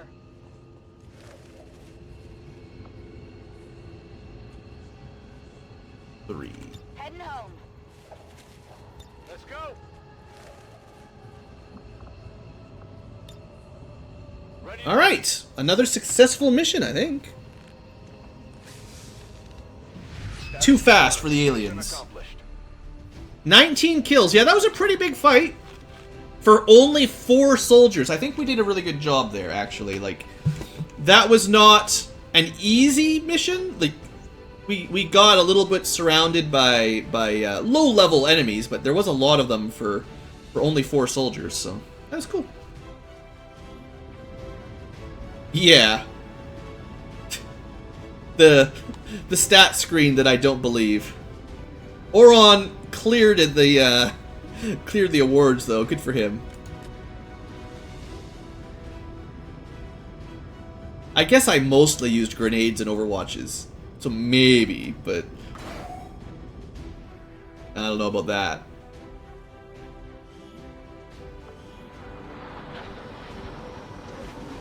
I kind of feel bad that we only got to send 4 people, so there's less experience to go around, right? Like, no new squaddies or anything. Aliens paid the price. Great work, Commander. On the other hand, maybe getting some corporals and sergeants early on is not a bad idea either for, like, officer school type stuff. So first, Ranger Lance Corporal. What do we want? 2 ammo, highly accurate, half damage. Don't think that's going to be terribly useful. More, it's nearly guaranteed. Well, it's not nearly. If someone's in full cover, that's still not even close. It's enough to give you a good chance to hit, but then you don't even really do any damage. And you burn through your ammo. Sounds kind of lame to me. Maybe there's a good use for it, but it sounds weak. 30 critical chance against adjacent targets. So I guess if you're going for the sawed-off build, is technically we have a sawed-off shotgun for point blank. But that's not usually how I build infantry-type classes, honestly. And honestly, generally point blank strategies are pretty risky, because you risk activating more enemy squads by moving that close. Pretty common. So, first choice for Rangers seems fairly weak. I mean, obviously, one day we'll get some kill zone. So, like, I was thinking there's covering fire, which I also think is kind of bad. Is there, like, opportunist type ability here somewhere? There's rapid reaction for 2 overwatches. 3 overwatches. You can. This is like a very overwatchy side. There's your grazing fire. Better overwatch. Okay, so cool under pressure looks to be kind of like opportunist there, I guess, sorta. Better aim on overwatches, and they can crit. So this tree seems to be very Overwatch oriented. And because of light 'em up, you can still shoot and Overwatch, or thanks to eventually Ever Vigilant, if you just double move, you get an Overwatch as well. Run in Overwatch. That's kind of neat. Not bad.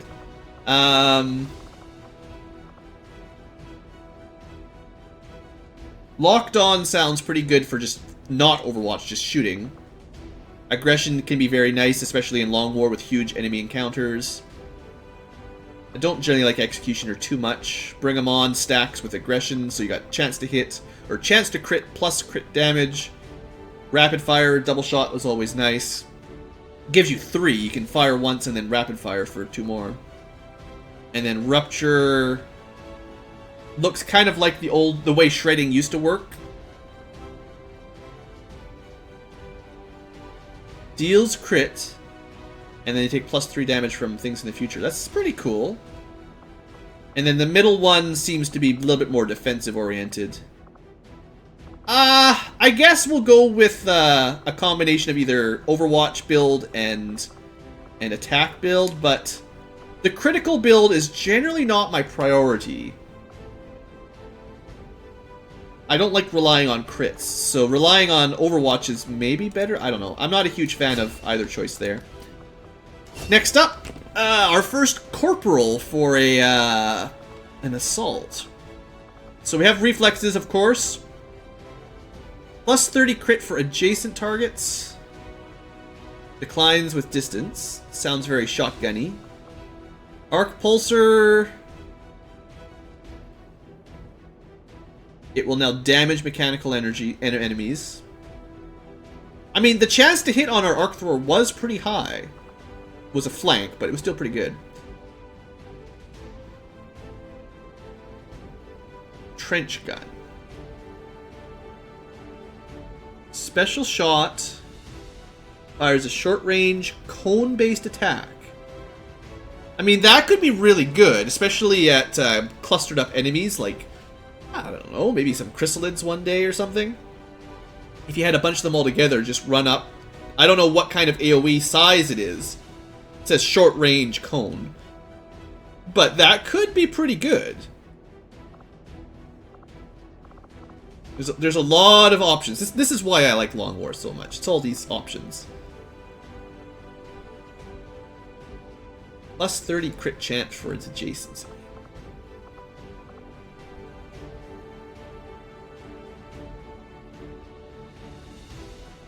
Close encounters is something I really liked in the original Long War.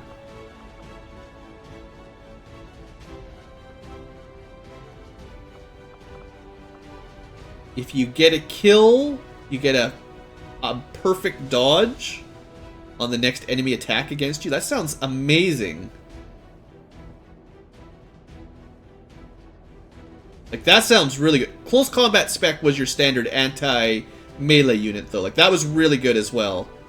Yeah, there's some difficult choices coming up. For now, well, we will be fighting mechs before too long. And I was just talking about how I'm not a huge fan of crit in general, but...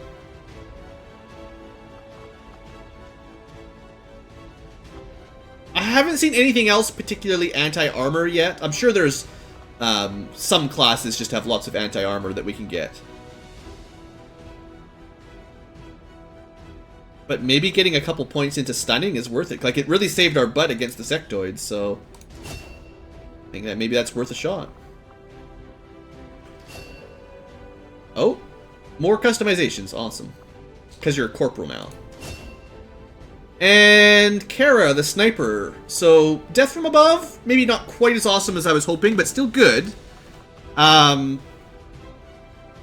This would give us some defense and more aim, like stacking up our height advantage. High Def Hollow gives you, I guess, aim plus crit chance on the target. Not that great in my book. And Precision Shot, that was a classic XCOM ability for your snipers that's... I never loved it all that much. It doesn't give you more aim, it's just critical chance and critical damage. It could do a ton of damage, but you have to really stack crit. I think we'll just stick with stacking the high ground advantages for now, because they work together, and that feels like a good idea. And, like, center mass, +1 base damage. That sounds good. You know, like, I think this tree might be, like, pretty awesome. And then Grenadier. So, destroying cover was a good idea. Any damaging grenade gets a bonus use. Now, that's free grenades. I like it, if you're going to use grenades. Formidable. Let's see... Okay, that's +1 armor by default and less explosive damage. I've seen that before. I was never a huge fan of it. It's defensive, but like it's not a huge upgrade. No, so the support, yeah, these are like, this is all for support grenades, flashbangs, smoke and stuff. And this is like killing stuff with grenades. So we'll start with killing stuff with grenades, because, you know, that seems like more my style. And we did get the advanced laser sight. I know we lost a little bit of loot, but we got another one of those. And we have, I believe, an engineer. Yeah. So now we can stack. We could build stuff quicker, or just start clearing out more.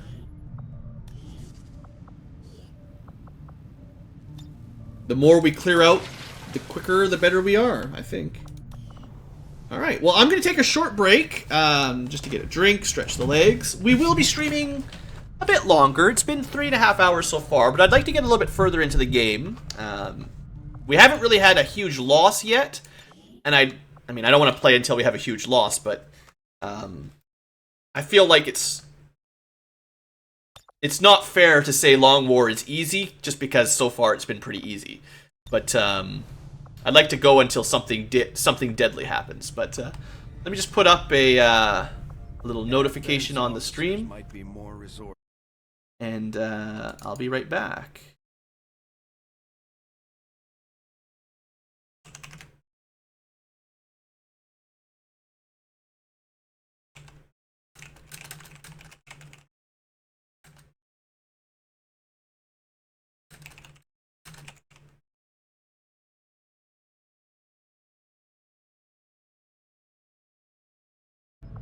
Alright, hopefully you guys can see my little note. I'll be back in just a couple minutes, and we'll do some more missions.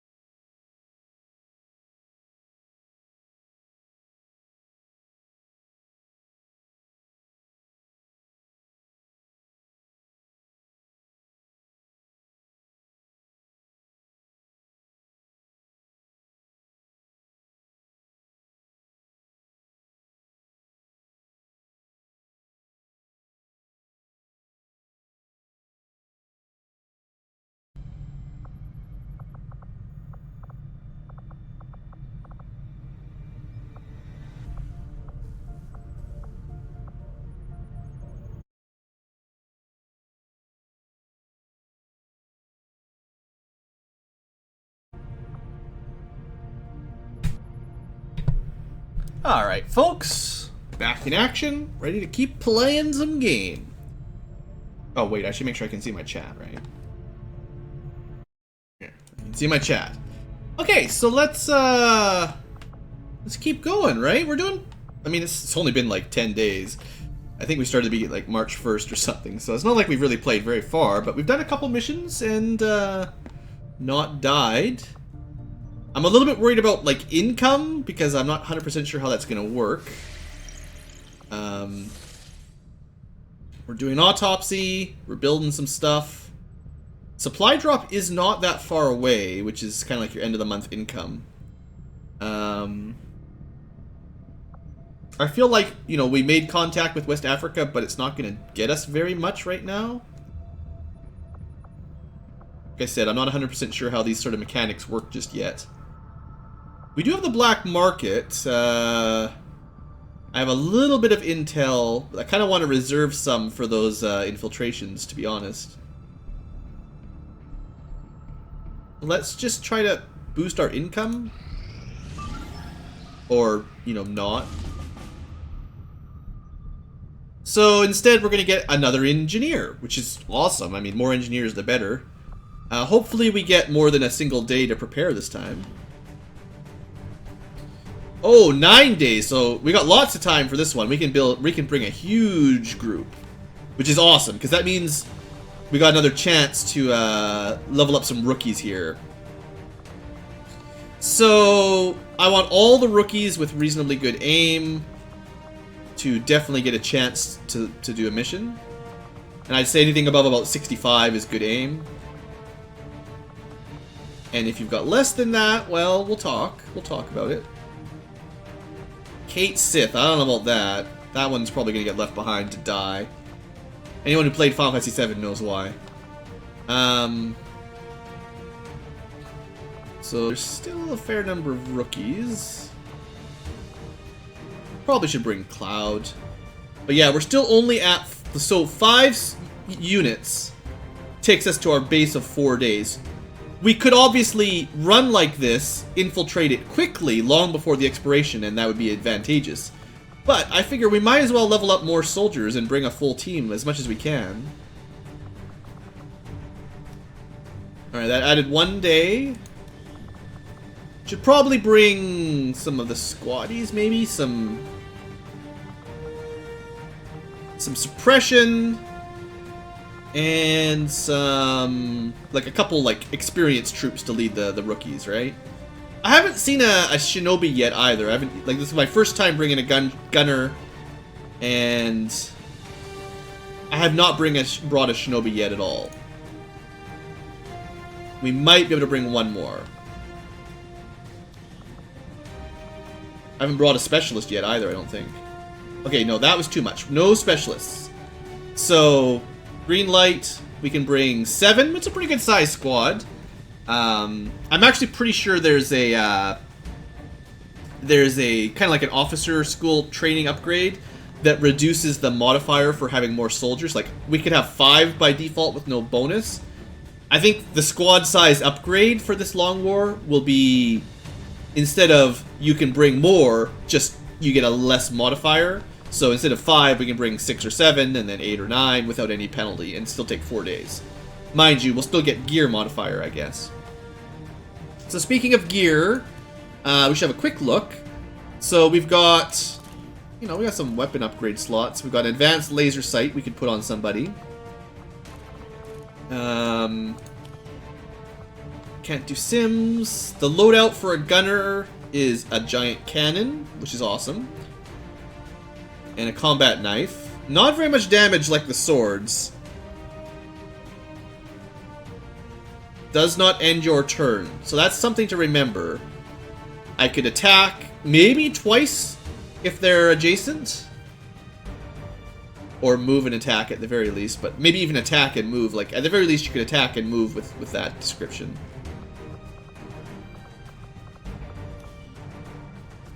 Okay.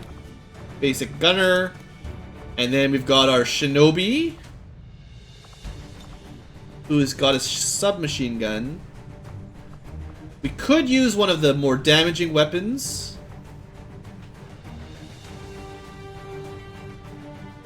I like Lulu's hair.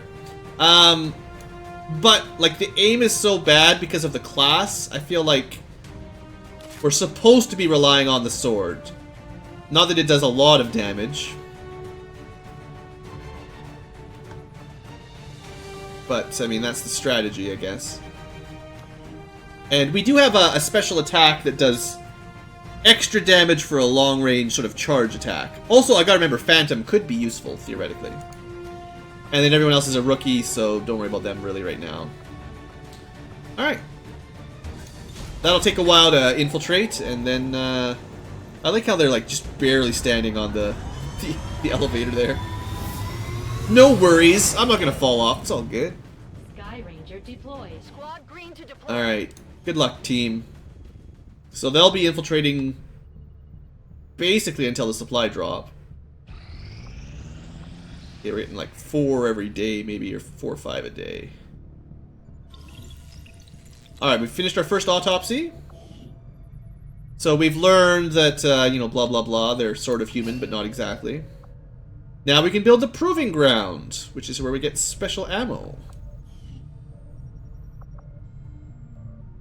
So once I've got 2 scientists, we can do the story quest. Well, if I wanted some alloys, I could render some corpses. Must have been gymnast, yeah, probably. We could also permanently increase our engineering or research speed. Oh, I think I maybe be able to research this, but slowly, without 2 scientists. Let's get this radio going. Like, the autopsy for sectoids, I think, will continue to psionic research. Probably. I mean, it literally says that. So, I'd rather get the towers going, because we're going to need the towers before too long, one way or the other. I had assumed you'd make that research a priority. But, like, what I really want is guns. And I don't know how to get guns yet. Maybe the officer tech, even. So, back to the map. Maybe max this one out. Try to figure out how the supplies work in Long War 2. Alright. This is why you want lots of soldiers ready to go. So we've got another mission, supposedly light, but you never know the way the infiltration works. Because there's quite a huge modifier and stuff like that. We would get a squaddy, I believe, which is free soldier. That's pretty good. Let's see how much time we've got. 1 day! So this is one of those amazingly fun missions, again, I guess. Now, the last one wasn't impossible when we got our engineer, so don't just give up on them. I do think we need to bring, like, the high-ranked soldiers, though. Because otherwise, you bring in rookies and they're just gonna die. So I think they're just a squad of 4 again, really. And it's the same team exactly. But I don't think going past 3 days is going to be worth it. I mean, the 5th isn't too bad, but keep in mind, we're only going to get that percentage there. So, like 1.5 out of 4 is less than 50%. Maybe 5 is okay. This is about 50%. If we infiltrate it, that'll give us around 100%, give or take. But we did it with less than that last time. So if we had an extra soldier, we could go... I think that's around... Someone could do the math. That's 38 hours out of 97. 38 out of 97. That's got to be around 40% then. So 40% with an intel bonus should get to about 80%. So the question is, does the difference of a mission going from 80% to 100% infiltration make up for losing 1 soldier or not? I don't really know. Like, I'm sure Long War 2, once everyone's like mastered it, someone can say, oh no, you want to get 100% no matter what, or oh, 80%'s fine, you know, just bring the extra soldier. Like, you know, there's probably an answer, I don't know yet. It might depend on how good your soldiers are, for all I know. So, let's go with this plan for now, anyway. Now, the crit on a submachine gun is not amazing, so that's not a high priority. But the crit on... Oops, wrong one. But the crit on the sniper... Nice when snipers get criticals. And that's all of our upgrades, I believe. Unless we've got another laser... No, that's probably all we got. So this way we'll have... a grenadier, a sniper, an assault, a ranger, and technical means heavy weapons, so rockets. Do I actually, I guess... Would I rather have someone else, like maybe a specialist?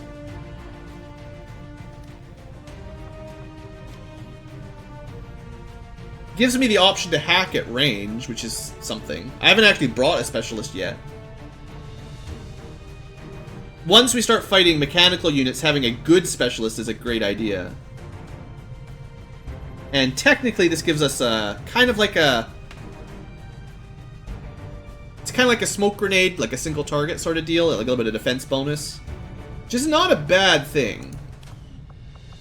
But I think it's going to be more useful, because I'm so low, I need like maximum firepower. So either a gunner or flamethrower. So I think we'll go with the flamethrower. Yeah. Good job. Good luck, Blue's Clues. Make me proud. I just need to remember that I gotta save some intel for them, basically. They've got, what is it, a day and a half, and then I gotta spend the intel. We will probably finish that building. And then we got our third mission. This is why I still don't think I have enough soldiers, actually. Alright, so, you know, it is Long War. They sort of designed it so you might not be able to do all the missions. Like, I might start running out of soldiers pretty quick here. This is a free Rebels mission. Let's see what it looks like. The good news with those short ones is you don't have the soldiers tied up very long. Okay, so 4-day mission means 5-man team, I believe. How's it been? I don't know. Like I said, it's still really early. I like it so far. I haven't found anything about Long War specifically modding it that wrecks it for me, but we'll see. Well, any other rookies we want to train up?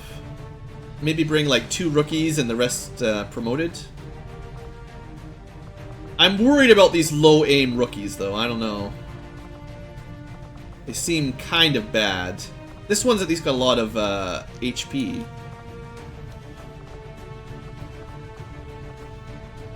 Lots of HP, I guess tanky rookies, they can take a hit. And then let's fill it up with, well, I guess just bring whatever squaddies I want.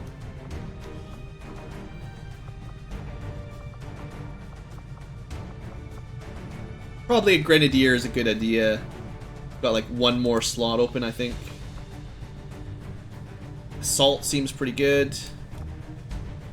And we're actually over time, but we'll get to like 90% with this, so it should be, or like 95%. This should be fine. Again, maybe I'm wrong, but I feel like this infiltration should be okay.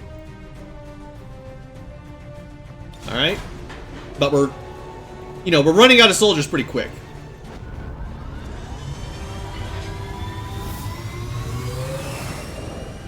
Oh, how long has Oh, sorry, I didn't even read your question properly.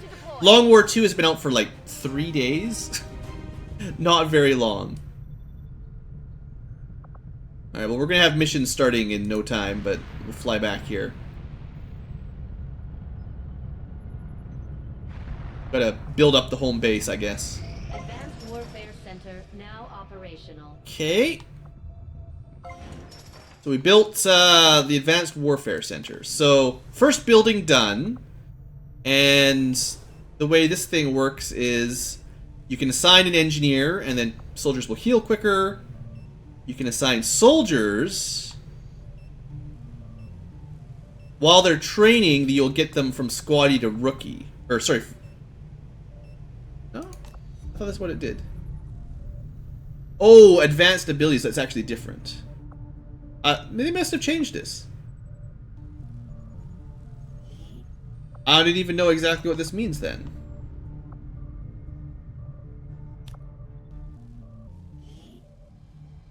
Need to upgrade the training station. Huh. I don't know what the advanced abilities are right now. So, it's a mystery. I like mysteries. So unfortunately, the Advanced Warfare Center doesn't look like it's going to do a whole lot for us right now. Well, it's not an engineer. I could assign a scientist to speed up the healing rate for our one injured soldier. But right now, I think the research is more important. Okay. And the engineers are just clearing debris, so there's not much else to do here.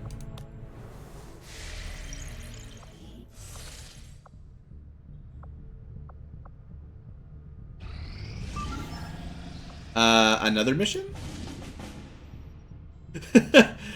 Okay! Just give me all the missions! 4 missions at once! Long War! So we're gonna need another squad. I mean, I'd love to get another scientist. Uh-huh. Do we have enough people to even run this mission? I guess if I send everybody. This is why I'm glad I didn't train anybody. Oh, this is a... What is this? 15 hours? That's impossible. There's no way. There's no way. We can't do this mission. Is there literally, like... It's just suicide, right? There's no way. I mean, I could toss a couple rookies at it, see what happens.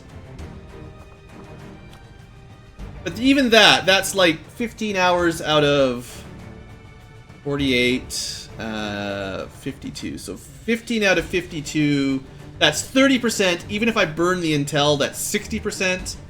And there's no way 2 members are going to do it. Even though it said...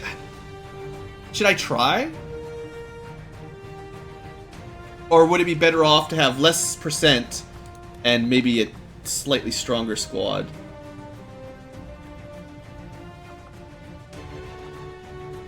I don't even know. I guess it doesn't go up by much. Yeah, 8 hours. I guess it's probably worth... 2 days, 22 hours. That one added more. Okay. I'll probably save before I try this one. Because that... I don't even know, like... Why would they give you a mission if there's no time to prepare? Like... I don't know what the point of this is. Is it just a trap? Or is it really easy enough that you could do it, is my question. Like... They gave it to me, so I need to find out. It's possible that the way Long War is designed, that's just a trap. But it's also possible that, it is, like, it may literally be possible. Just realized I have another person here, and they're hiding. I don't want them to hide, I want them to do something. Maybe we got him just passively from recruiting over time. Also, it does feel like the number is getting there, like 20 out of 26, 59 out of 74. I feel like my scanning might not do what I thought it did. I think this might just be wasting time rather than actually doing anything. So maybe I should have made contact down here. Well, no, I didn't have the intel for it anyway, but like... Well, I probably had the intel to contact, like, Europe. But I want that Africa bonus. So I need to build a tower here, which is the thing I'm researching. And then we'll build a radio station, and then we can hopefully have enough intel, which I am really low on, to do that. I guess. Maybe I can get some intel from here. Like, I actually planning on spending intel on,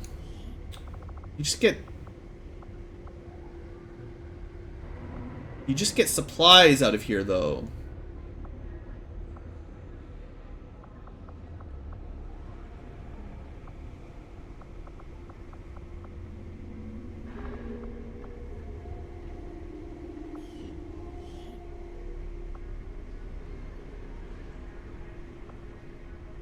I'd have to spend 68 supplies to get an intel bonus.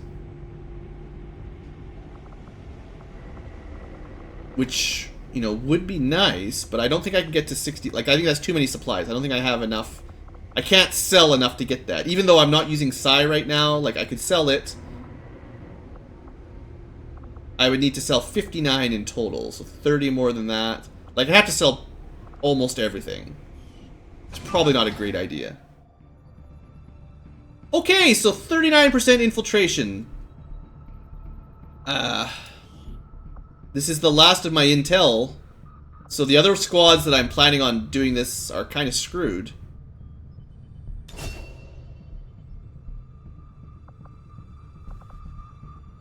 Even this might be suicide, I don't know. I don't know. I don't know how to gauge these missions just yet.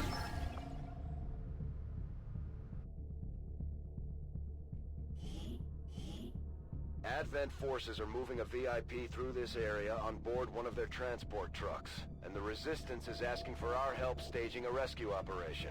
You're probably supposed to skip certain missions, but I don't know. I don't know which ones yet. The 15-hour ones, probably? But are they, like, it says extremely light, so maybe it's easy enough that it's meant... Like, maybe they are balanced around how long of a preparation time they give you. Infiltration, like, the lower your infiltration percent, the more bonuses the enemies get, like in terms of numbers and the map. So we were at 80%. 100% seems to be pretty easy. I've done a couple of missions at 100% without much trouble. But I know if you're at like 17 or 30%, the maps are basically impossible. There's just hundreds of aliens practically. You just have no chance. But yeah, I don't know the specifics on how it works yet. So what have we got? We got...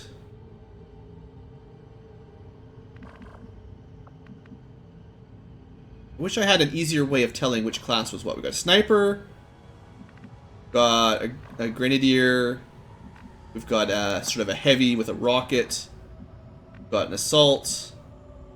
And we've got... This was my infantry, right? Yeah. So we got pretty good group. Moving to designated coordinates. So what I really want to do first is to get some vision around us to see if there's going to be an ambush surrounding us immediately. Like, if there's no aliens anywhere near us, then we're in a good position. Moving to position. I have eyes on the enemy. Yeah, if you can get your infiltration over 100%, the enemy pods aren't terribly bad. Didn't like the looks of that.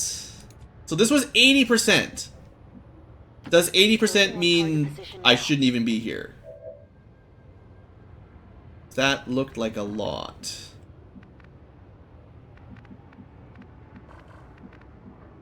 At least I've got lots of turns, so I don't have to rush, but... I'm on the move. And that was like a pod... 7-man pod... Maybe it's 2 pods. I don't know. Hopefully they move separately, because 7 in 1 pod means there's probably more than 1 pod, and that's going to add up really quickly. Right, you can't really do anything. Roger, holding. So I do have 3 grenades this time. Roger, I've got my eyes on. I've got my eyes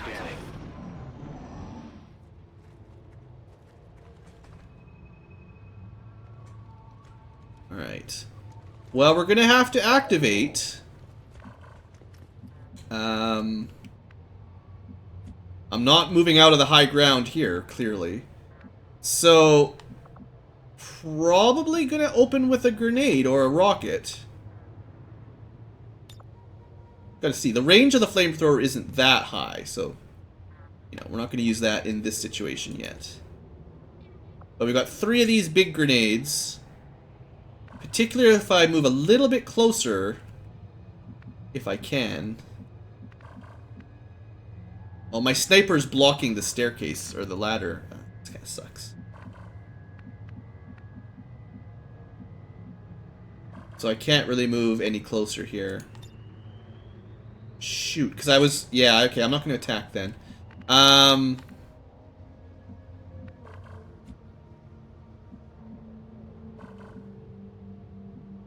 Just trying to decide what the best way to do this is. There's not a lot of full cover here. We could move up here. Theoretically. They might, like, depends on how they move, they might be able to see us next turn, though, and that would be disastrous.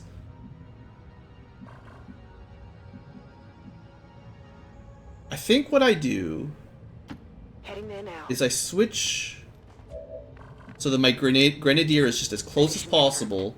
Next round, we try to hit them. Hopefully they move a little bit closer to us. Moving to Overwatch. On Overwatch. I'm on the move.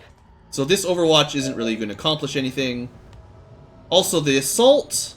Yeah, see, look, they would have actually seen us if I moved there. Or at least they would have seen her. Maybe everyone has their own stealth stat. The assault is not really in a position to help a lot. Unless we can do like a long-range stun. Roger, got my eyes on it. But if they keep moving the same direction, they might be close enough for a good grenade. Maybe. I mean, like, if there's 7 in this group, I would... Actually, no, I think it's a group of 4. I think we had 2 groups together. And that's why it looked scary. But if it's just a group of 4, that won't be too bad, actually. Yeah, like, I imagine the map probably has, like, maybe 4 or 5 groups of 4. That's acceptable. But if there are groups of 7 or 8, and there's 4 or 5 groups of that, yeah, that would be bad. You can get a guaranteed, like, really good accuracy up here. So we're gonna go Overwatch. In fact, I'm not even gonna use a grenade like I was originally planning. We're just gonna do it with Overwatches, because they only have 3 HP. And we should be able to kill a lot of them. I think I dislike the sentries more than the troopers, because the sentries get that automatic Overwatch. Alright, high ground, ambush, let's do this. Taken care of. If we could kill all 3 of them on our ambush, that would be perfect.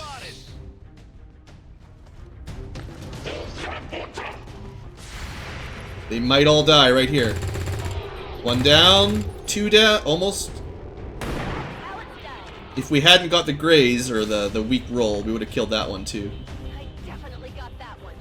Still, that was pretty good. That's actually not the worst accuracy for a, like, the arc thrower long range is not bad. 42%.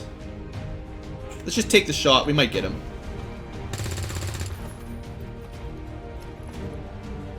Missed. And 0. Yeah, no. We'll try the stun. Spark it up. There's probably a cooldown on it, but that's fine. Moving down would have activated the other pod. It would have been way worse. So the only option was like Overwatch or take a low % shot. They better not be active. Now they are, but it would have been worse if I activated them on my turn. I would have preferred if they waited around, but it's fine. But now we're definitely going to take advantage of that grenade. Look at that auto Overwatch garbage.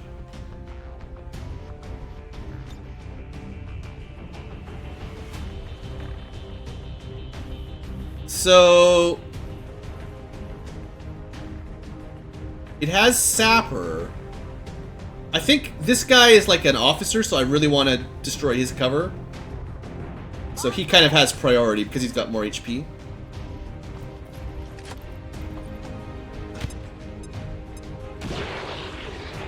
If it destroyed his tree, I'll be really happy. Well, half cover instead of full, at least.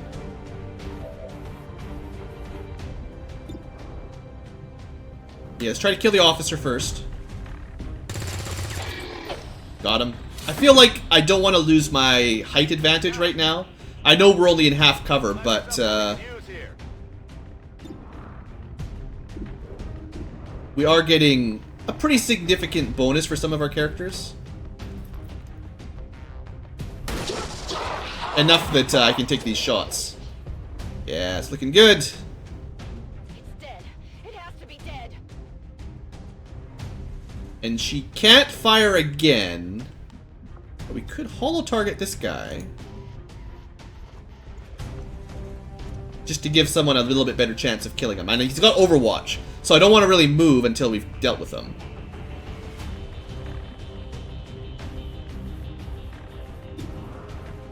See, that's still a pretty weak shot, unfortunately. And we're not going to get much better. Now, the arc thrower looks like it has a pretty low cooldown. That's not bad. Well, 52 is worth taking, I think. Unfortunately, that's a miss. Negative damage. So, not a lot of options here. 31, alright, maybe?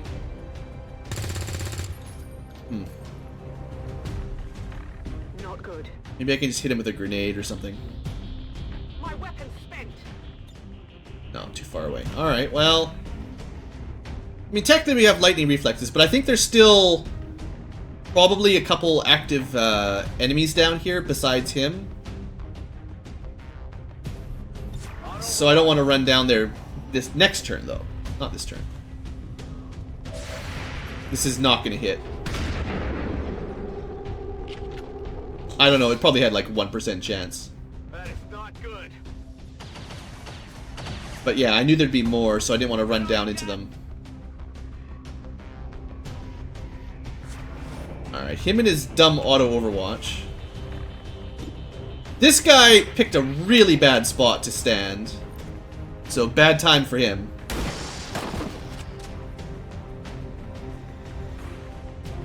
Now there is some loot. And I would like to get it. Back in. Come on, guys. Someone just has to hit this guy. Had really good luck hitting this guy. I know we're taking like 40, 30, 40% shots, but like one of them has to hit, right? I'm ready. 28%. Come on. Somebody just do it. At this point, even a graze would cover it. There is a weapon mod that gives you like a guaranteed 1 damage. That's the kind of thing I need right now.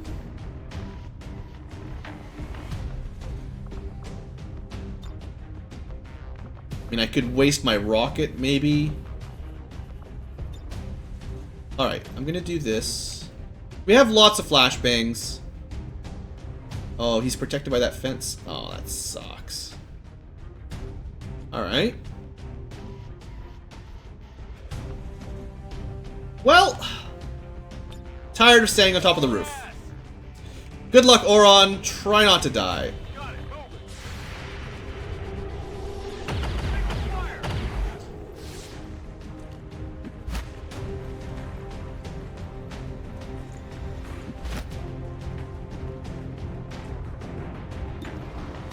78%. Come on, buddy. Gotcha. Alright. We're good. Well, how about that? Well, how about that? This looks valuable. And you all thought we were dead. On it. You probably didn't, right? You knew I would be fine. You had faith in the Ankylo.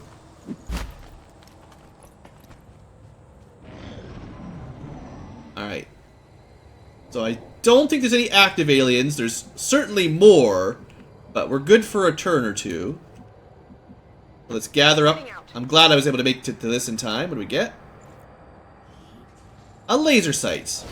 Honestly, not that great, but might as well. Guys will love love this. Oh, you think they got rid of that guaranteed damage? That would suck. Because I really like that. That was one of the best mods. You could get like +2. I think the best one was like +3 guaranteed damage even on a miss. And that was like... That was a solid weapon mod. But if they got rid of that for Long War because it was too powerful, I suppose I would believe it. I've got the thing. I got the thing. Good to go. Who's writing the script for this game? That's actually pretty good. I like it. Alright, well, I'm not going to move my infantry off the roof yet. In fact, keeping a couple people up here to cover us across the courtyard seems like a good idea.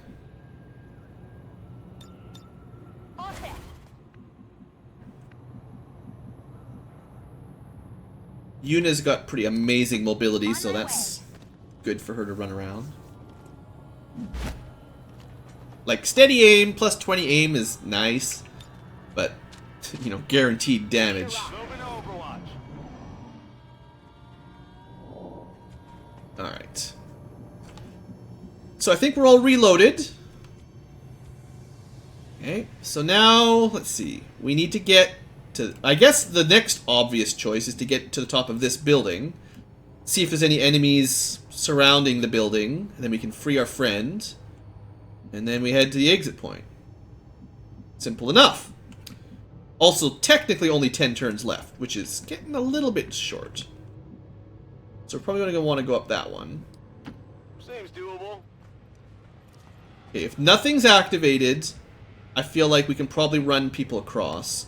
As long as we stay kind of on the same basic path here. Good to go. Not a problem. In fact, we're gonna make sure we don't get too close to any new enemies by going like this way. I don't want to see anything, basically. I'm on it. On it. What was that? Okay, but we're heading right towards them one way or the other. It kind of sounds like there might be a new enemy. Oh, well, there's that, too. So...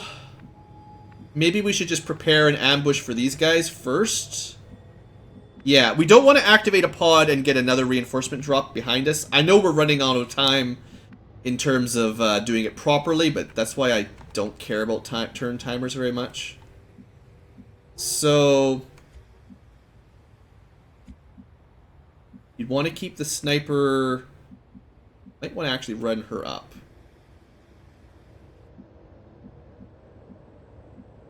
You better not see anything, or I'll be mad. But I feel like, unless they're on the roof, she should be okay. Yeah, okay. So now we just got to be careful. Expect a drop-in.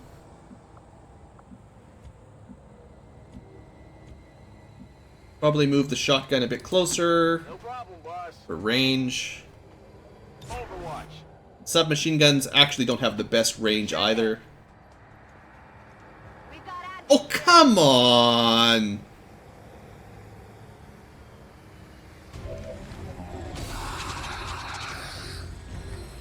I guess it's my own fault, but that's still dumb.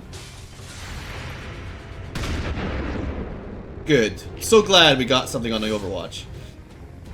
Ah, Long War, huh?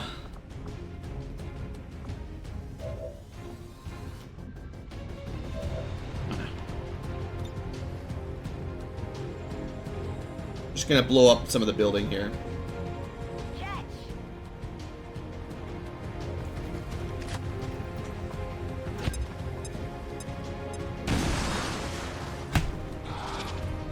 Well, this is the Long War 2 campaign, technically.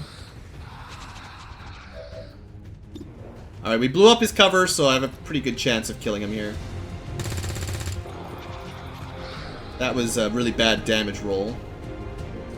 I would like to use Overwatch, but we're kind of out of shots here. Got my flamethrower. Yeah! Copy, moving on target.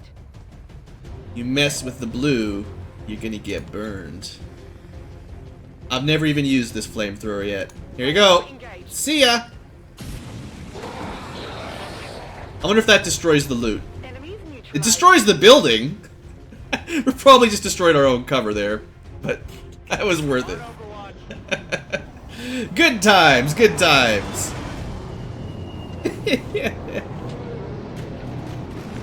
Wish you could get like Overwatch with your flamethrower. When these guys landed, you just nuke, you just burn them all. Not quite nuke, but one day we'll get the nukes. Got some advent here. A little bit of collateral damage, you know.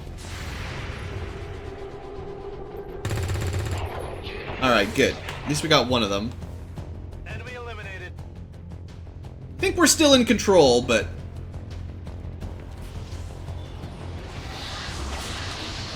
Okay, that means there's a sectoid that's not activated. This is a Long War 2 thing. Unactivated sectoids get to resurrect dead things if they're in certain range, I think. You can't hit me. There's no way. Look at this cover. You shouldn't even be able to see her from that angle. Just keep your head in there. Stop looking around the corner. Alright. So, let's see here. Psi zombies. Engineers. Well, we're probably not going to get a lot of options for our sniper unless I start using grenades, and they'll just kill them. So I feel like we might as well at least take the shot. 2/3 basically chance. And we got it.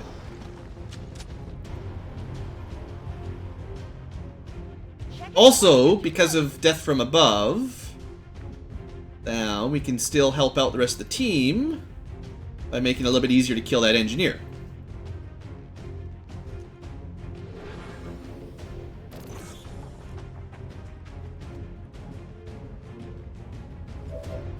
Alright, so that means it might be worth taking the 46% shot here? Maybe.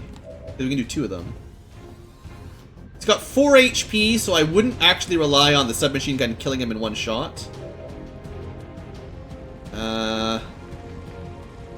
Submachine guns. Shotgun would do it. I feel like I might activate another pod if I go into the building.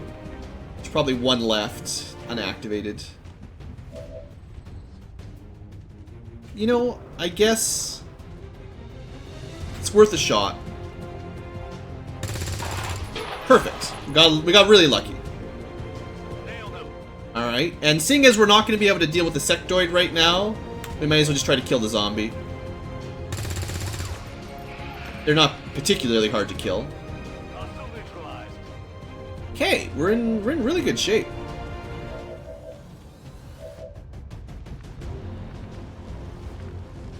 So we could probably flank him now that we've killed most of the enemies.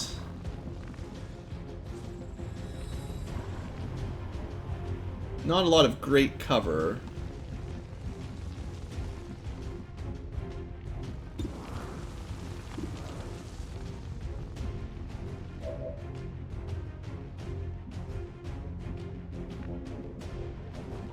I think it's better to stay in good cover and just overwatch. Or even pull back. Orders confirmed. On the move. On Overwatch. Moving to Like, if the enemy can't see us, they'll come around the corner, probably. Or they might come around the corner and just get blasted. Well, you know, you have to hit them, but I feel like this tactic was sound. And it keeps us in good cover rather than half cover.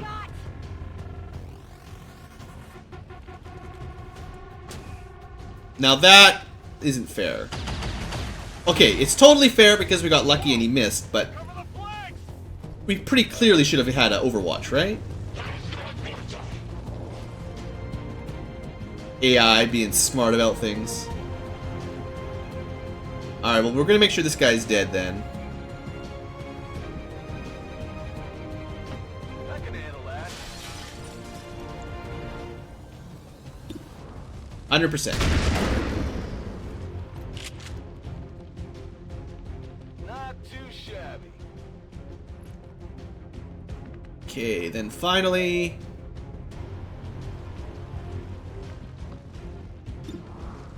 15%, huh? Well, I don't want to waste too much more time because we are getting close to, you know, you're supposed to be getting out of here time, and there's still probably one more pod left. I don't want to move the sniper over, though, right now. How are you flanked? Like, we got the yellow signal like someone's flanking you. There's no way. Sometimes there's little graphics bugs.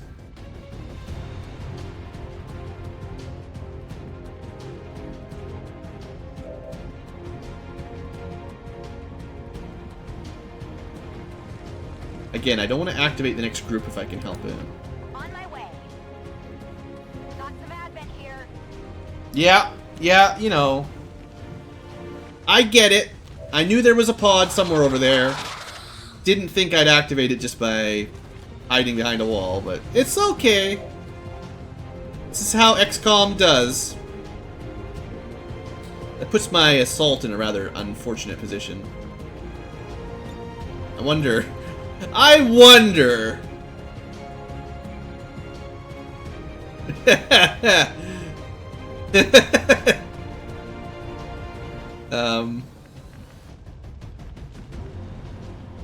No.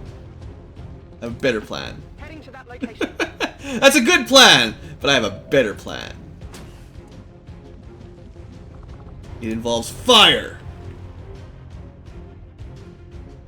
Oh, are they protected by the wall?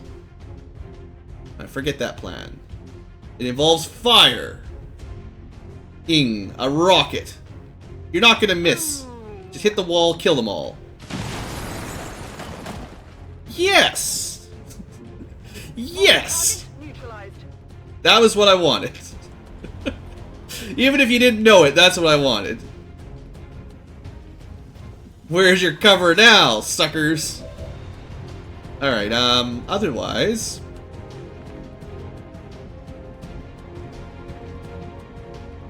we're gonna put our sniper over this side. Okay, I'll go. Yeah, this will do.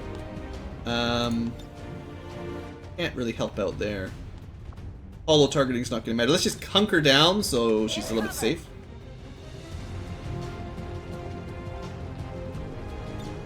Time for you to die. This is not the time to gather loot up. This is the time to blow this guy up.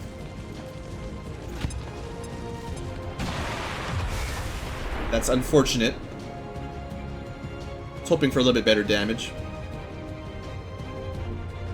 And this is the time for you to reload and overwatch.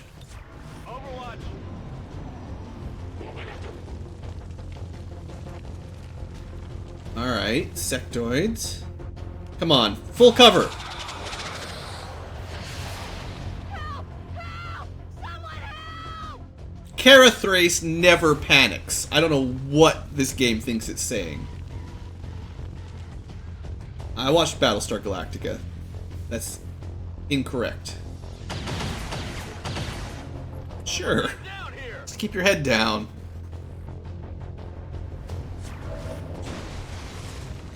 Stupid automatic Overwatch. Alright, let's see.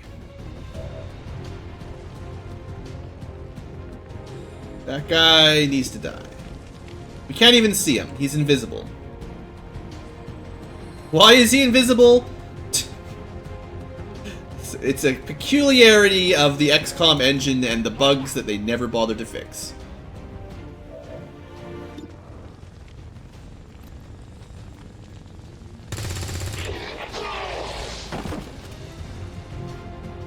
What did you expect?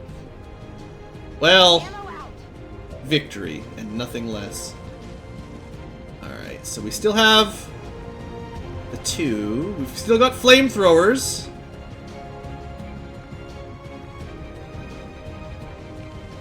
But the thing the enemy doesn't have is lightning reflexes. We're gonna run that Overwatch like nobody's business. And 69 point blank. Where is he supposed to hide? Just shove your shotgun around the corner and blow his face off. You're not gonna miss. Thank you.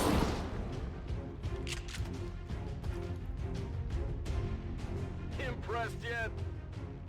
No. Running low on ammo.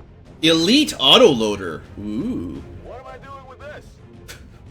Sticking it in your bag, dummy. Yeah, we gotta deal with a sectoid now. Orders confirmed. Moving out. I guess I could have tried to find a spot where we could see it from, but I'm feeling confident. Let's head towards the thing we need to actually get to for the mission. 65%. Your accuracy, not amazing. Should have used the flamethrower again. Probably could have panicked it, actually.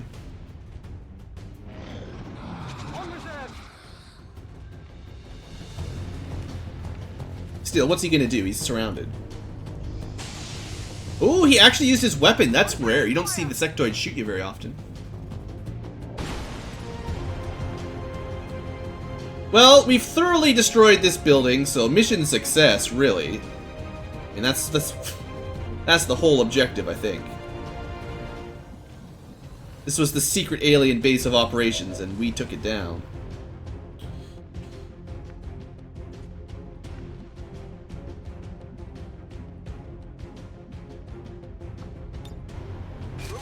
I am a little bit worried that there's still another alien pod somewhere out there.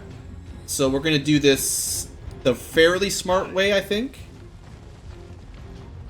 So we stay in cover at least. And basically guaranteed hit.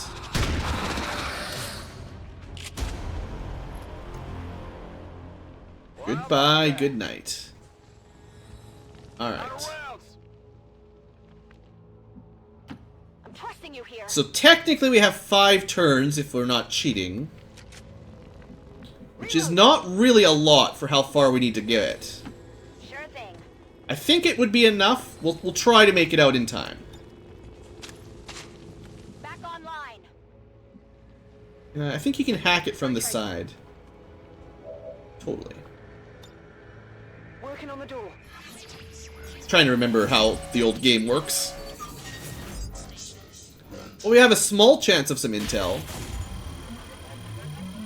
Oh, that was pretty close. That would have been nice. One day we'll have a specialist that would have totally got that. We've got the VIP in tow. Moving to evac. Menace 1-5 status confirmed. VIP is in tow. Proceed to the extraction point. Awesome.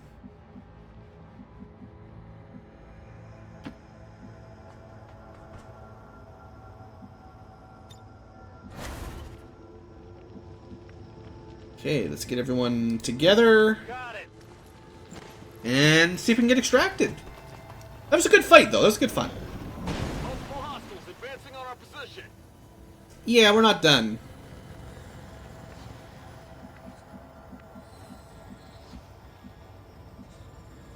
So let's have Yuna pick this up on her way. Illyrium. Yeah, good stuff. I've got the package. I don't think she's going to be in a position to really overwatch against the drop-in. Not a problem. But we'll have a couple shots, I think. Got it covered. Oh, I should have moved Shadow over here before she got in the way. That would have been probably the smart way to do it.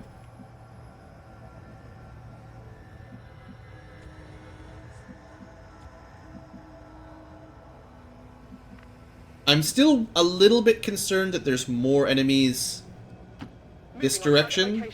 Not just the reinforcements, but like actual another pod. So I'm going to be a little bit careful. Come get some.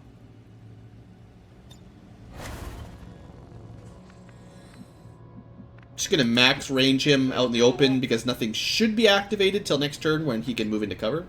And lightning reflexes, so it's kind of okay with that.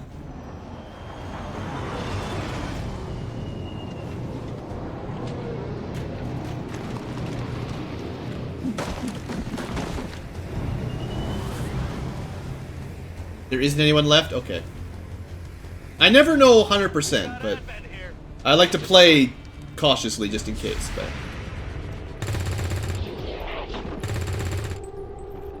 Target down. Well, 2 out of 3 is alright. Next time. That's it.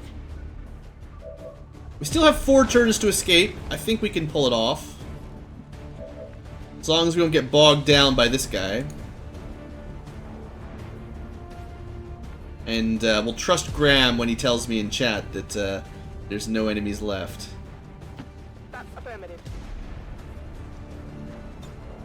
Oh. Jeez. Just punch him! None of my crew are standing on that side, right?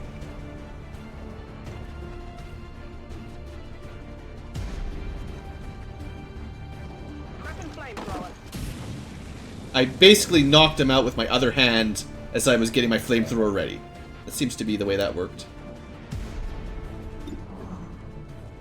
I also missed the drone. Let's make sure we kill the drone. Yeah, good kill. Enemy is still up.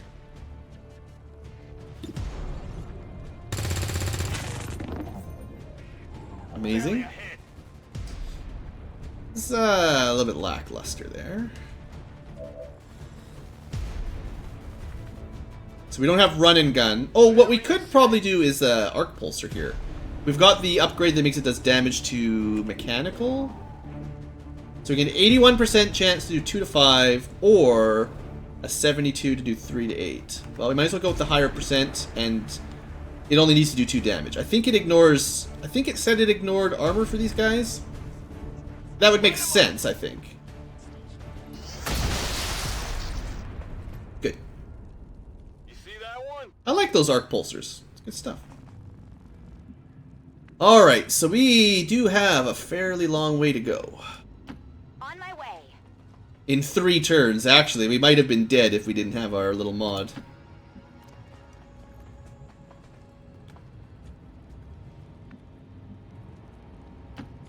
Start doing max moves here just to see if I have any chance at all. I'm all over it.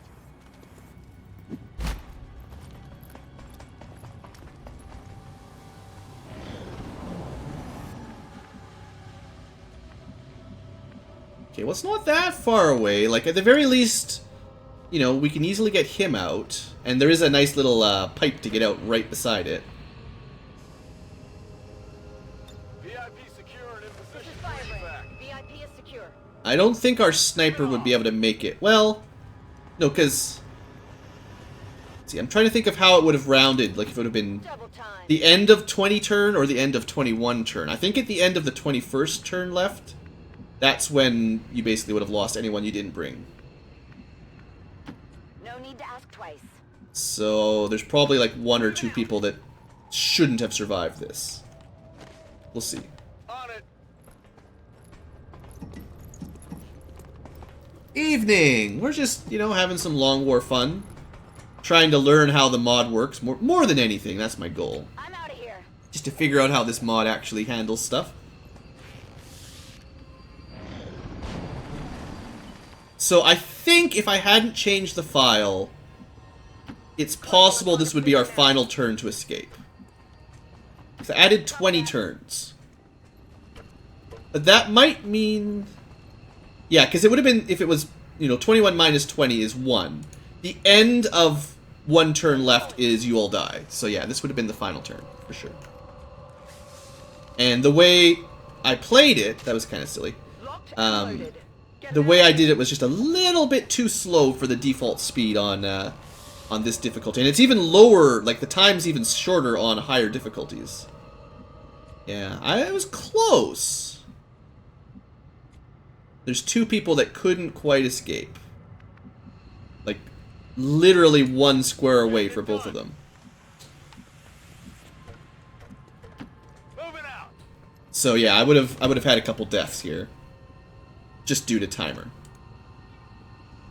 Or actually just 1. No, I could have done it. Okay, never mind. So that spot was an escape. Never mind. So if I had just escaped him and then moved this one, we would have all escaped. Never mind, we would have been fine. If I just thought about it properly. So yeah, we could have got out in time, just barely. Evac confirmed. But yeah, I mean, if you want to know, there's a line in the mod file that changes how long of a bonus to the turn timer you get.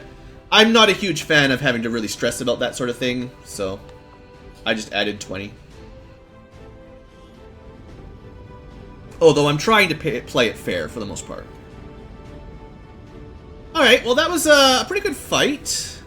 Lots of rockets and flamethrowers, so that was fun. Lots of dead aliens.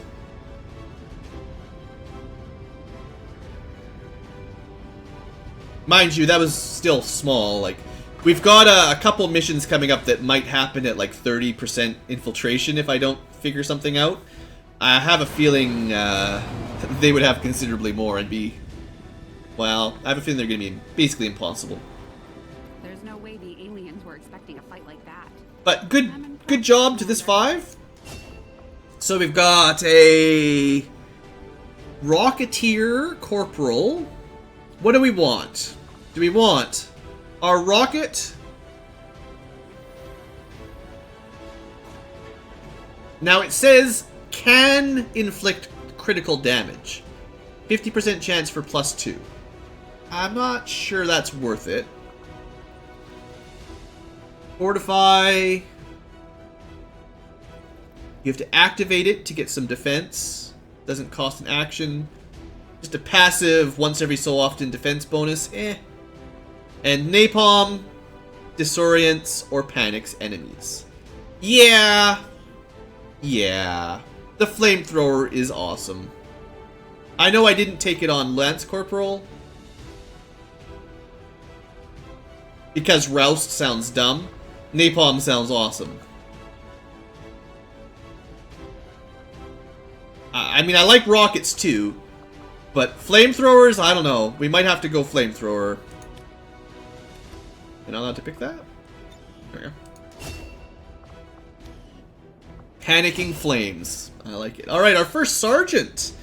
So, Starbuck has made it to Sniper Sergeant.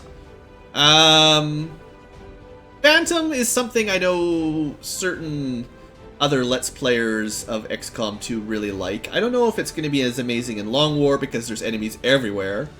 And she's not really a scout as a sniper, so So we either get 10% crit, a utility that works until she fires a shot, probably not that good, or long-range overwatches. None of them sound amazing. We'll just stick with the snipers for now. First time Sergeant Assault. So we went with reflexes, of course, and the mechanical damage stun seemed pretty good. So let's see, what else can we do? Run and gun. If you're stacking critical chance, definitely worth it. If you have a high chance to get a crit. And that would probably require more like you took close and personal, because then you get plus 30% for adjacent for chance, and then that means with a running gun you can get high critical damage as well. And if you stack that up with, well, Bring Him On and Aggression, yeah, Aggression, so you get like you could get like plus 60% critical chance, plus the shotgun's basic, plus weapon mods. So you could probably get 100% critical chance, I bet. Unless the enemy is like got negative, like, you know, a lot of the armored enemies have critical protection.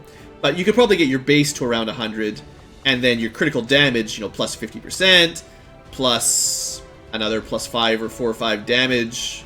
You know, you could get a pretty high critical hit, I think. But that relies on stacking crit and being... And then even then, you might have like a 80% critical chance, and all your other damage skills buff your critical damage. But if you don't get the crit, they don't do anything. So, you know. The other option is stunning has a higher chance. I do like that. Or the same fortify ability we saw on the other person. So I think we'll actually go with the stunning. The ability to just paralyze an enemy for a couple turns is really good. And it has a pretty good hit rate by default. Plus 10%, it's not going to hurt. So, yeah.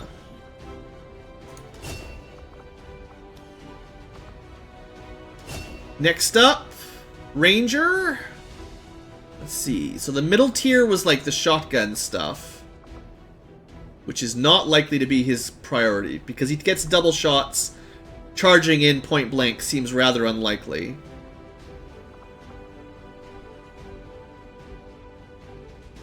So locked on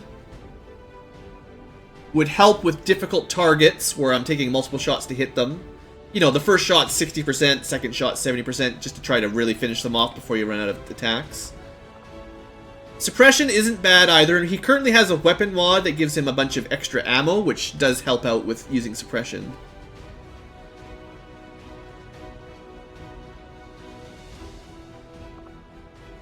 They're all, like... they're all okay.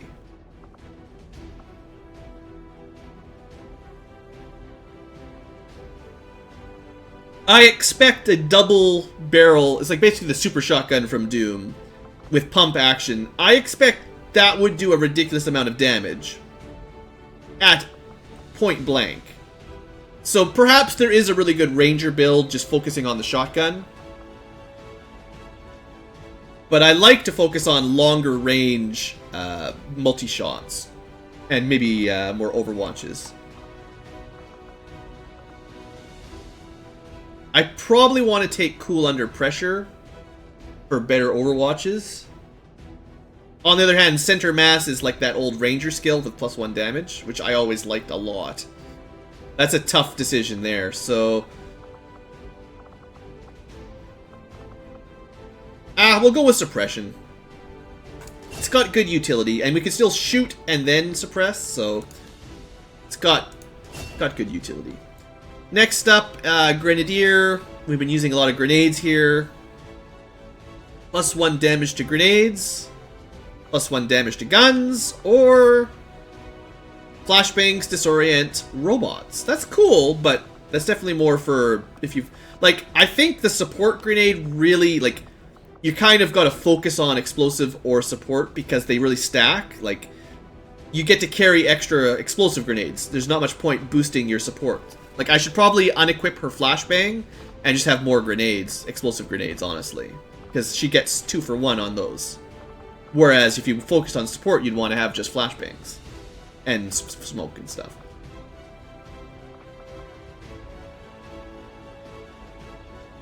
Flashbangs can stun? That's awesome. But do I want shooting damage? Nah, let's just stick with grenade damage. I feel like these ones, they stack. I'm gonna want heat warheads, probably. Armor piercing, so mechanical damage with grenades is actually pretty solid as well. So I need to remember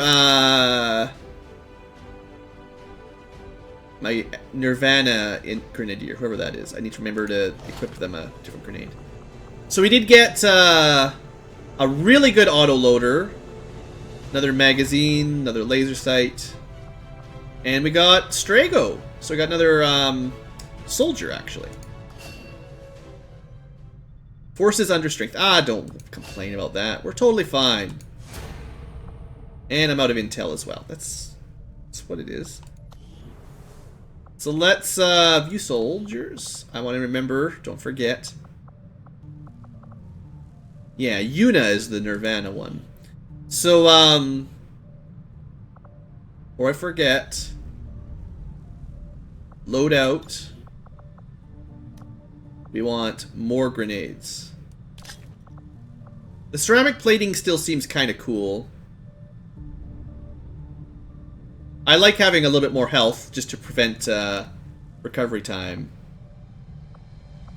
And I just want all the grenades, really. Now, do those actually work, or am I misreading this? Oh, it says any damaging grenade in your grenade-only slot gains a bonus use.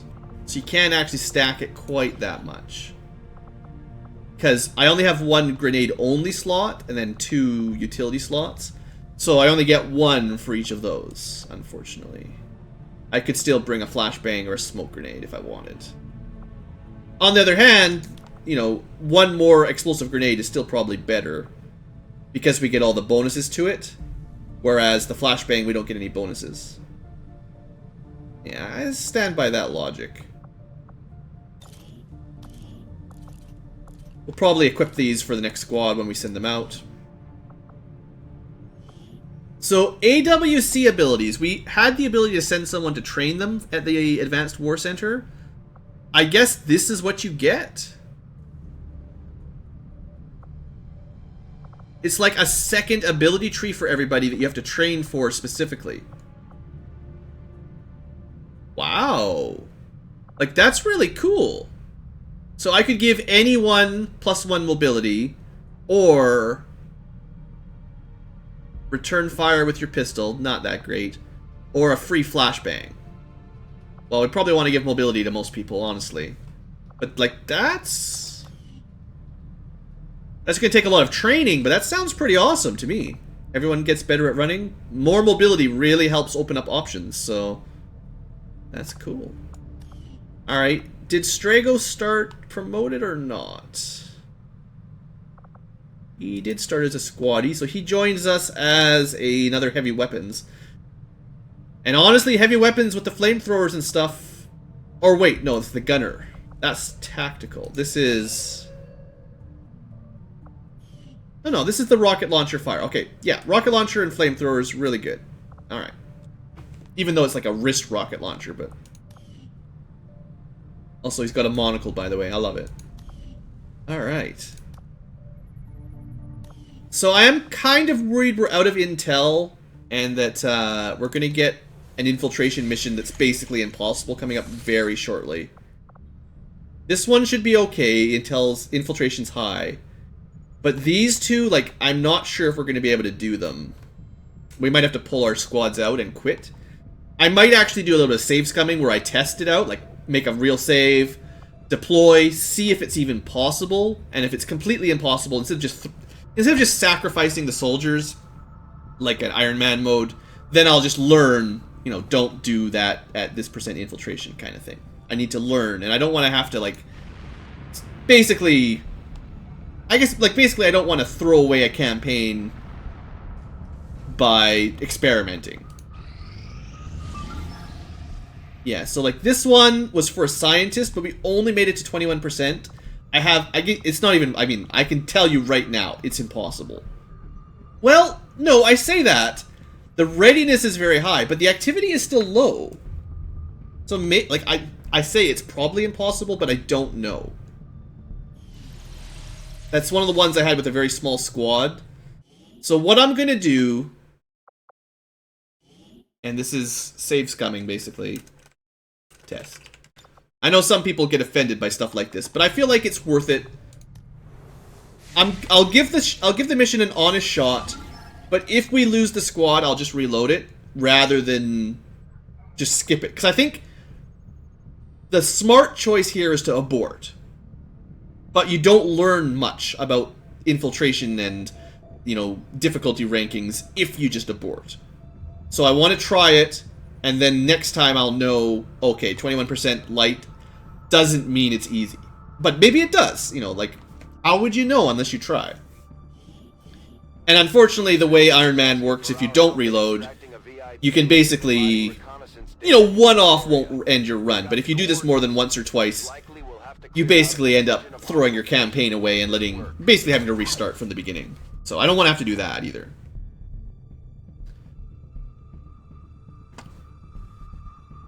But like I said, I'm sure some people think this is the cheapskate way out, but, you know, those people, whatever.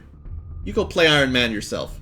Go watch one of those other pro Let's Players that probably just restarts the campaign 20 times between episodes or something.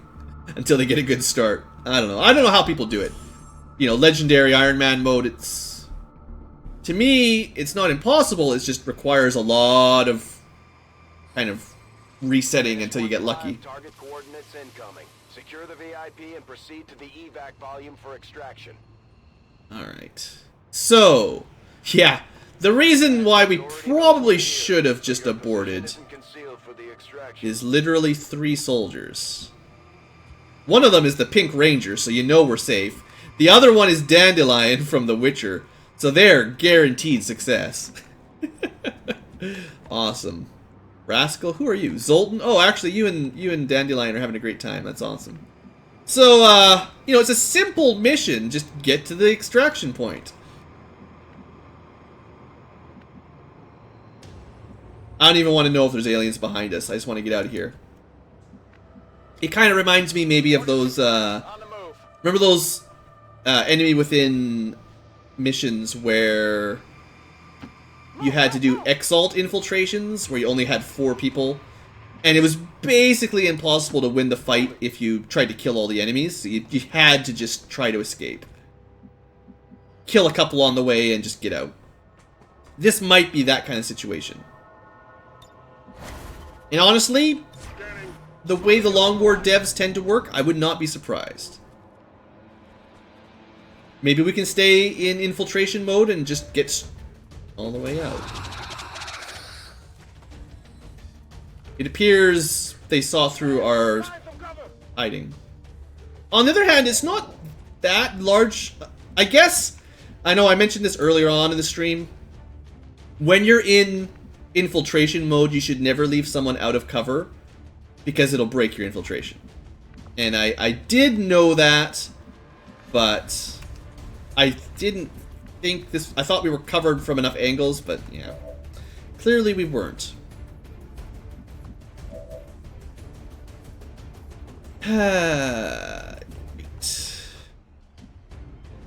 You do an area suppression. Well, we have to move into cover first. Blow up the wall and just try to kill them.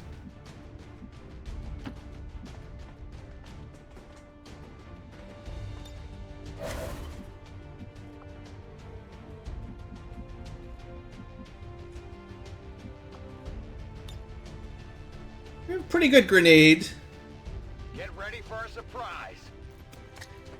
There you go, Dandelion. Killed one.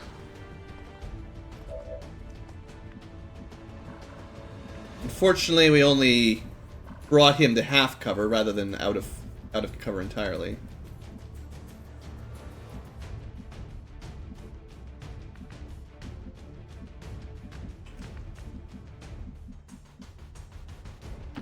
Good copy. Moving on target. So we're not going to be able to kill it, so I think we'll just suppress it. So if it moves, we'll get a free shot, and if it shoots, it gets a low percent to hit. There is still this guy. So I think we'll actually go with like another Overwatch, honestly. The worst case scenario is going to be this guy tries to mind control one of my 3 people, and it's going to be very difficult to break it out. And of course that's what it chooses to do. Ha! Actually, it was a mind spin, and he resisted it anyway. Can I be a soldier, please? Well, I haven't really been naming people, so... hasn't been part of it so much. Can this be a full playthrough? Oh, man, I don't know. Still has low cover. Like, looks like his cover comes from the roof. That's weird.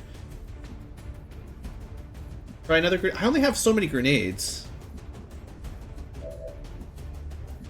Don't have infinite grenades here.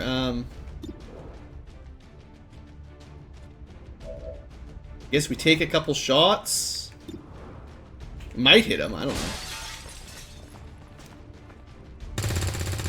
He decided to shoot through a wall rather than through the open courtyard. I mean, we can keep him suppressed, but eventually he's going to get a mind control off. 55% is not terrible. Ah, just do it. Come on, Zoltan. This is why a 3-man team is impossible, because you can't hit anything.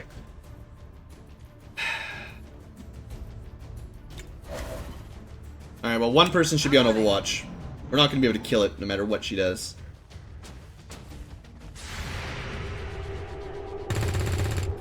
Couldn't even get the hit. Shot wide. Well, it put itself in pretty good cover. Shot him.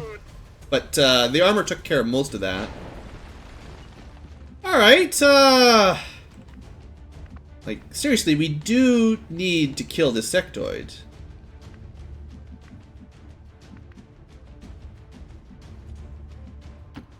There is still another, Advent officer or trooper over there somewhere. Position confirmed.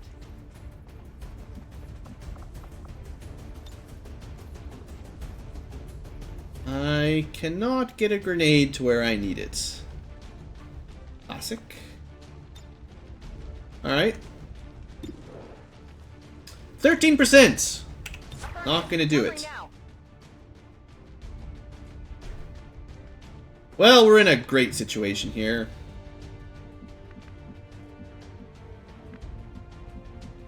Just fantastic. Position confirmed. That's affirmative. Don't get so. Overwatch.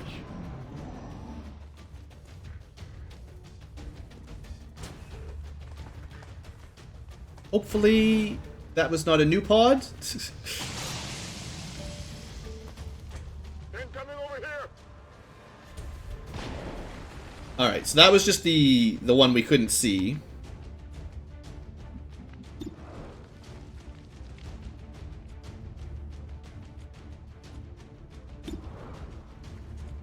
It's basically impossible to kill that guy.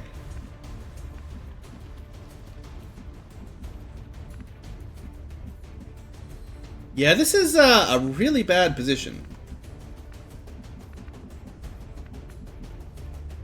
We need to move somewhere where they can't see us, so they have to move into an overwatch. I think that's the only way this is going to work.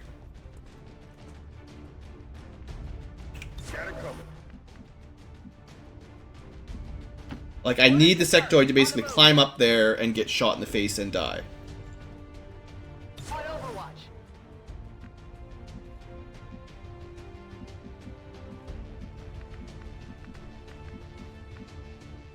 Can't really hide Julian right now either.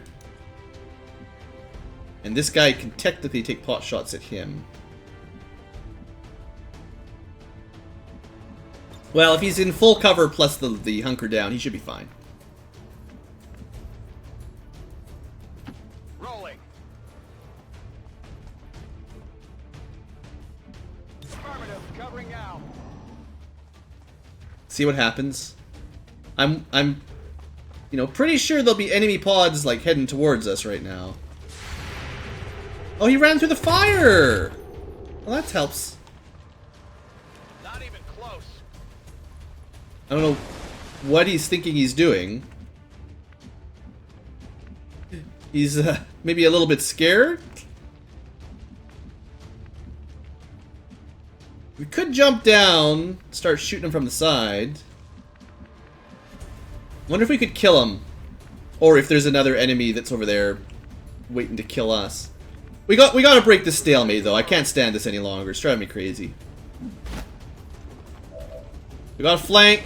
69% is not great. Come on. 3 damage. Ew.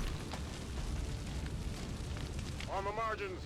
That was, well. Here's some ammo over here. Let's just say that was less than expected. Alright, Power Ranger. Shoot from above. I guess... Well, it would have got the flank. No, he would have had full cover. So I would have got like plus 10 from height, but then minus 45 from minus 45 from cover. I had to try for the flank, and it worked. Luckily. This guy is standing in an awkward position, so we'll hop down, take a shot. It'll probably be like 70%, but at least we're in full cover.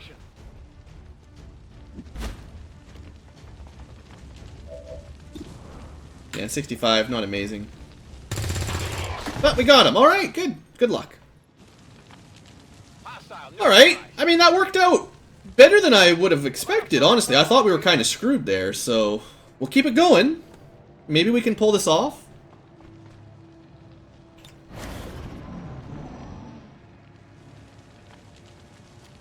Probably enemies. Oh, there's a sectoid that we can't see. That's fine.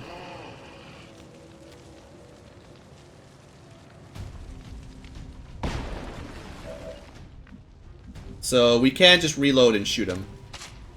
Let's rock. Probably will miss this time. We got lucky last time, right? Yeah.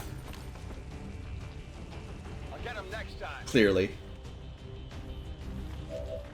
But the pink Power Ranger, again, should probably reload and fire just so I can get that caught up. Locked and loaded. 66%. Okay, not enough damage, unfortunately. So it's all up to Zoltan. He will have a small wound modifier from, Actually, being out of cover here doesn't even really matter because this guy can't shoot. Moving to designated position. So yeah, low cover doesn't really... Oh, Long War, you're so dumb. I blame Long War, but it's XCOM. XCOM. How is that fair?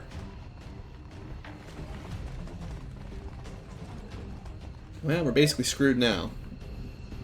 Now's when you reload one turn, because you just killed your team.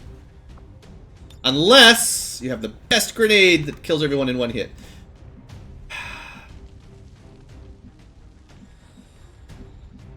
I just, you know, 2 squares over is enough to activate a pod that can wipe you. Like, it's... I understand why the mechanic is there and it works like that. It's just, in so many situations, it's just dumb. And... I don't know. Speaking of dumb mechanics, right? By moving further away, we opened up a vision of one more tile to act like we're dead. We're all dead. There's absolutely no way you come out of this alive.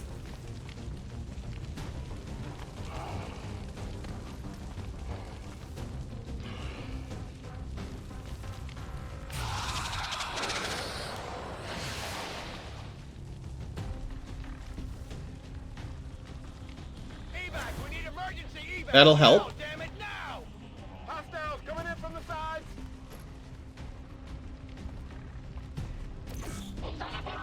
Like, honestly, the situation was okay until we had a double ridiculous activation. She hasn't actually taken any damage yet. You know, she should be far enough back that it's hard for them to even have, like, they... I feel like realistically from ground level you couldn't see someone standing there that far back from the edge of the roof. That's just me.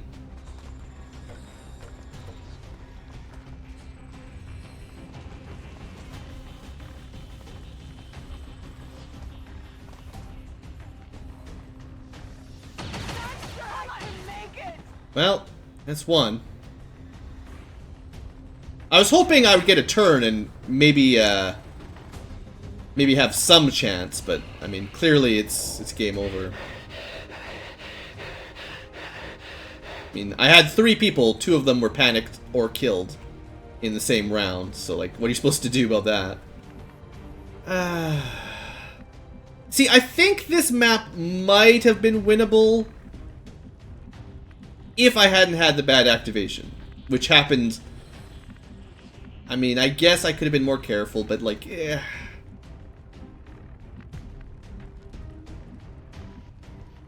I don't know. Let's just kill this guy. That's not who I meant to shoot at, but whatever.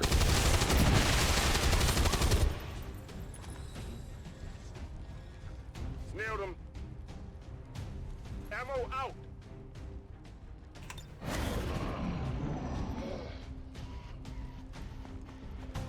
Is he going straight for the scientist, maybe? Oh, look at his luck! Just what we needed! An evasion! And then he got shot straight through a wall. I like that.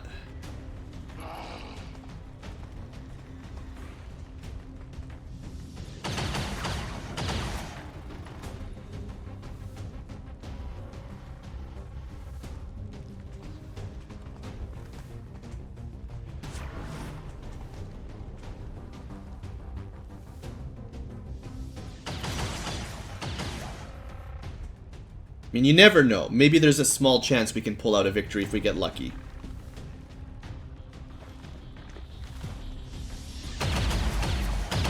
There's always that chance, right?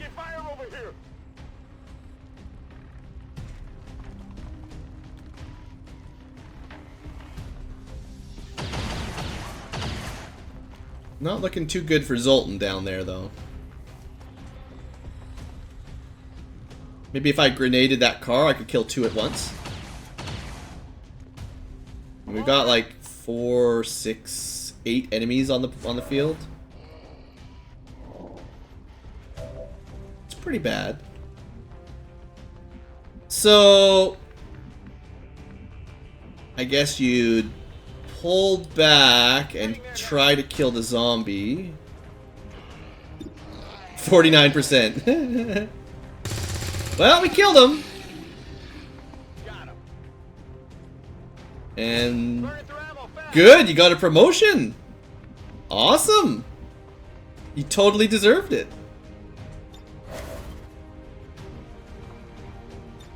No.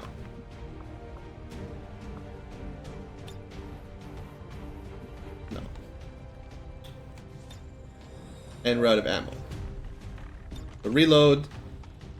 And pray for success. Oh yeah. 29%.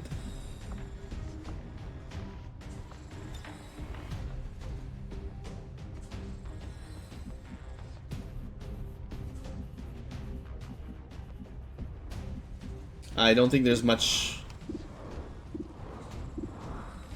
Yeah, I mean, this we can't even really hit them, like.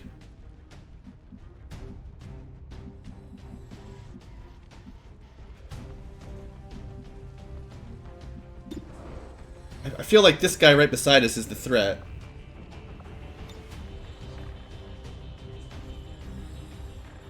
Now, he doesn't have Sapper or anything, so he probably won't destroy his own cover. But he might do 3 damage to kill this guy. You know, you never know. Maybe we'll live. Well, the pink Power Ranger's dead. There's no saving her.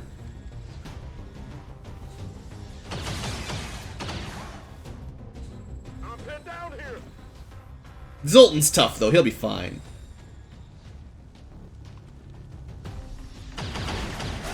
Shot through the wall.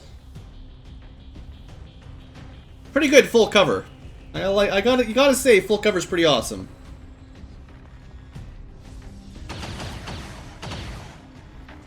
Maybe enough enemies will follow the scientist that Zoltan will be okay here. Sitting on top of the roof. With free overwatches.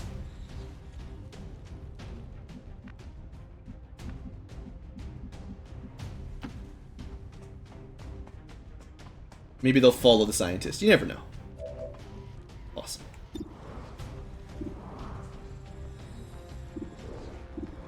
Alright, 39% never fails.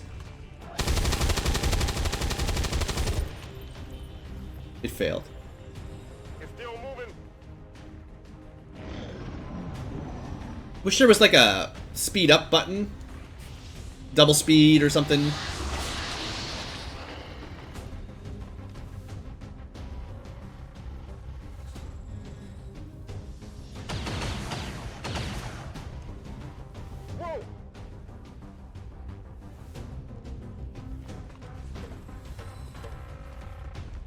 Alright, that's gotta be the end here. You can get shot through a wall and take 5 damage, but point blank they miss. They're as bad of a shot as we are. It's just the computer gets cheating aim every now and then. Gets some sort of hack so that they just, you know, every now and then computer gets like a automatic you get to kill.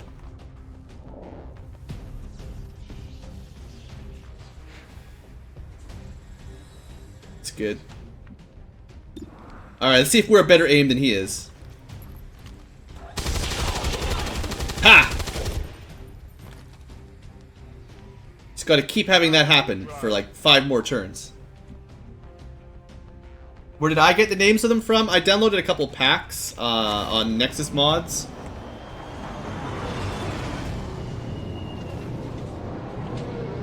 But you can make your own, I mean. And you can download them from, like, a friend's, if you export your own files, you can, upload a copy of a character pool with whatever you want in it.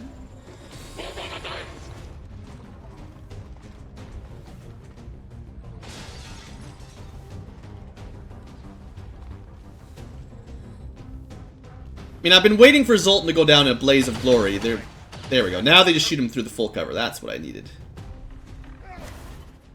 Alright, I get it. You win.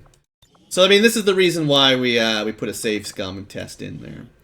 So, I don't know. I feel like that mission might have been vaguely possible. So, theoretically, if you wanted to reload it enough times, you could probably make your way through it. I'm not going to bother with that. I'm just going to say, what I learned from that is 21% is probably not worth your trouble. So, pretend that we never even tried that. Say goodbye to the scientists that we could have got. Basically, Long War gave us an unwinnable mission, very nearly at that. So, just let it go.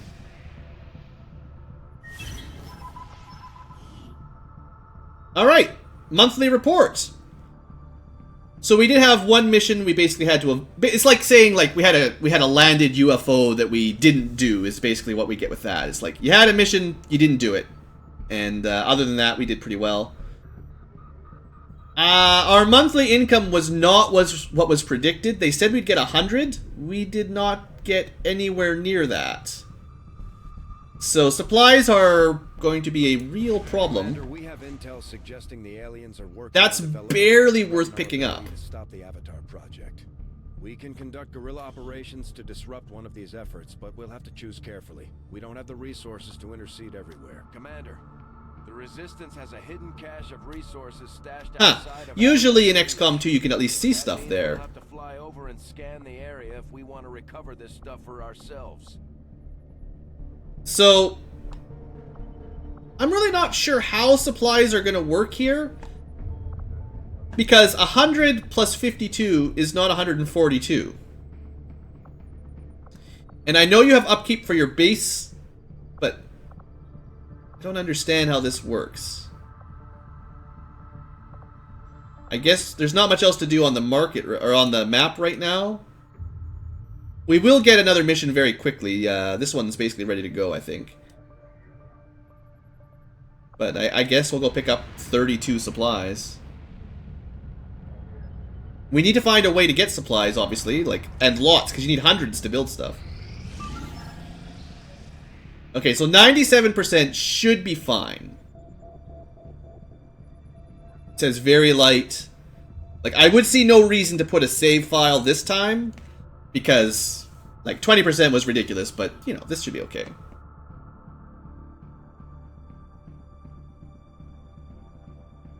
I suppose in the original Long War, there was situations where a UFO would land, and there really was no way you could defeat it, unless you basically save scummed every couple turns.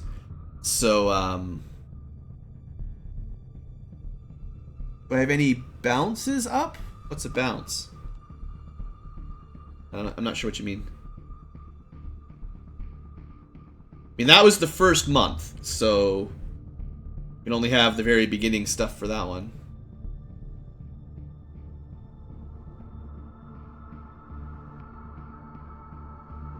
Probably just say one more battle, and then we'll probably end the stream after this one, or before the next one. It's been a long... It's already been 5 hours. Had lots of fun, but can't keep going forever.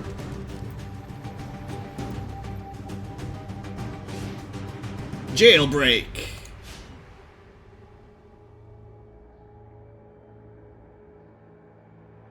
Bonuses. I don't know about any bonuses. I mean, that was just the first month, so there shouldn't have been anything special that you can really... There shouldn't have been any dark events. There shouldn't have been anything that I know about. Okay, so we got a squad of 5. This was a 98% infiltration, so I think we'll be okay. Let's try not to mess up the first turn, you know, cover stuff. Closing on target position now. Clearly, last time I could have played better in terms of not being spotted on the first turn. Orders confirmed. Moving out. Moving to position. Confirmed. Roger. Got it covered. Got my eyes on. Got my Overwatch. Moving to Overwatch.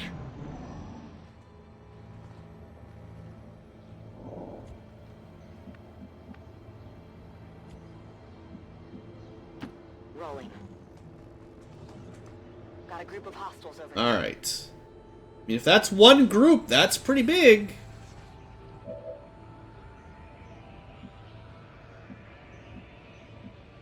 I know that's what she said, haha. But, you know. So you could try to hack these towers.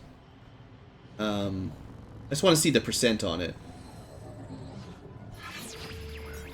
I probably won't actually do it, I just want to see. I mean, a large cache of alien alloys sounds awesome. But, you know, it's relatively low chance. And if we fail, more reinforcements show up. That one, probably not what I want. I'd probably try to go for the alloys, because you definitely need campaign bonuses. I'll try to remember that. If I'm in a good situation with lots of time left, maybe I'll try, but not probably the smartest thing we ever did.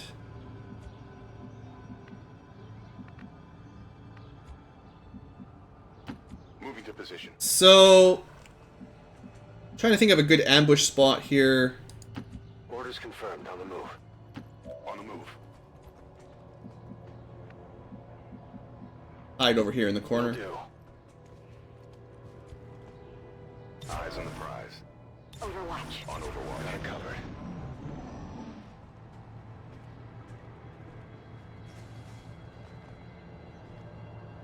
Alright, so there's another group over there. There seems to be a lot of aliens here for a light mission or whatever they called it.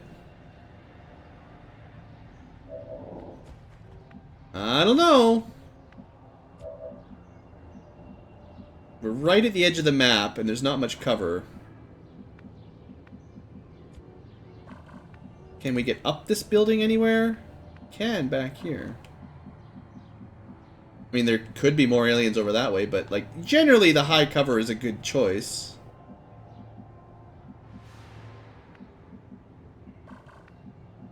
Let's take a bit of a risk here. Okay.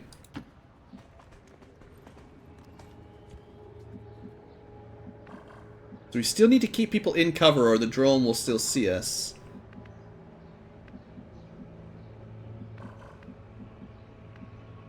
No need to ask twice.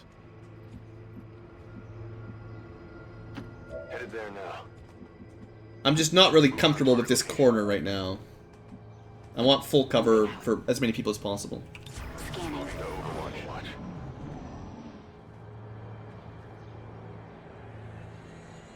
Also, breaking our stealth for maybe just one drone seems like a waste.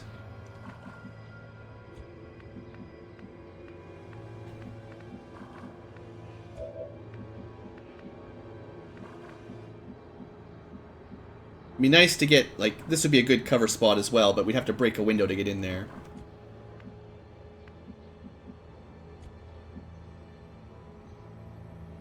That's affirmative.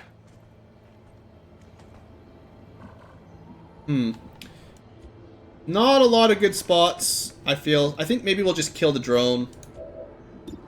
It shouldn't activate anything else. Oh, that's the assault, right. Gotta pay attention to what units I've got.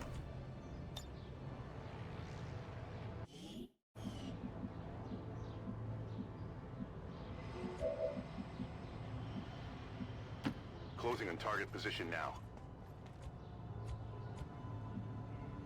Roger that. 51%, not great.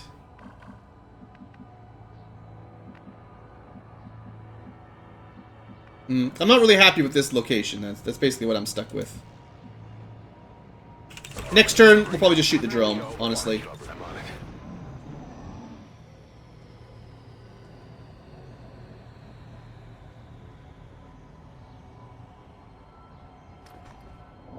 Or it'll see us anyway, yeah. Like, you know, we're pretty much out of options.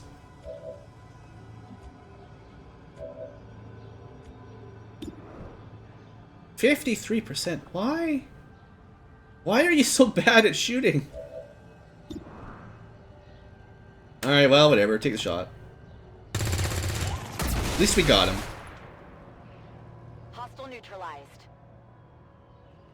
They've got our position. So we're out of camouflage, or whatever they call it. Good copy. Moving on target. On Overwatch. Got it covered. I'm on it. Scanning. So I was hoping maybe the aliens would come towards us on their turn so that we don't activate them on ours, but did not happen. Orders confirmed. On the move. Yeah. I had a feeling that window would be bad news. Still only 3. We should be able to handle that.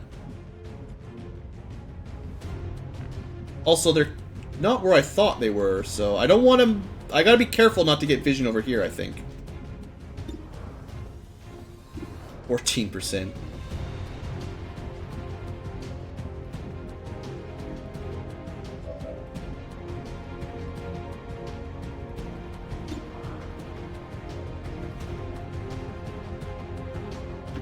Headed there now. Come get some. So my goal is, like, to get people out of vision, actually. So they have to come towards us. I'm on it. Scanning.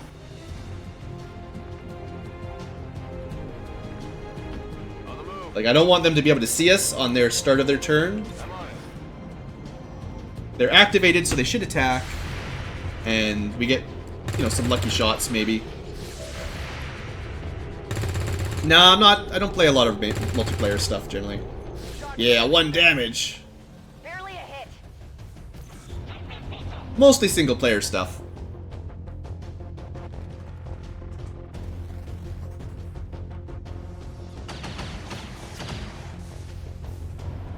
Taking heavy fire. Okay, so if I move her, then we can do the same kind of issue next turn.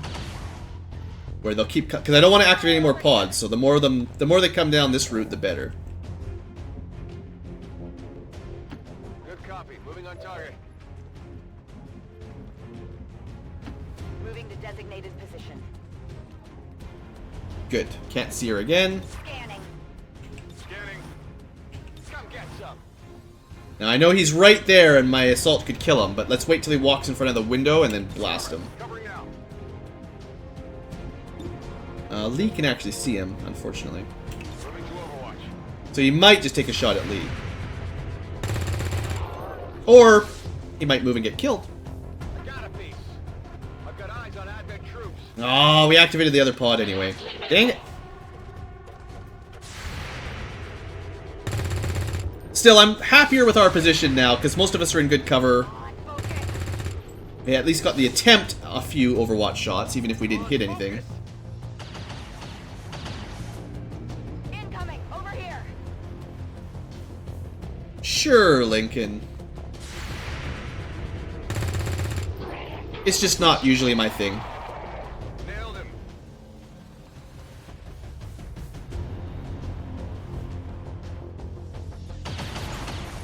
I mean, the trade-off is working pretty well. We haven't been hit yet, I don't think. And we've definitely killed most of them.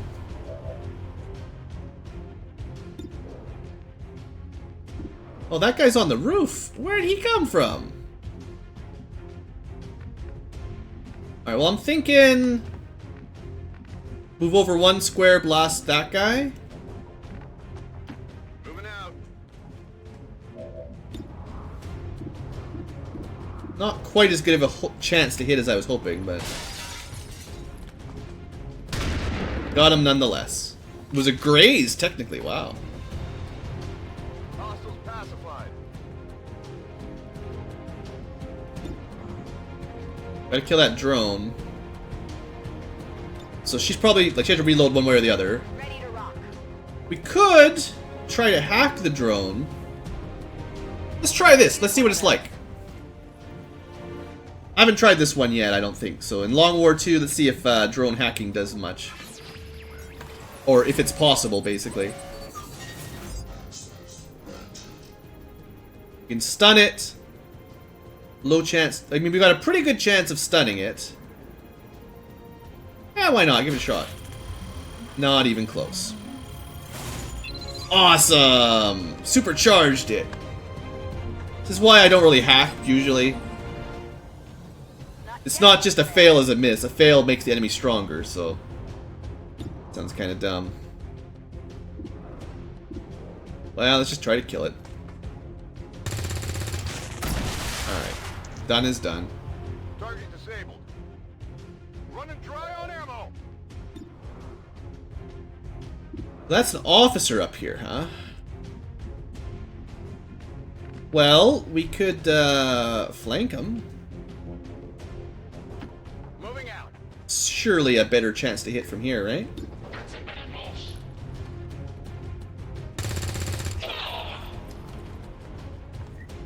Still, we keep getting these grazes that are not that amazing. Negative. Weapons dry. One more attack. Alright, well... 29, I'm not going to worry about. Let's just go Overwatch. Hey, fella. We've got ourselves a pretty big fight here. Whoa. Possibly the last one of the night, honestly. It's pretty much time to take a break, but... We'll see what happens here.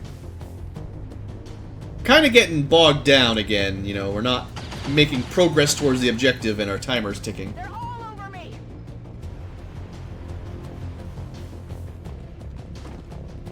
Not that pushing forward would be very successful. I'm taking fire. They getting any easier? Well, we're sort of learning how the infiltration mechanic works. No matter what it says in regards to easy, light, heavy, whatever, if you're at like 20%, don't even bother trying, probably. You pretty much need them to be... I'm going to assume at least like 60-70% for them to even be possible. So sometimes they'll just give you a mission where you've got like 12 hours to prepare, and it's just impossible, so you just don't even bother. Just have to skip it. I mean, that's kind of how Long War did it with like landed medium UFOs in the early game, so I'm not surprised, but I don't have to like it. Probably kill that guy.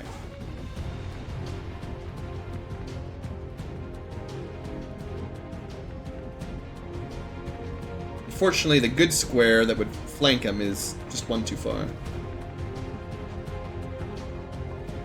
Alright, let's give this a shot. Yeah, the timers are not a big deal because I added 20, but other than that, it would be... Some of these would be pretty hard. Yeah, it sucks. So these arc throws are pretty cool.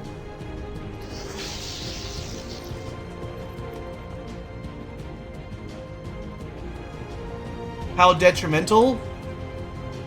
Well, I don't really know yet. It's probably more detrimental to let them kill your soldiers and capture you, so... I missed out on a scientist, I guess? But other than that, I don't really know. Start moving a little bit more towards the flank here.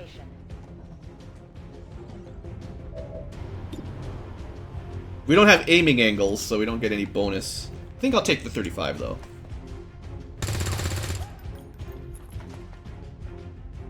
Adjusting aim.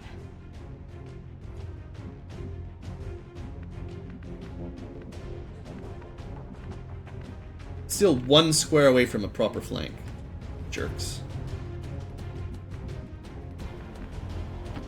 On my way. But if we want to finish this battle today, I need to kill these things. Come on, 29s. Surely, once in a while, that's gotta hit. Need a resupply.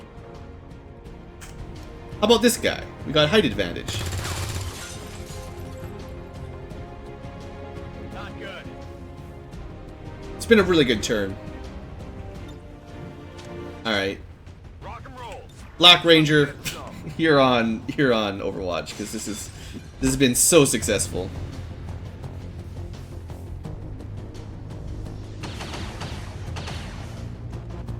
I'm under fire.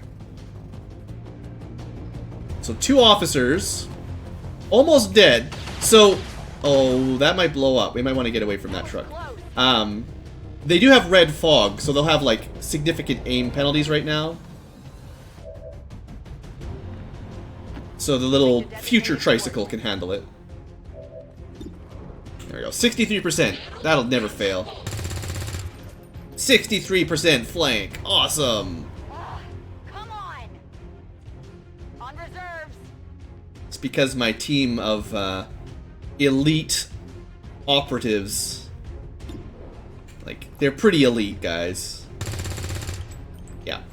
Look at all the bullets we're shooting. Come on, focus. Running low on ammo. This guy's been stunned, so, you know, that's something.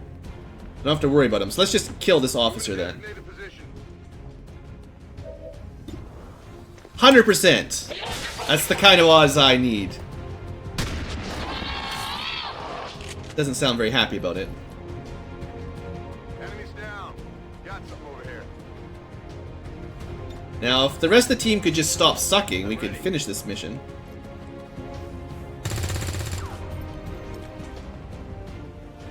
Adjusting sights. Flash out. Tired of this guy. Get flashed, yo.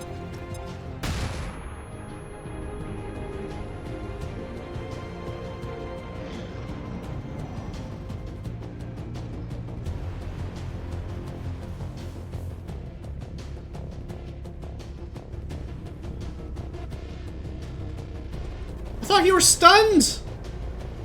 What is this? Stun lasts 1 turn, I guess. So the arc thrower's less good than I thought. It clearly said 2 turns, but that was also clearly a lie. Awesome. That's affirmative. Well, Terra will never miss a 67% shot twice in a row. Target down. Got no ammo. Don't worry, we've got infinite molecular fabrication back on base. Just go pick that up. Stepping off. Can't trust you to shoot anything, so you just go pick up some loot through a wall. Thank you. Hair trigger. Isn't that what used to give us bonus damage on a miss? Something like that. Heading out. Alright. Rock and roll. Well, this guy clearly needs to be dead. On my way.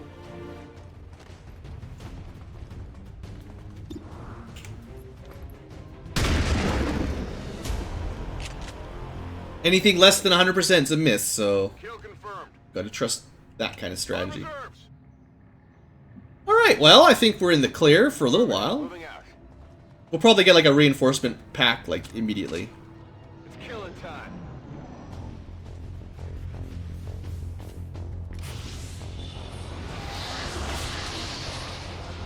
It's just, I know I just killed this guy, but, you know, point-blank shotgun probably blew his head off. Oh no, it's a different one. Never mind. It's like, how do you revive that?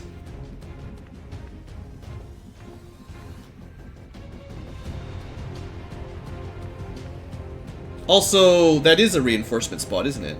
Reinforcements incoming, so...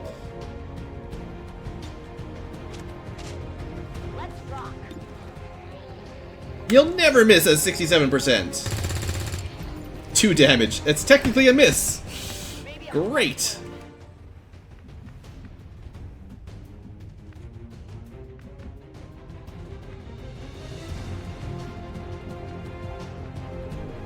So I'm gonna put Mog up here. He'll never miss at 84%. There we go. Enemy destroyed. So there's clearly a sectoid in the back somewhere. In the backyard. I don't want to move towards him and activate him, basically. Moving Overwatch. But I do want to kill anything that drops down in the fountain. We're going to turn this fountain red. Or orange. Whatever color they bleed.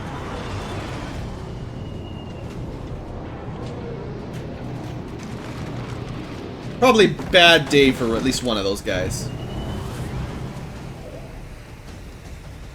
It looks like they got lots of time, but they're being shot right now. Before they had a chance to point it out, they were being shot. See, that's what I trained my soldiers to do. Let the officer give them orders before we open fire.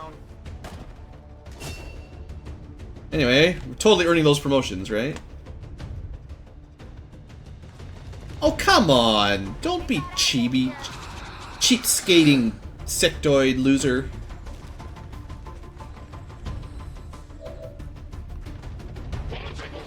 Alright. Well, I wish I had some ammo.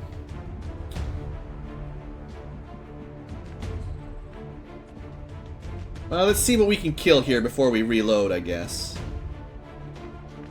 So... everybody's in full cover.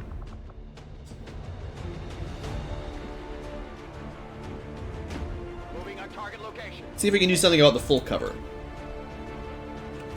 And also them being alive. Throwing grenade. I think it's time for speed strats here. We can't hit anything with bullets, so we've decided to upgrade to explosives. Well, their trees are gone. 33% without your tree. Although... can we see him from here?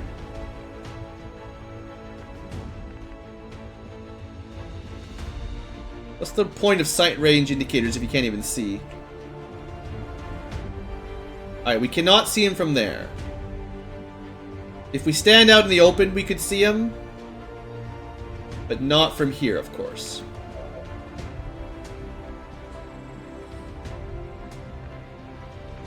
Flank that guy.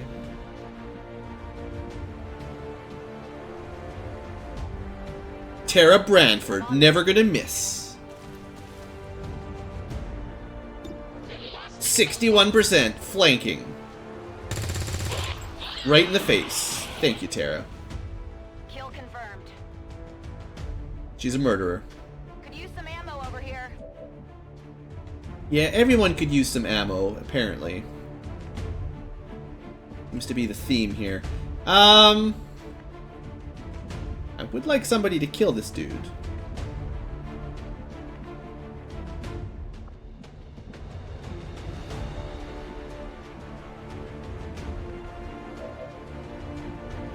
Wish I had a pistol back from shotgun and pistol days, because we just move up to the window and blast him, but...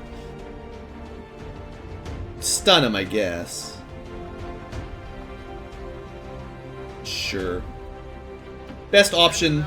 well, okay. I will try to shoot him first and save the stun for last.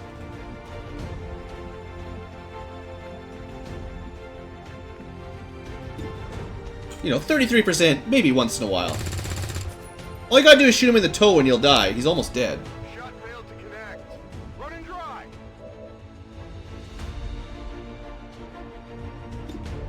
29. Perfect odds.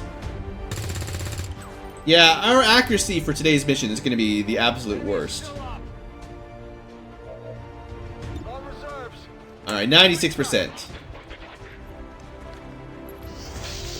Arc range... arc throwers do have a very long range, actually.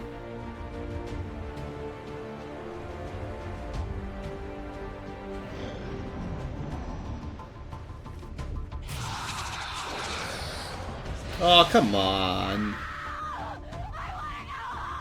Tara wouldn't panic from that. Also, where'd you come from?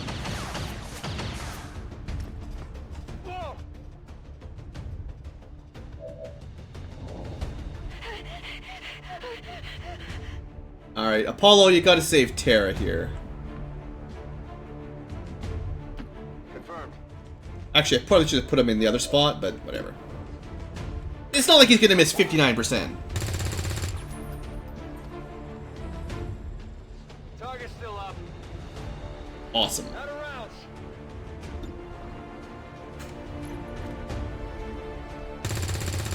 I don't think we actually have hit anything this entire battle with bullets. Burning through ammo fast. I mean, theoretically, we're trained soldiers. But we were actually trained in diplomacy. Like we're basically just UN diplomats at this point, trying to talk to the aliens. We've never fired a rifle in our life, and we're not sure why we're holding guns, fighting against these other diplomats, honestly. Very confusing. We're green to go. Scanning. Yeah, I put, what's his face in the wrong spot. You're not gonna die. You're not gonna die. Heavy fire in this zone. Alright. Look, she's totally fine.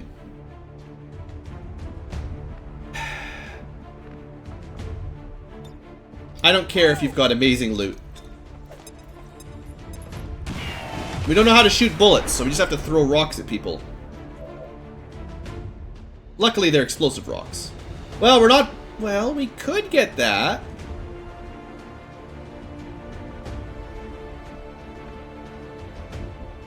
We'd have to kill the sectoid. Roger that. That didn't feel good. How did he hit you while you were falling down? That's impossible. It's clearly an impossible bullet. You better blow up his cover.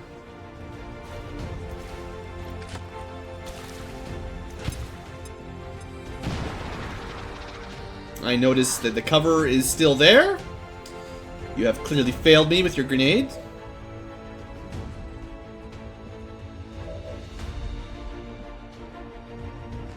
Alright. Alternative strategy. When grenades won't work or exploding rocks don't work, we go back to point blank shotgun to the face.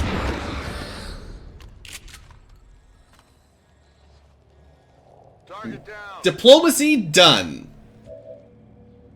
And let's gather up some gear. Double time.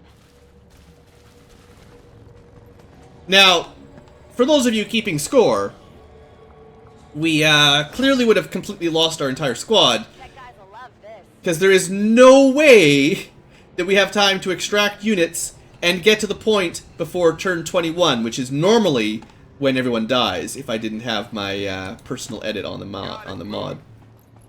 So in case you're playing with timers on, yeah, you're dead. That's a squad wipe.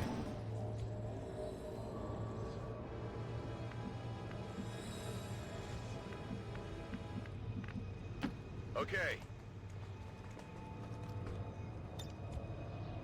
Luckily, with timers at +20, we have just enough time to hack this and set up another ambush to kill us in a couple more Orders turns. confirmed. Moving out. Reloaded. Ah, you'll be fine, Mog. Moving out. Mog of the grenade that didn't work. Ready to go. Heading to that location. Hey, peasants. You know, we need more recruits at our havens. We should be gathering these people up. Alien reinforcements inbound. Oh, that's great. Okay, look, I don't have time for this. Normally we'd be dead already, so... Orders confirmed. Moving out. As if people in the cities weren't brainwashed enough. Who knows what the aliens are putting in their heads for entertainment? Affirmative. Moving out. Is this like a strip club?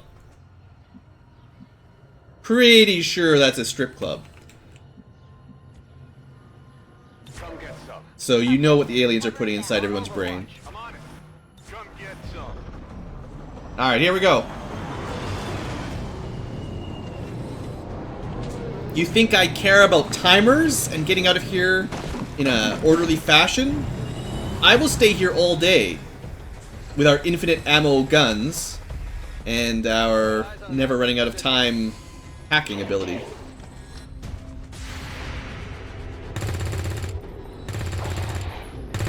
Only wigged him. And that's a lot of missing I'm seeing. We killed 1 out of 4. That was pretty impressive.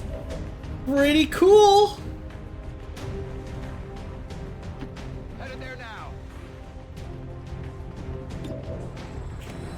I need to remember, you guys gotta remind me when I finish this mission, I have to put a note in their history that they don't know how to shoot their guns. Something like, you know, award for most useless squad sort of deal. Heading out.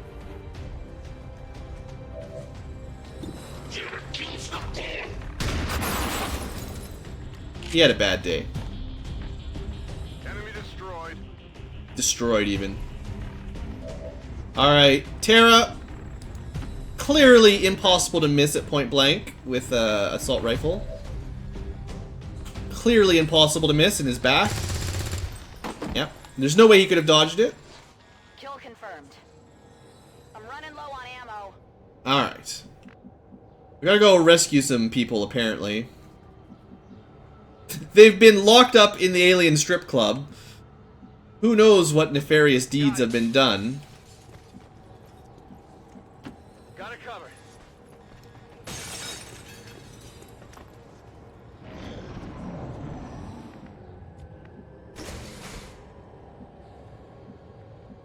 Alright, let's rescue them from Moving on target. surely misery. Breaking their security.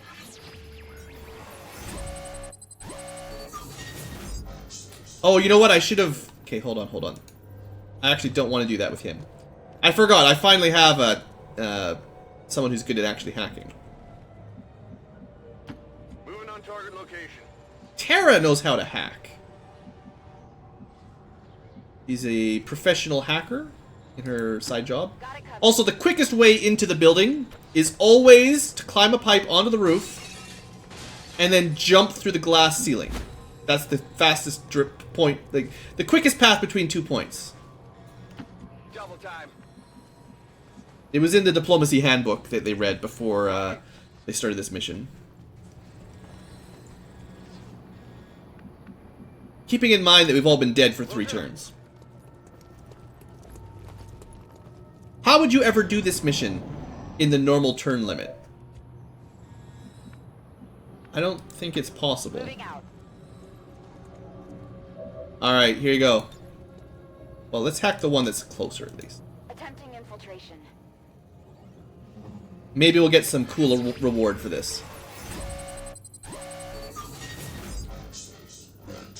So, do we go for a small chance for intel or a higher chance for allies? We'll probably fail either way, so let's go with alloys. Success! The door is locked, but you do not get any bonuses. Piece of cake.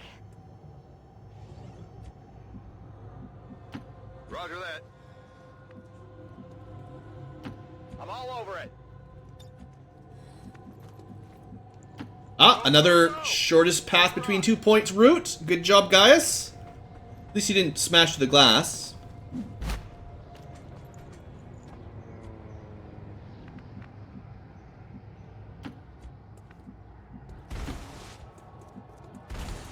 Congratulations, citizens. You've been rescued from the strip club.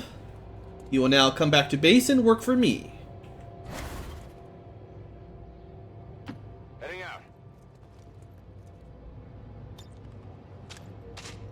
Let's do this. Looks like they called in some friends. The friends just never stop. We're still a fair ways away from the extraction point.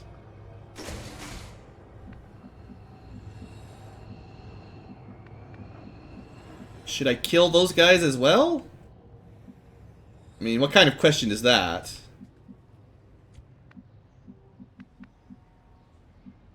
Not the best cover this time around. Moving to position. Look, if I wasn't going overtime already, we might as well Moving to Overwatch. finish it up. Orders confirmed. On the move. Clearly, we're gonna have to kill 100 aliens with sticks and stones to get out of this place. Heading there now. On Overwatch. You'll be fine over there on your own, probably. My shotgun expert. Yeah, we're gonna want you out here. Location confirmed.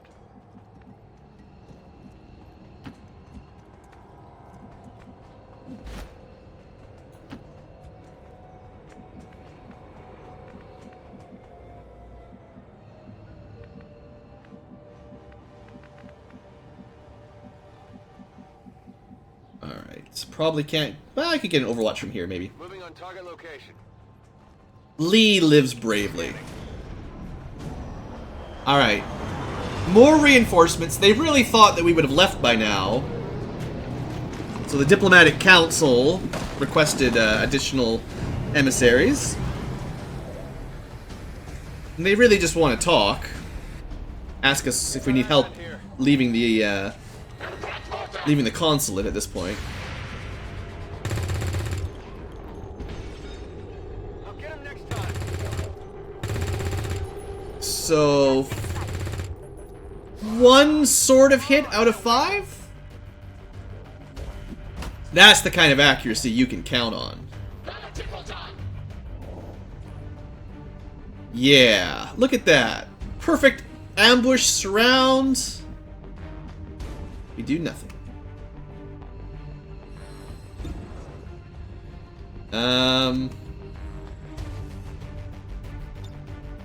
Right, you can reload.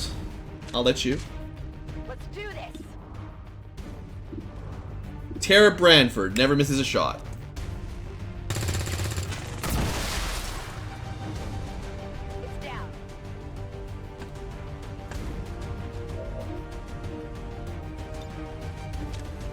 The Mog.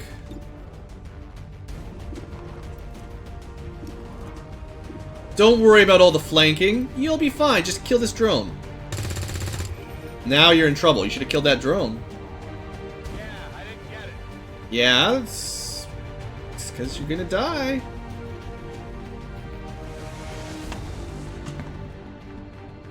Well, we obviously don't have time to mess around with not killing enemies in one shot, so... There you go. Someone paid a lot of money for that truck. They're gonna have to send the bill to, humanity. Human... I don't know. Probably some sort of, address. Some sort of shipping label we can put on it.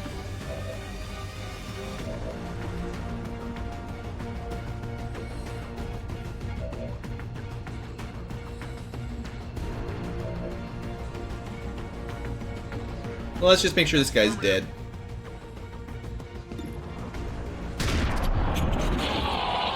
Nowhere to run to, baby. No longer a threat.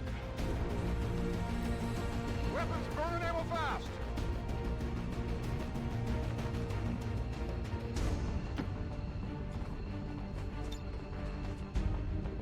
Status confirmed. We've secured... They've got invisible ropes! Oh, that one got a real rope. Alright, got one person left. We got one enemy left.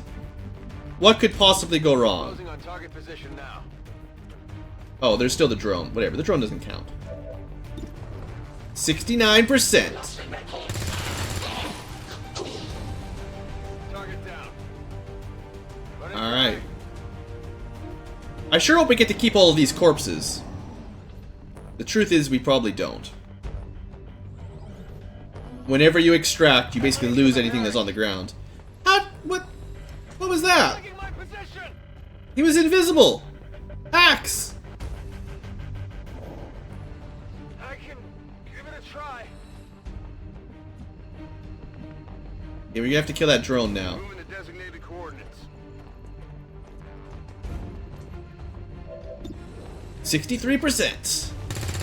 Actually, that was a good duck for someone disoriented. Good moves. Good teamwork.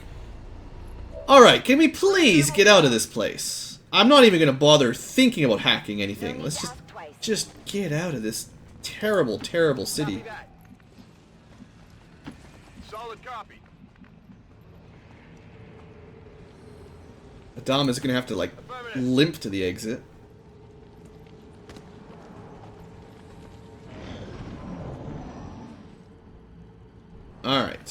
Get your butt onto the transport. Oh, you're gonna make me wait another turn? Sure, why not? Getting it done. On it. Moving. I'm gone.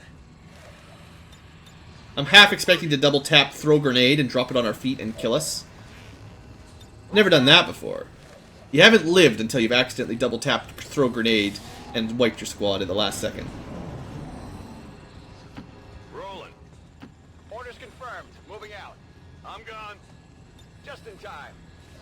Alright, only 9 turns slow. We have to consider stretching out my my turn timer limit a little bit more, because, man, that's almost not enough. How would you ever have beaten that map 9 turns faster without just running straight through it and letting enemies kill you, half your team? I don't understand. Whoever thought turn timers, time limits was a good mechanic should be shot. And not by one of these people who can't hit a freaking wall. So, most damage, Gaius. I think he's the assault, right?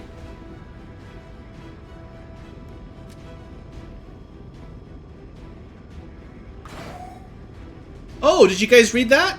The more... Okay, this is important. The more resistance personnel you set to the intel job, the higher chance of you discovering a mission that has sufficient time left to infiltrate blah blah blah. That actually covers one of the mechanics I wasn't 100% sure on. So, at the Haven, set people to intel. Impressive work, Commander. The aliens are probably still wondering what hit them. So he took like 1 damage and he's out for 2 weeks. Would you stub your toe? He's probably gonna go play with the Cylons for a couple of weeks. Anyway, lightning reflexes, I don't see why you'd pick anything else. Terra! Okay, our first specialist. So, combat protocol is guaranteed damage. It's pretty awesome. Medical protocol is healing. It's not bad. But guaranteed damage is just too good. Liadama, heavy weapons. Congratulations. Black Ranger, Shinobi. It's because he wears black. And the Moogle learns how to throw bigger grenades, maybe? Well, I have 1 Grenadier that does explosive grenades already. I suppose I should try one that does support. Then I can compare which one I like more.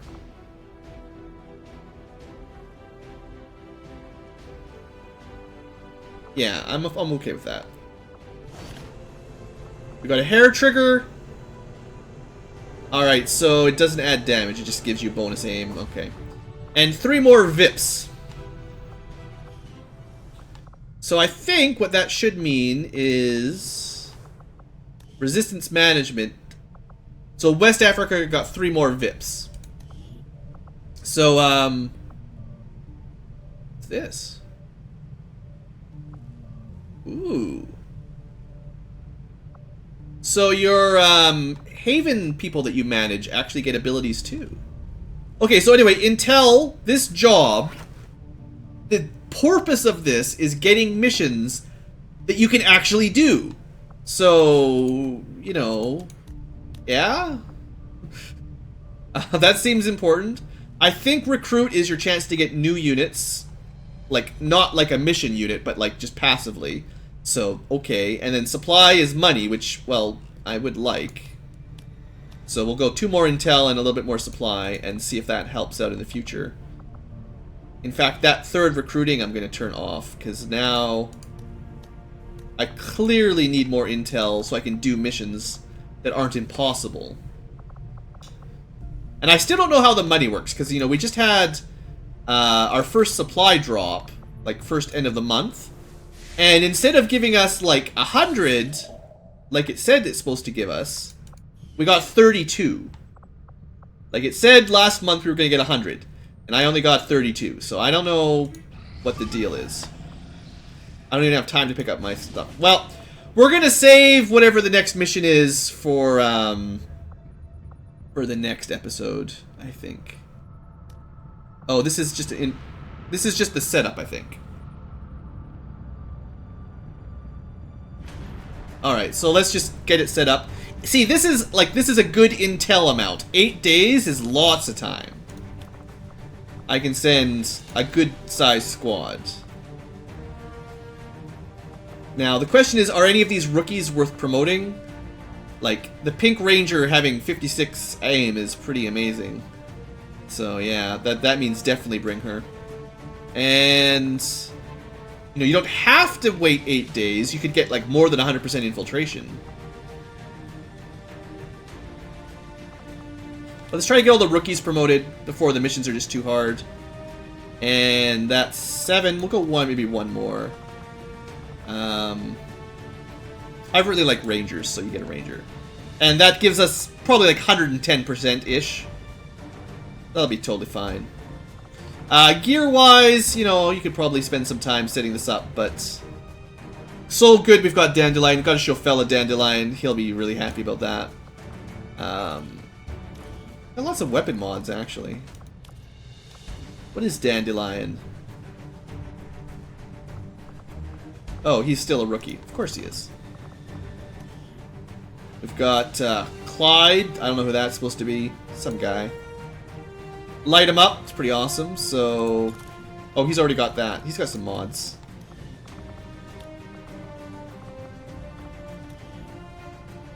Yuna is... Grenades.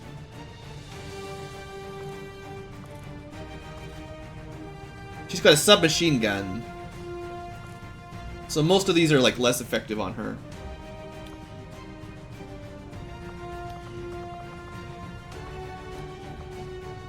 And then we've got Terra, who is pretty slow. Like, I actually might end up switching her to a submachine gun as well.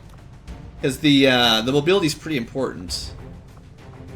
I don't know. 11 seems pretty slow to me. It's the Gremlin, right? Probably slowing her down. We'll get better Gremlins one day.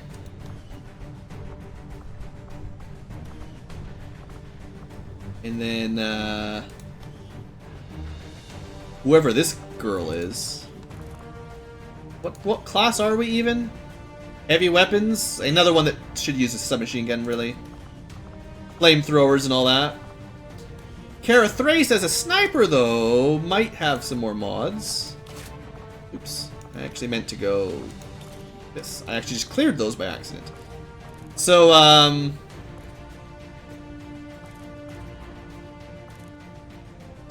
just give her laser sight and a bit more ammo. And then the gunner has pretty good ammo already. But I'll just give him this stuff, whatever. We can get it back later if I want to move it around. It's no big deal. Daryl's sister's girlfriend. Oh, there you go. Good call. Good call. Oh, and Clyde is... Oh, yeah. I don't recognize the names right off the bat. But yeah, I see what you guys are talking about. Their faces don't match up. Come on. Alright, well, we'll send this mission out, but we're going to call this a stream. Been going on for 6 hours. Must be having fun, I guess. So, I suppose I can confirm that we'll do another... We'll have to do another Long War 2 live stream at some point. Maybe Tuesday or something. Something like that. We'll see how excited I am. I'll play some more. I want my supplies. Don't care. I just want my supplies. I don't care. Just give me my supplies. It took 1 day to gather the slide. We've had 2 missions, another infiltration, buildings, like... Well, this one's 134%. I'll save that one for next episode. This should be a nice, easy start for the next time. The next mission should be pretty easy. I'll have to figure out what I want to do with my engineers. Probably build some stuff with my no supplies. So we'll be clearing stuff. With absolutely no money, there's not much we can do about building stuff in our base. So anyway, that's it for today. And we'll go stream 1 end. And there you go.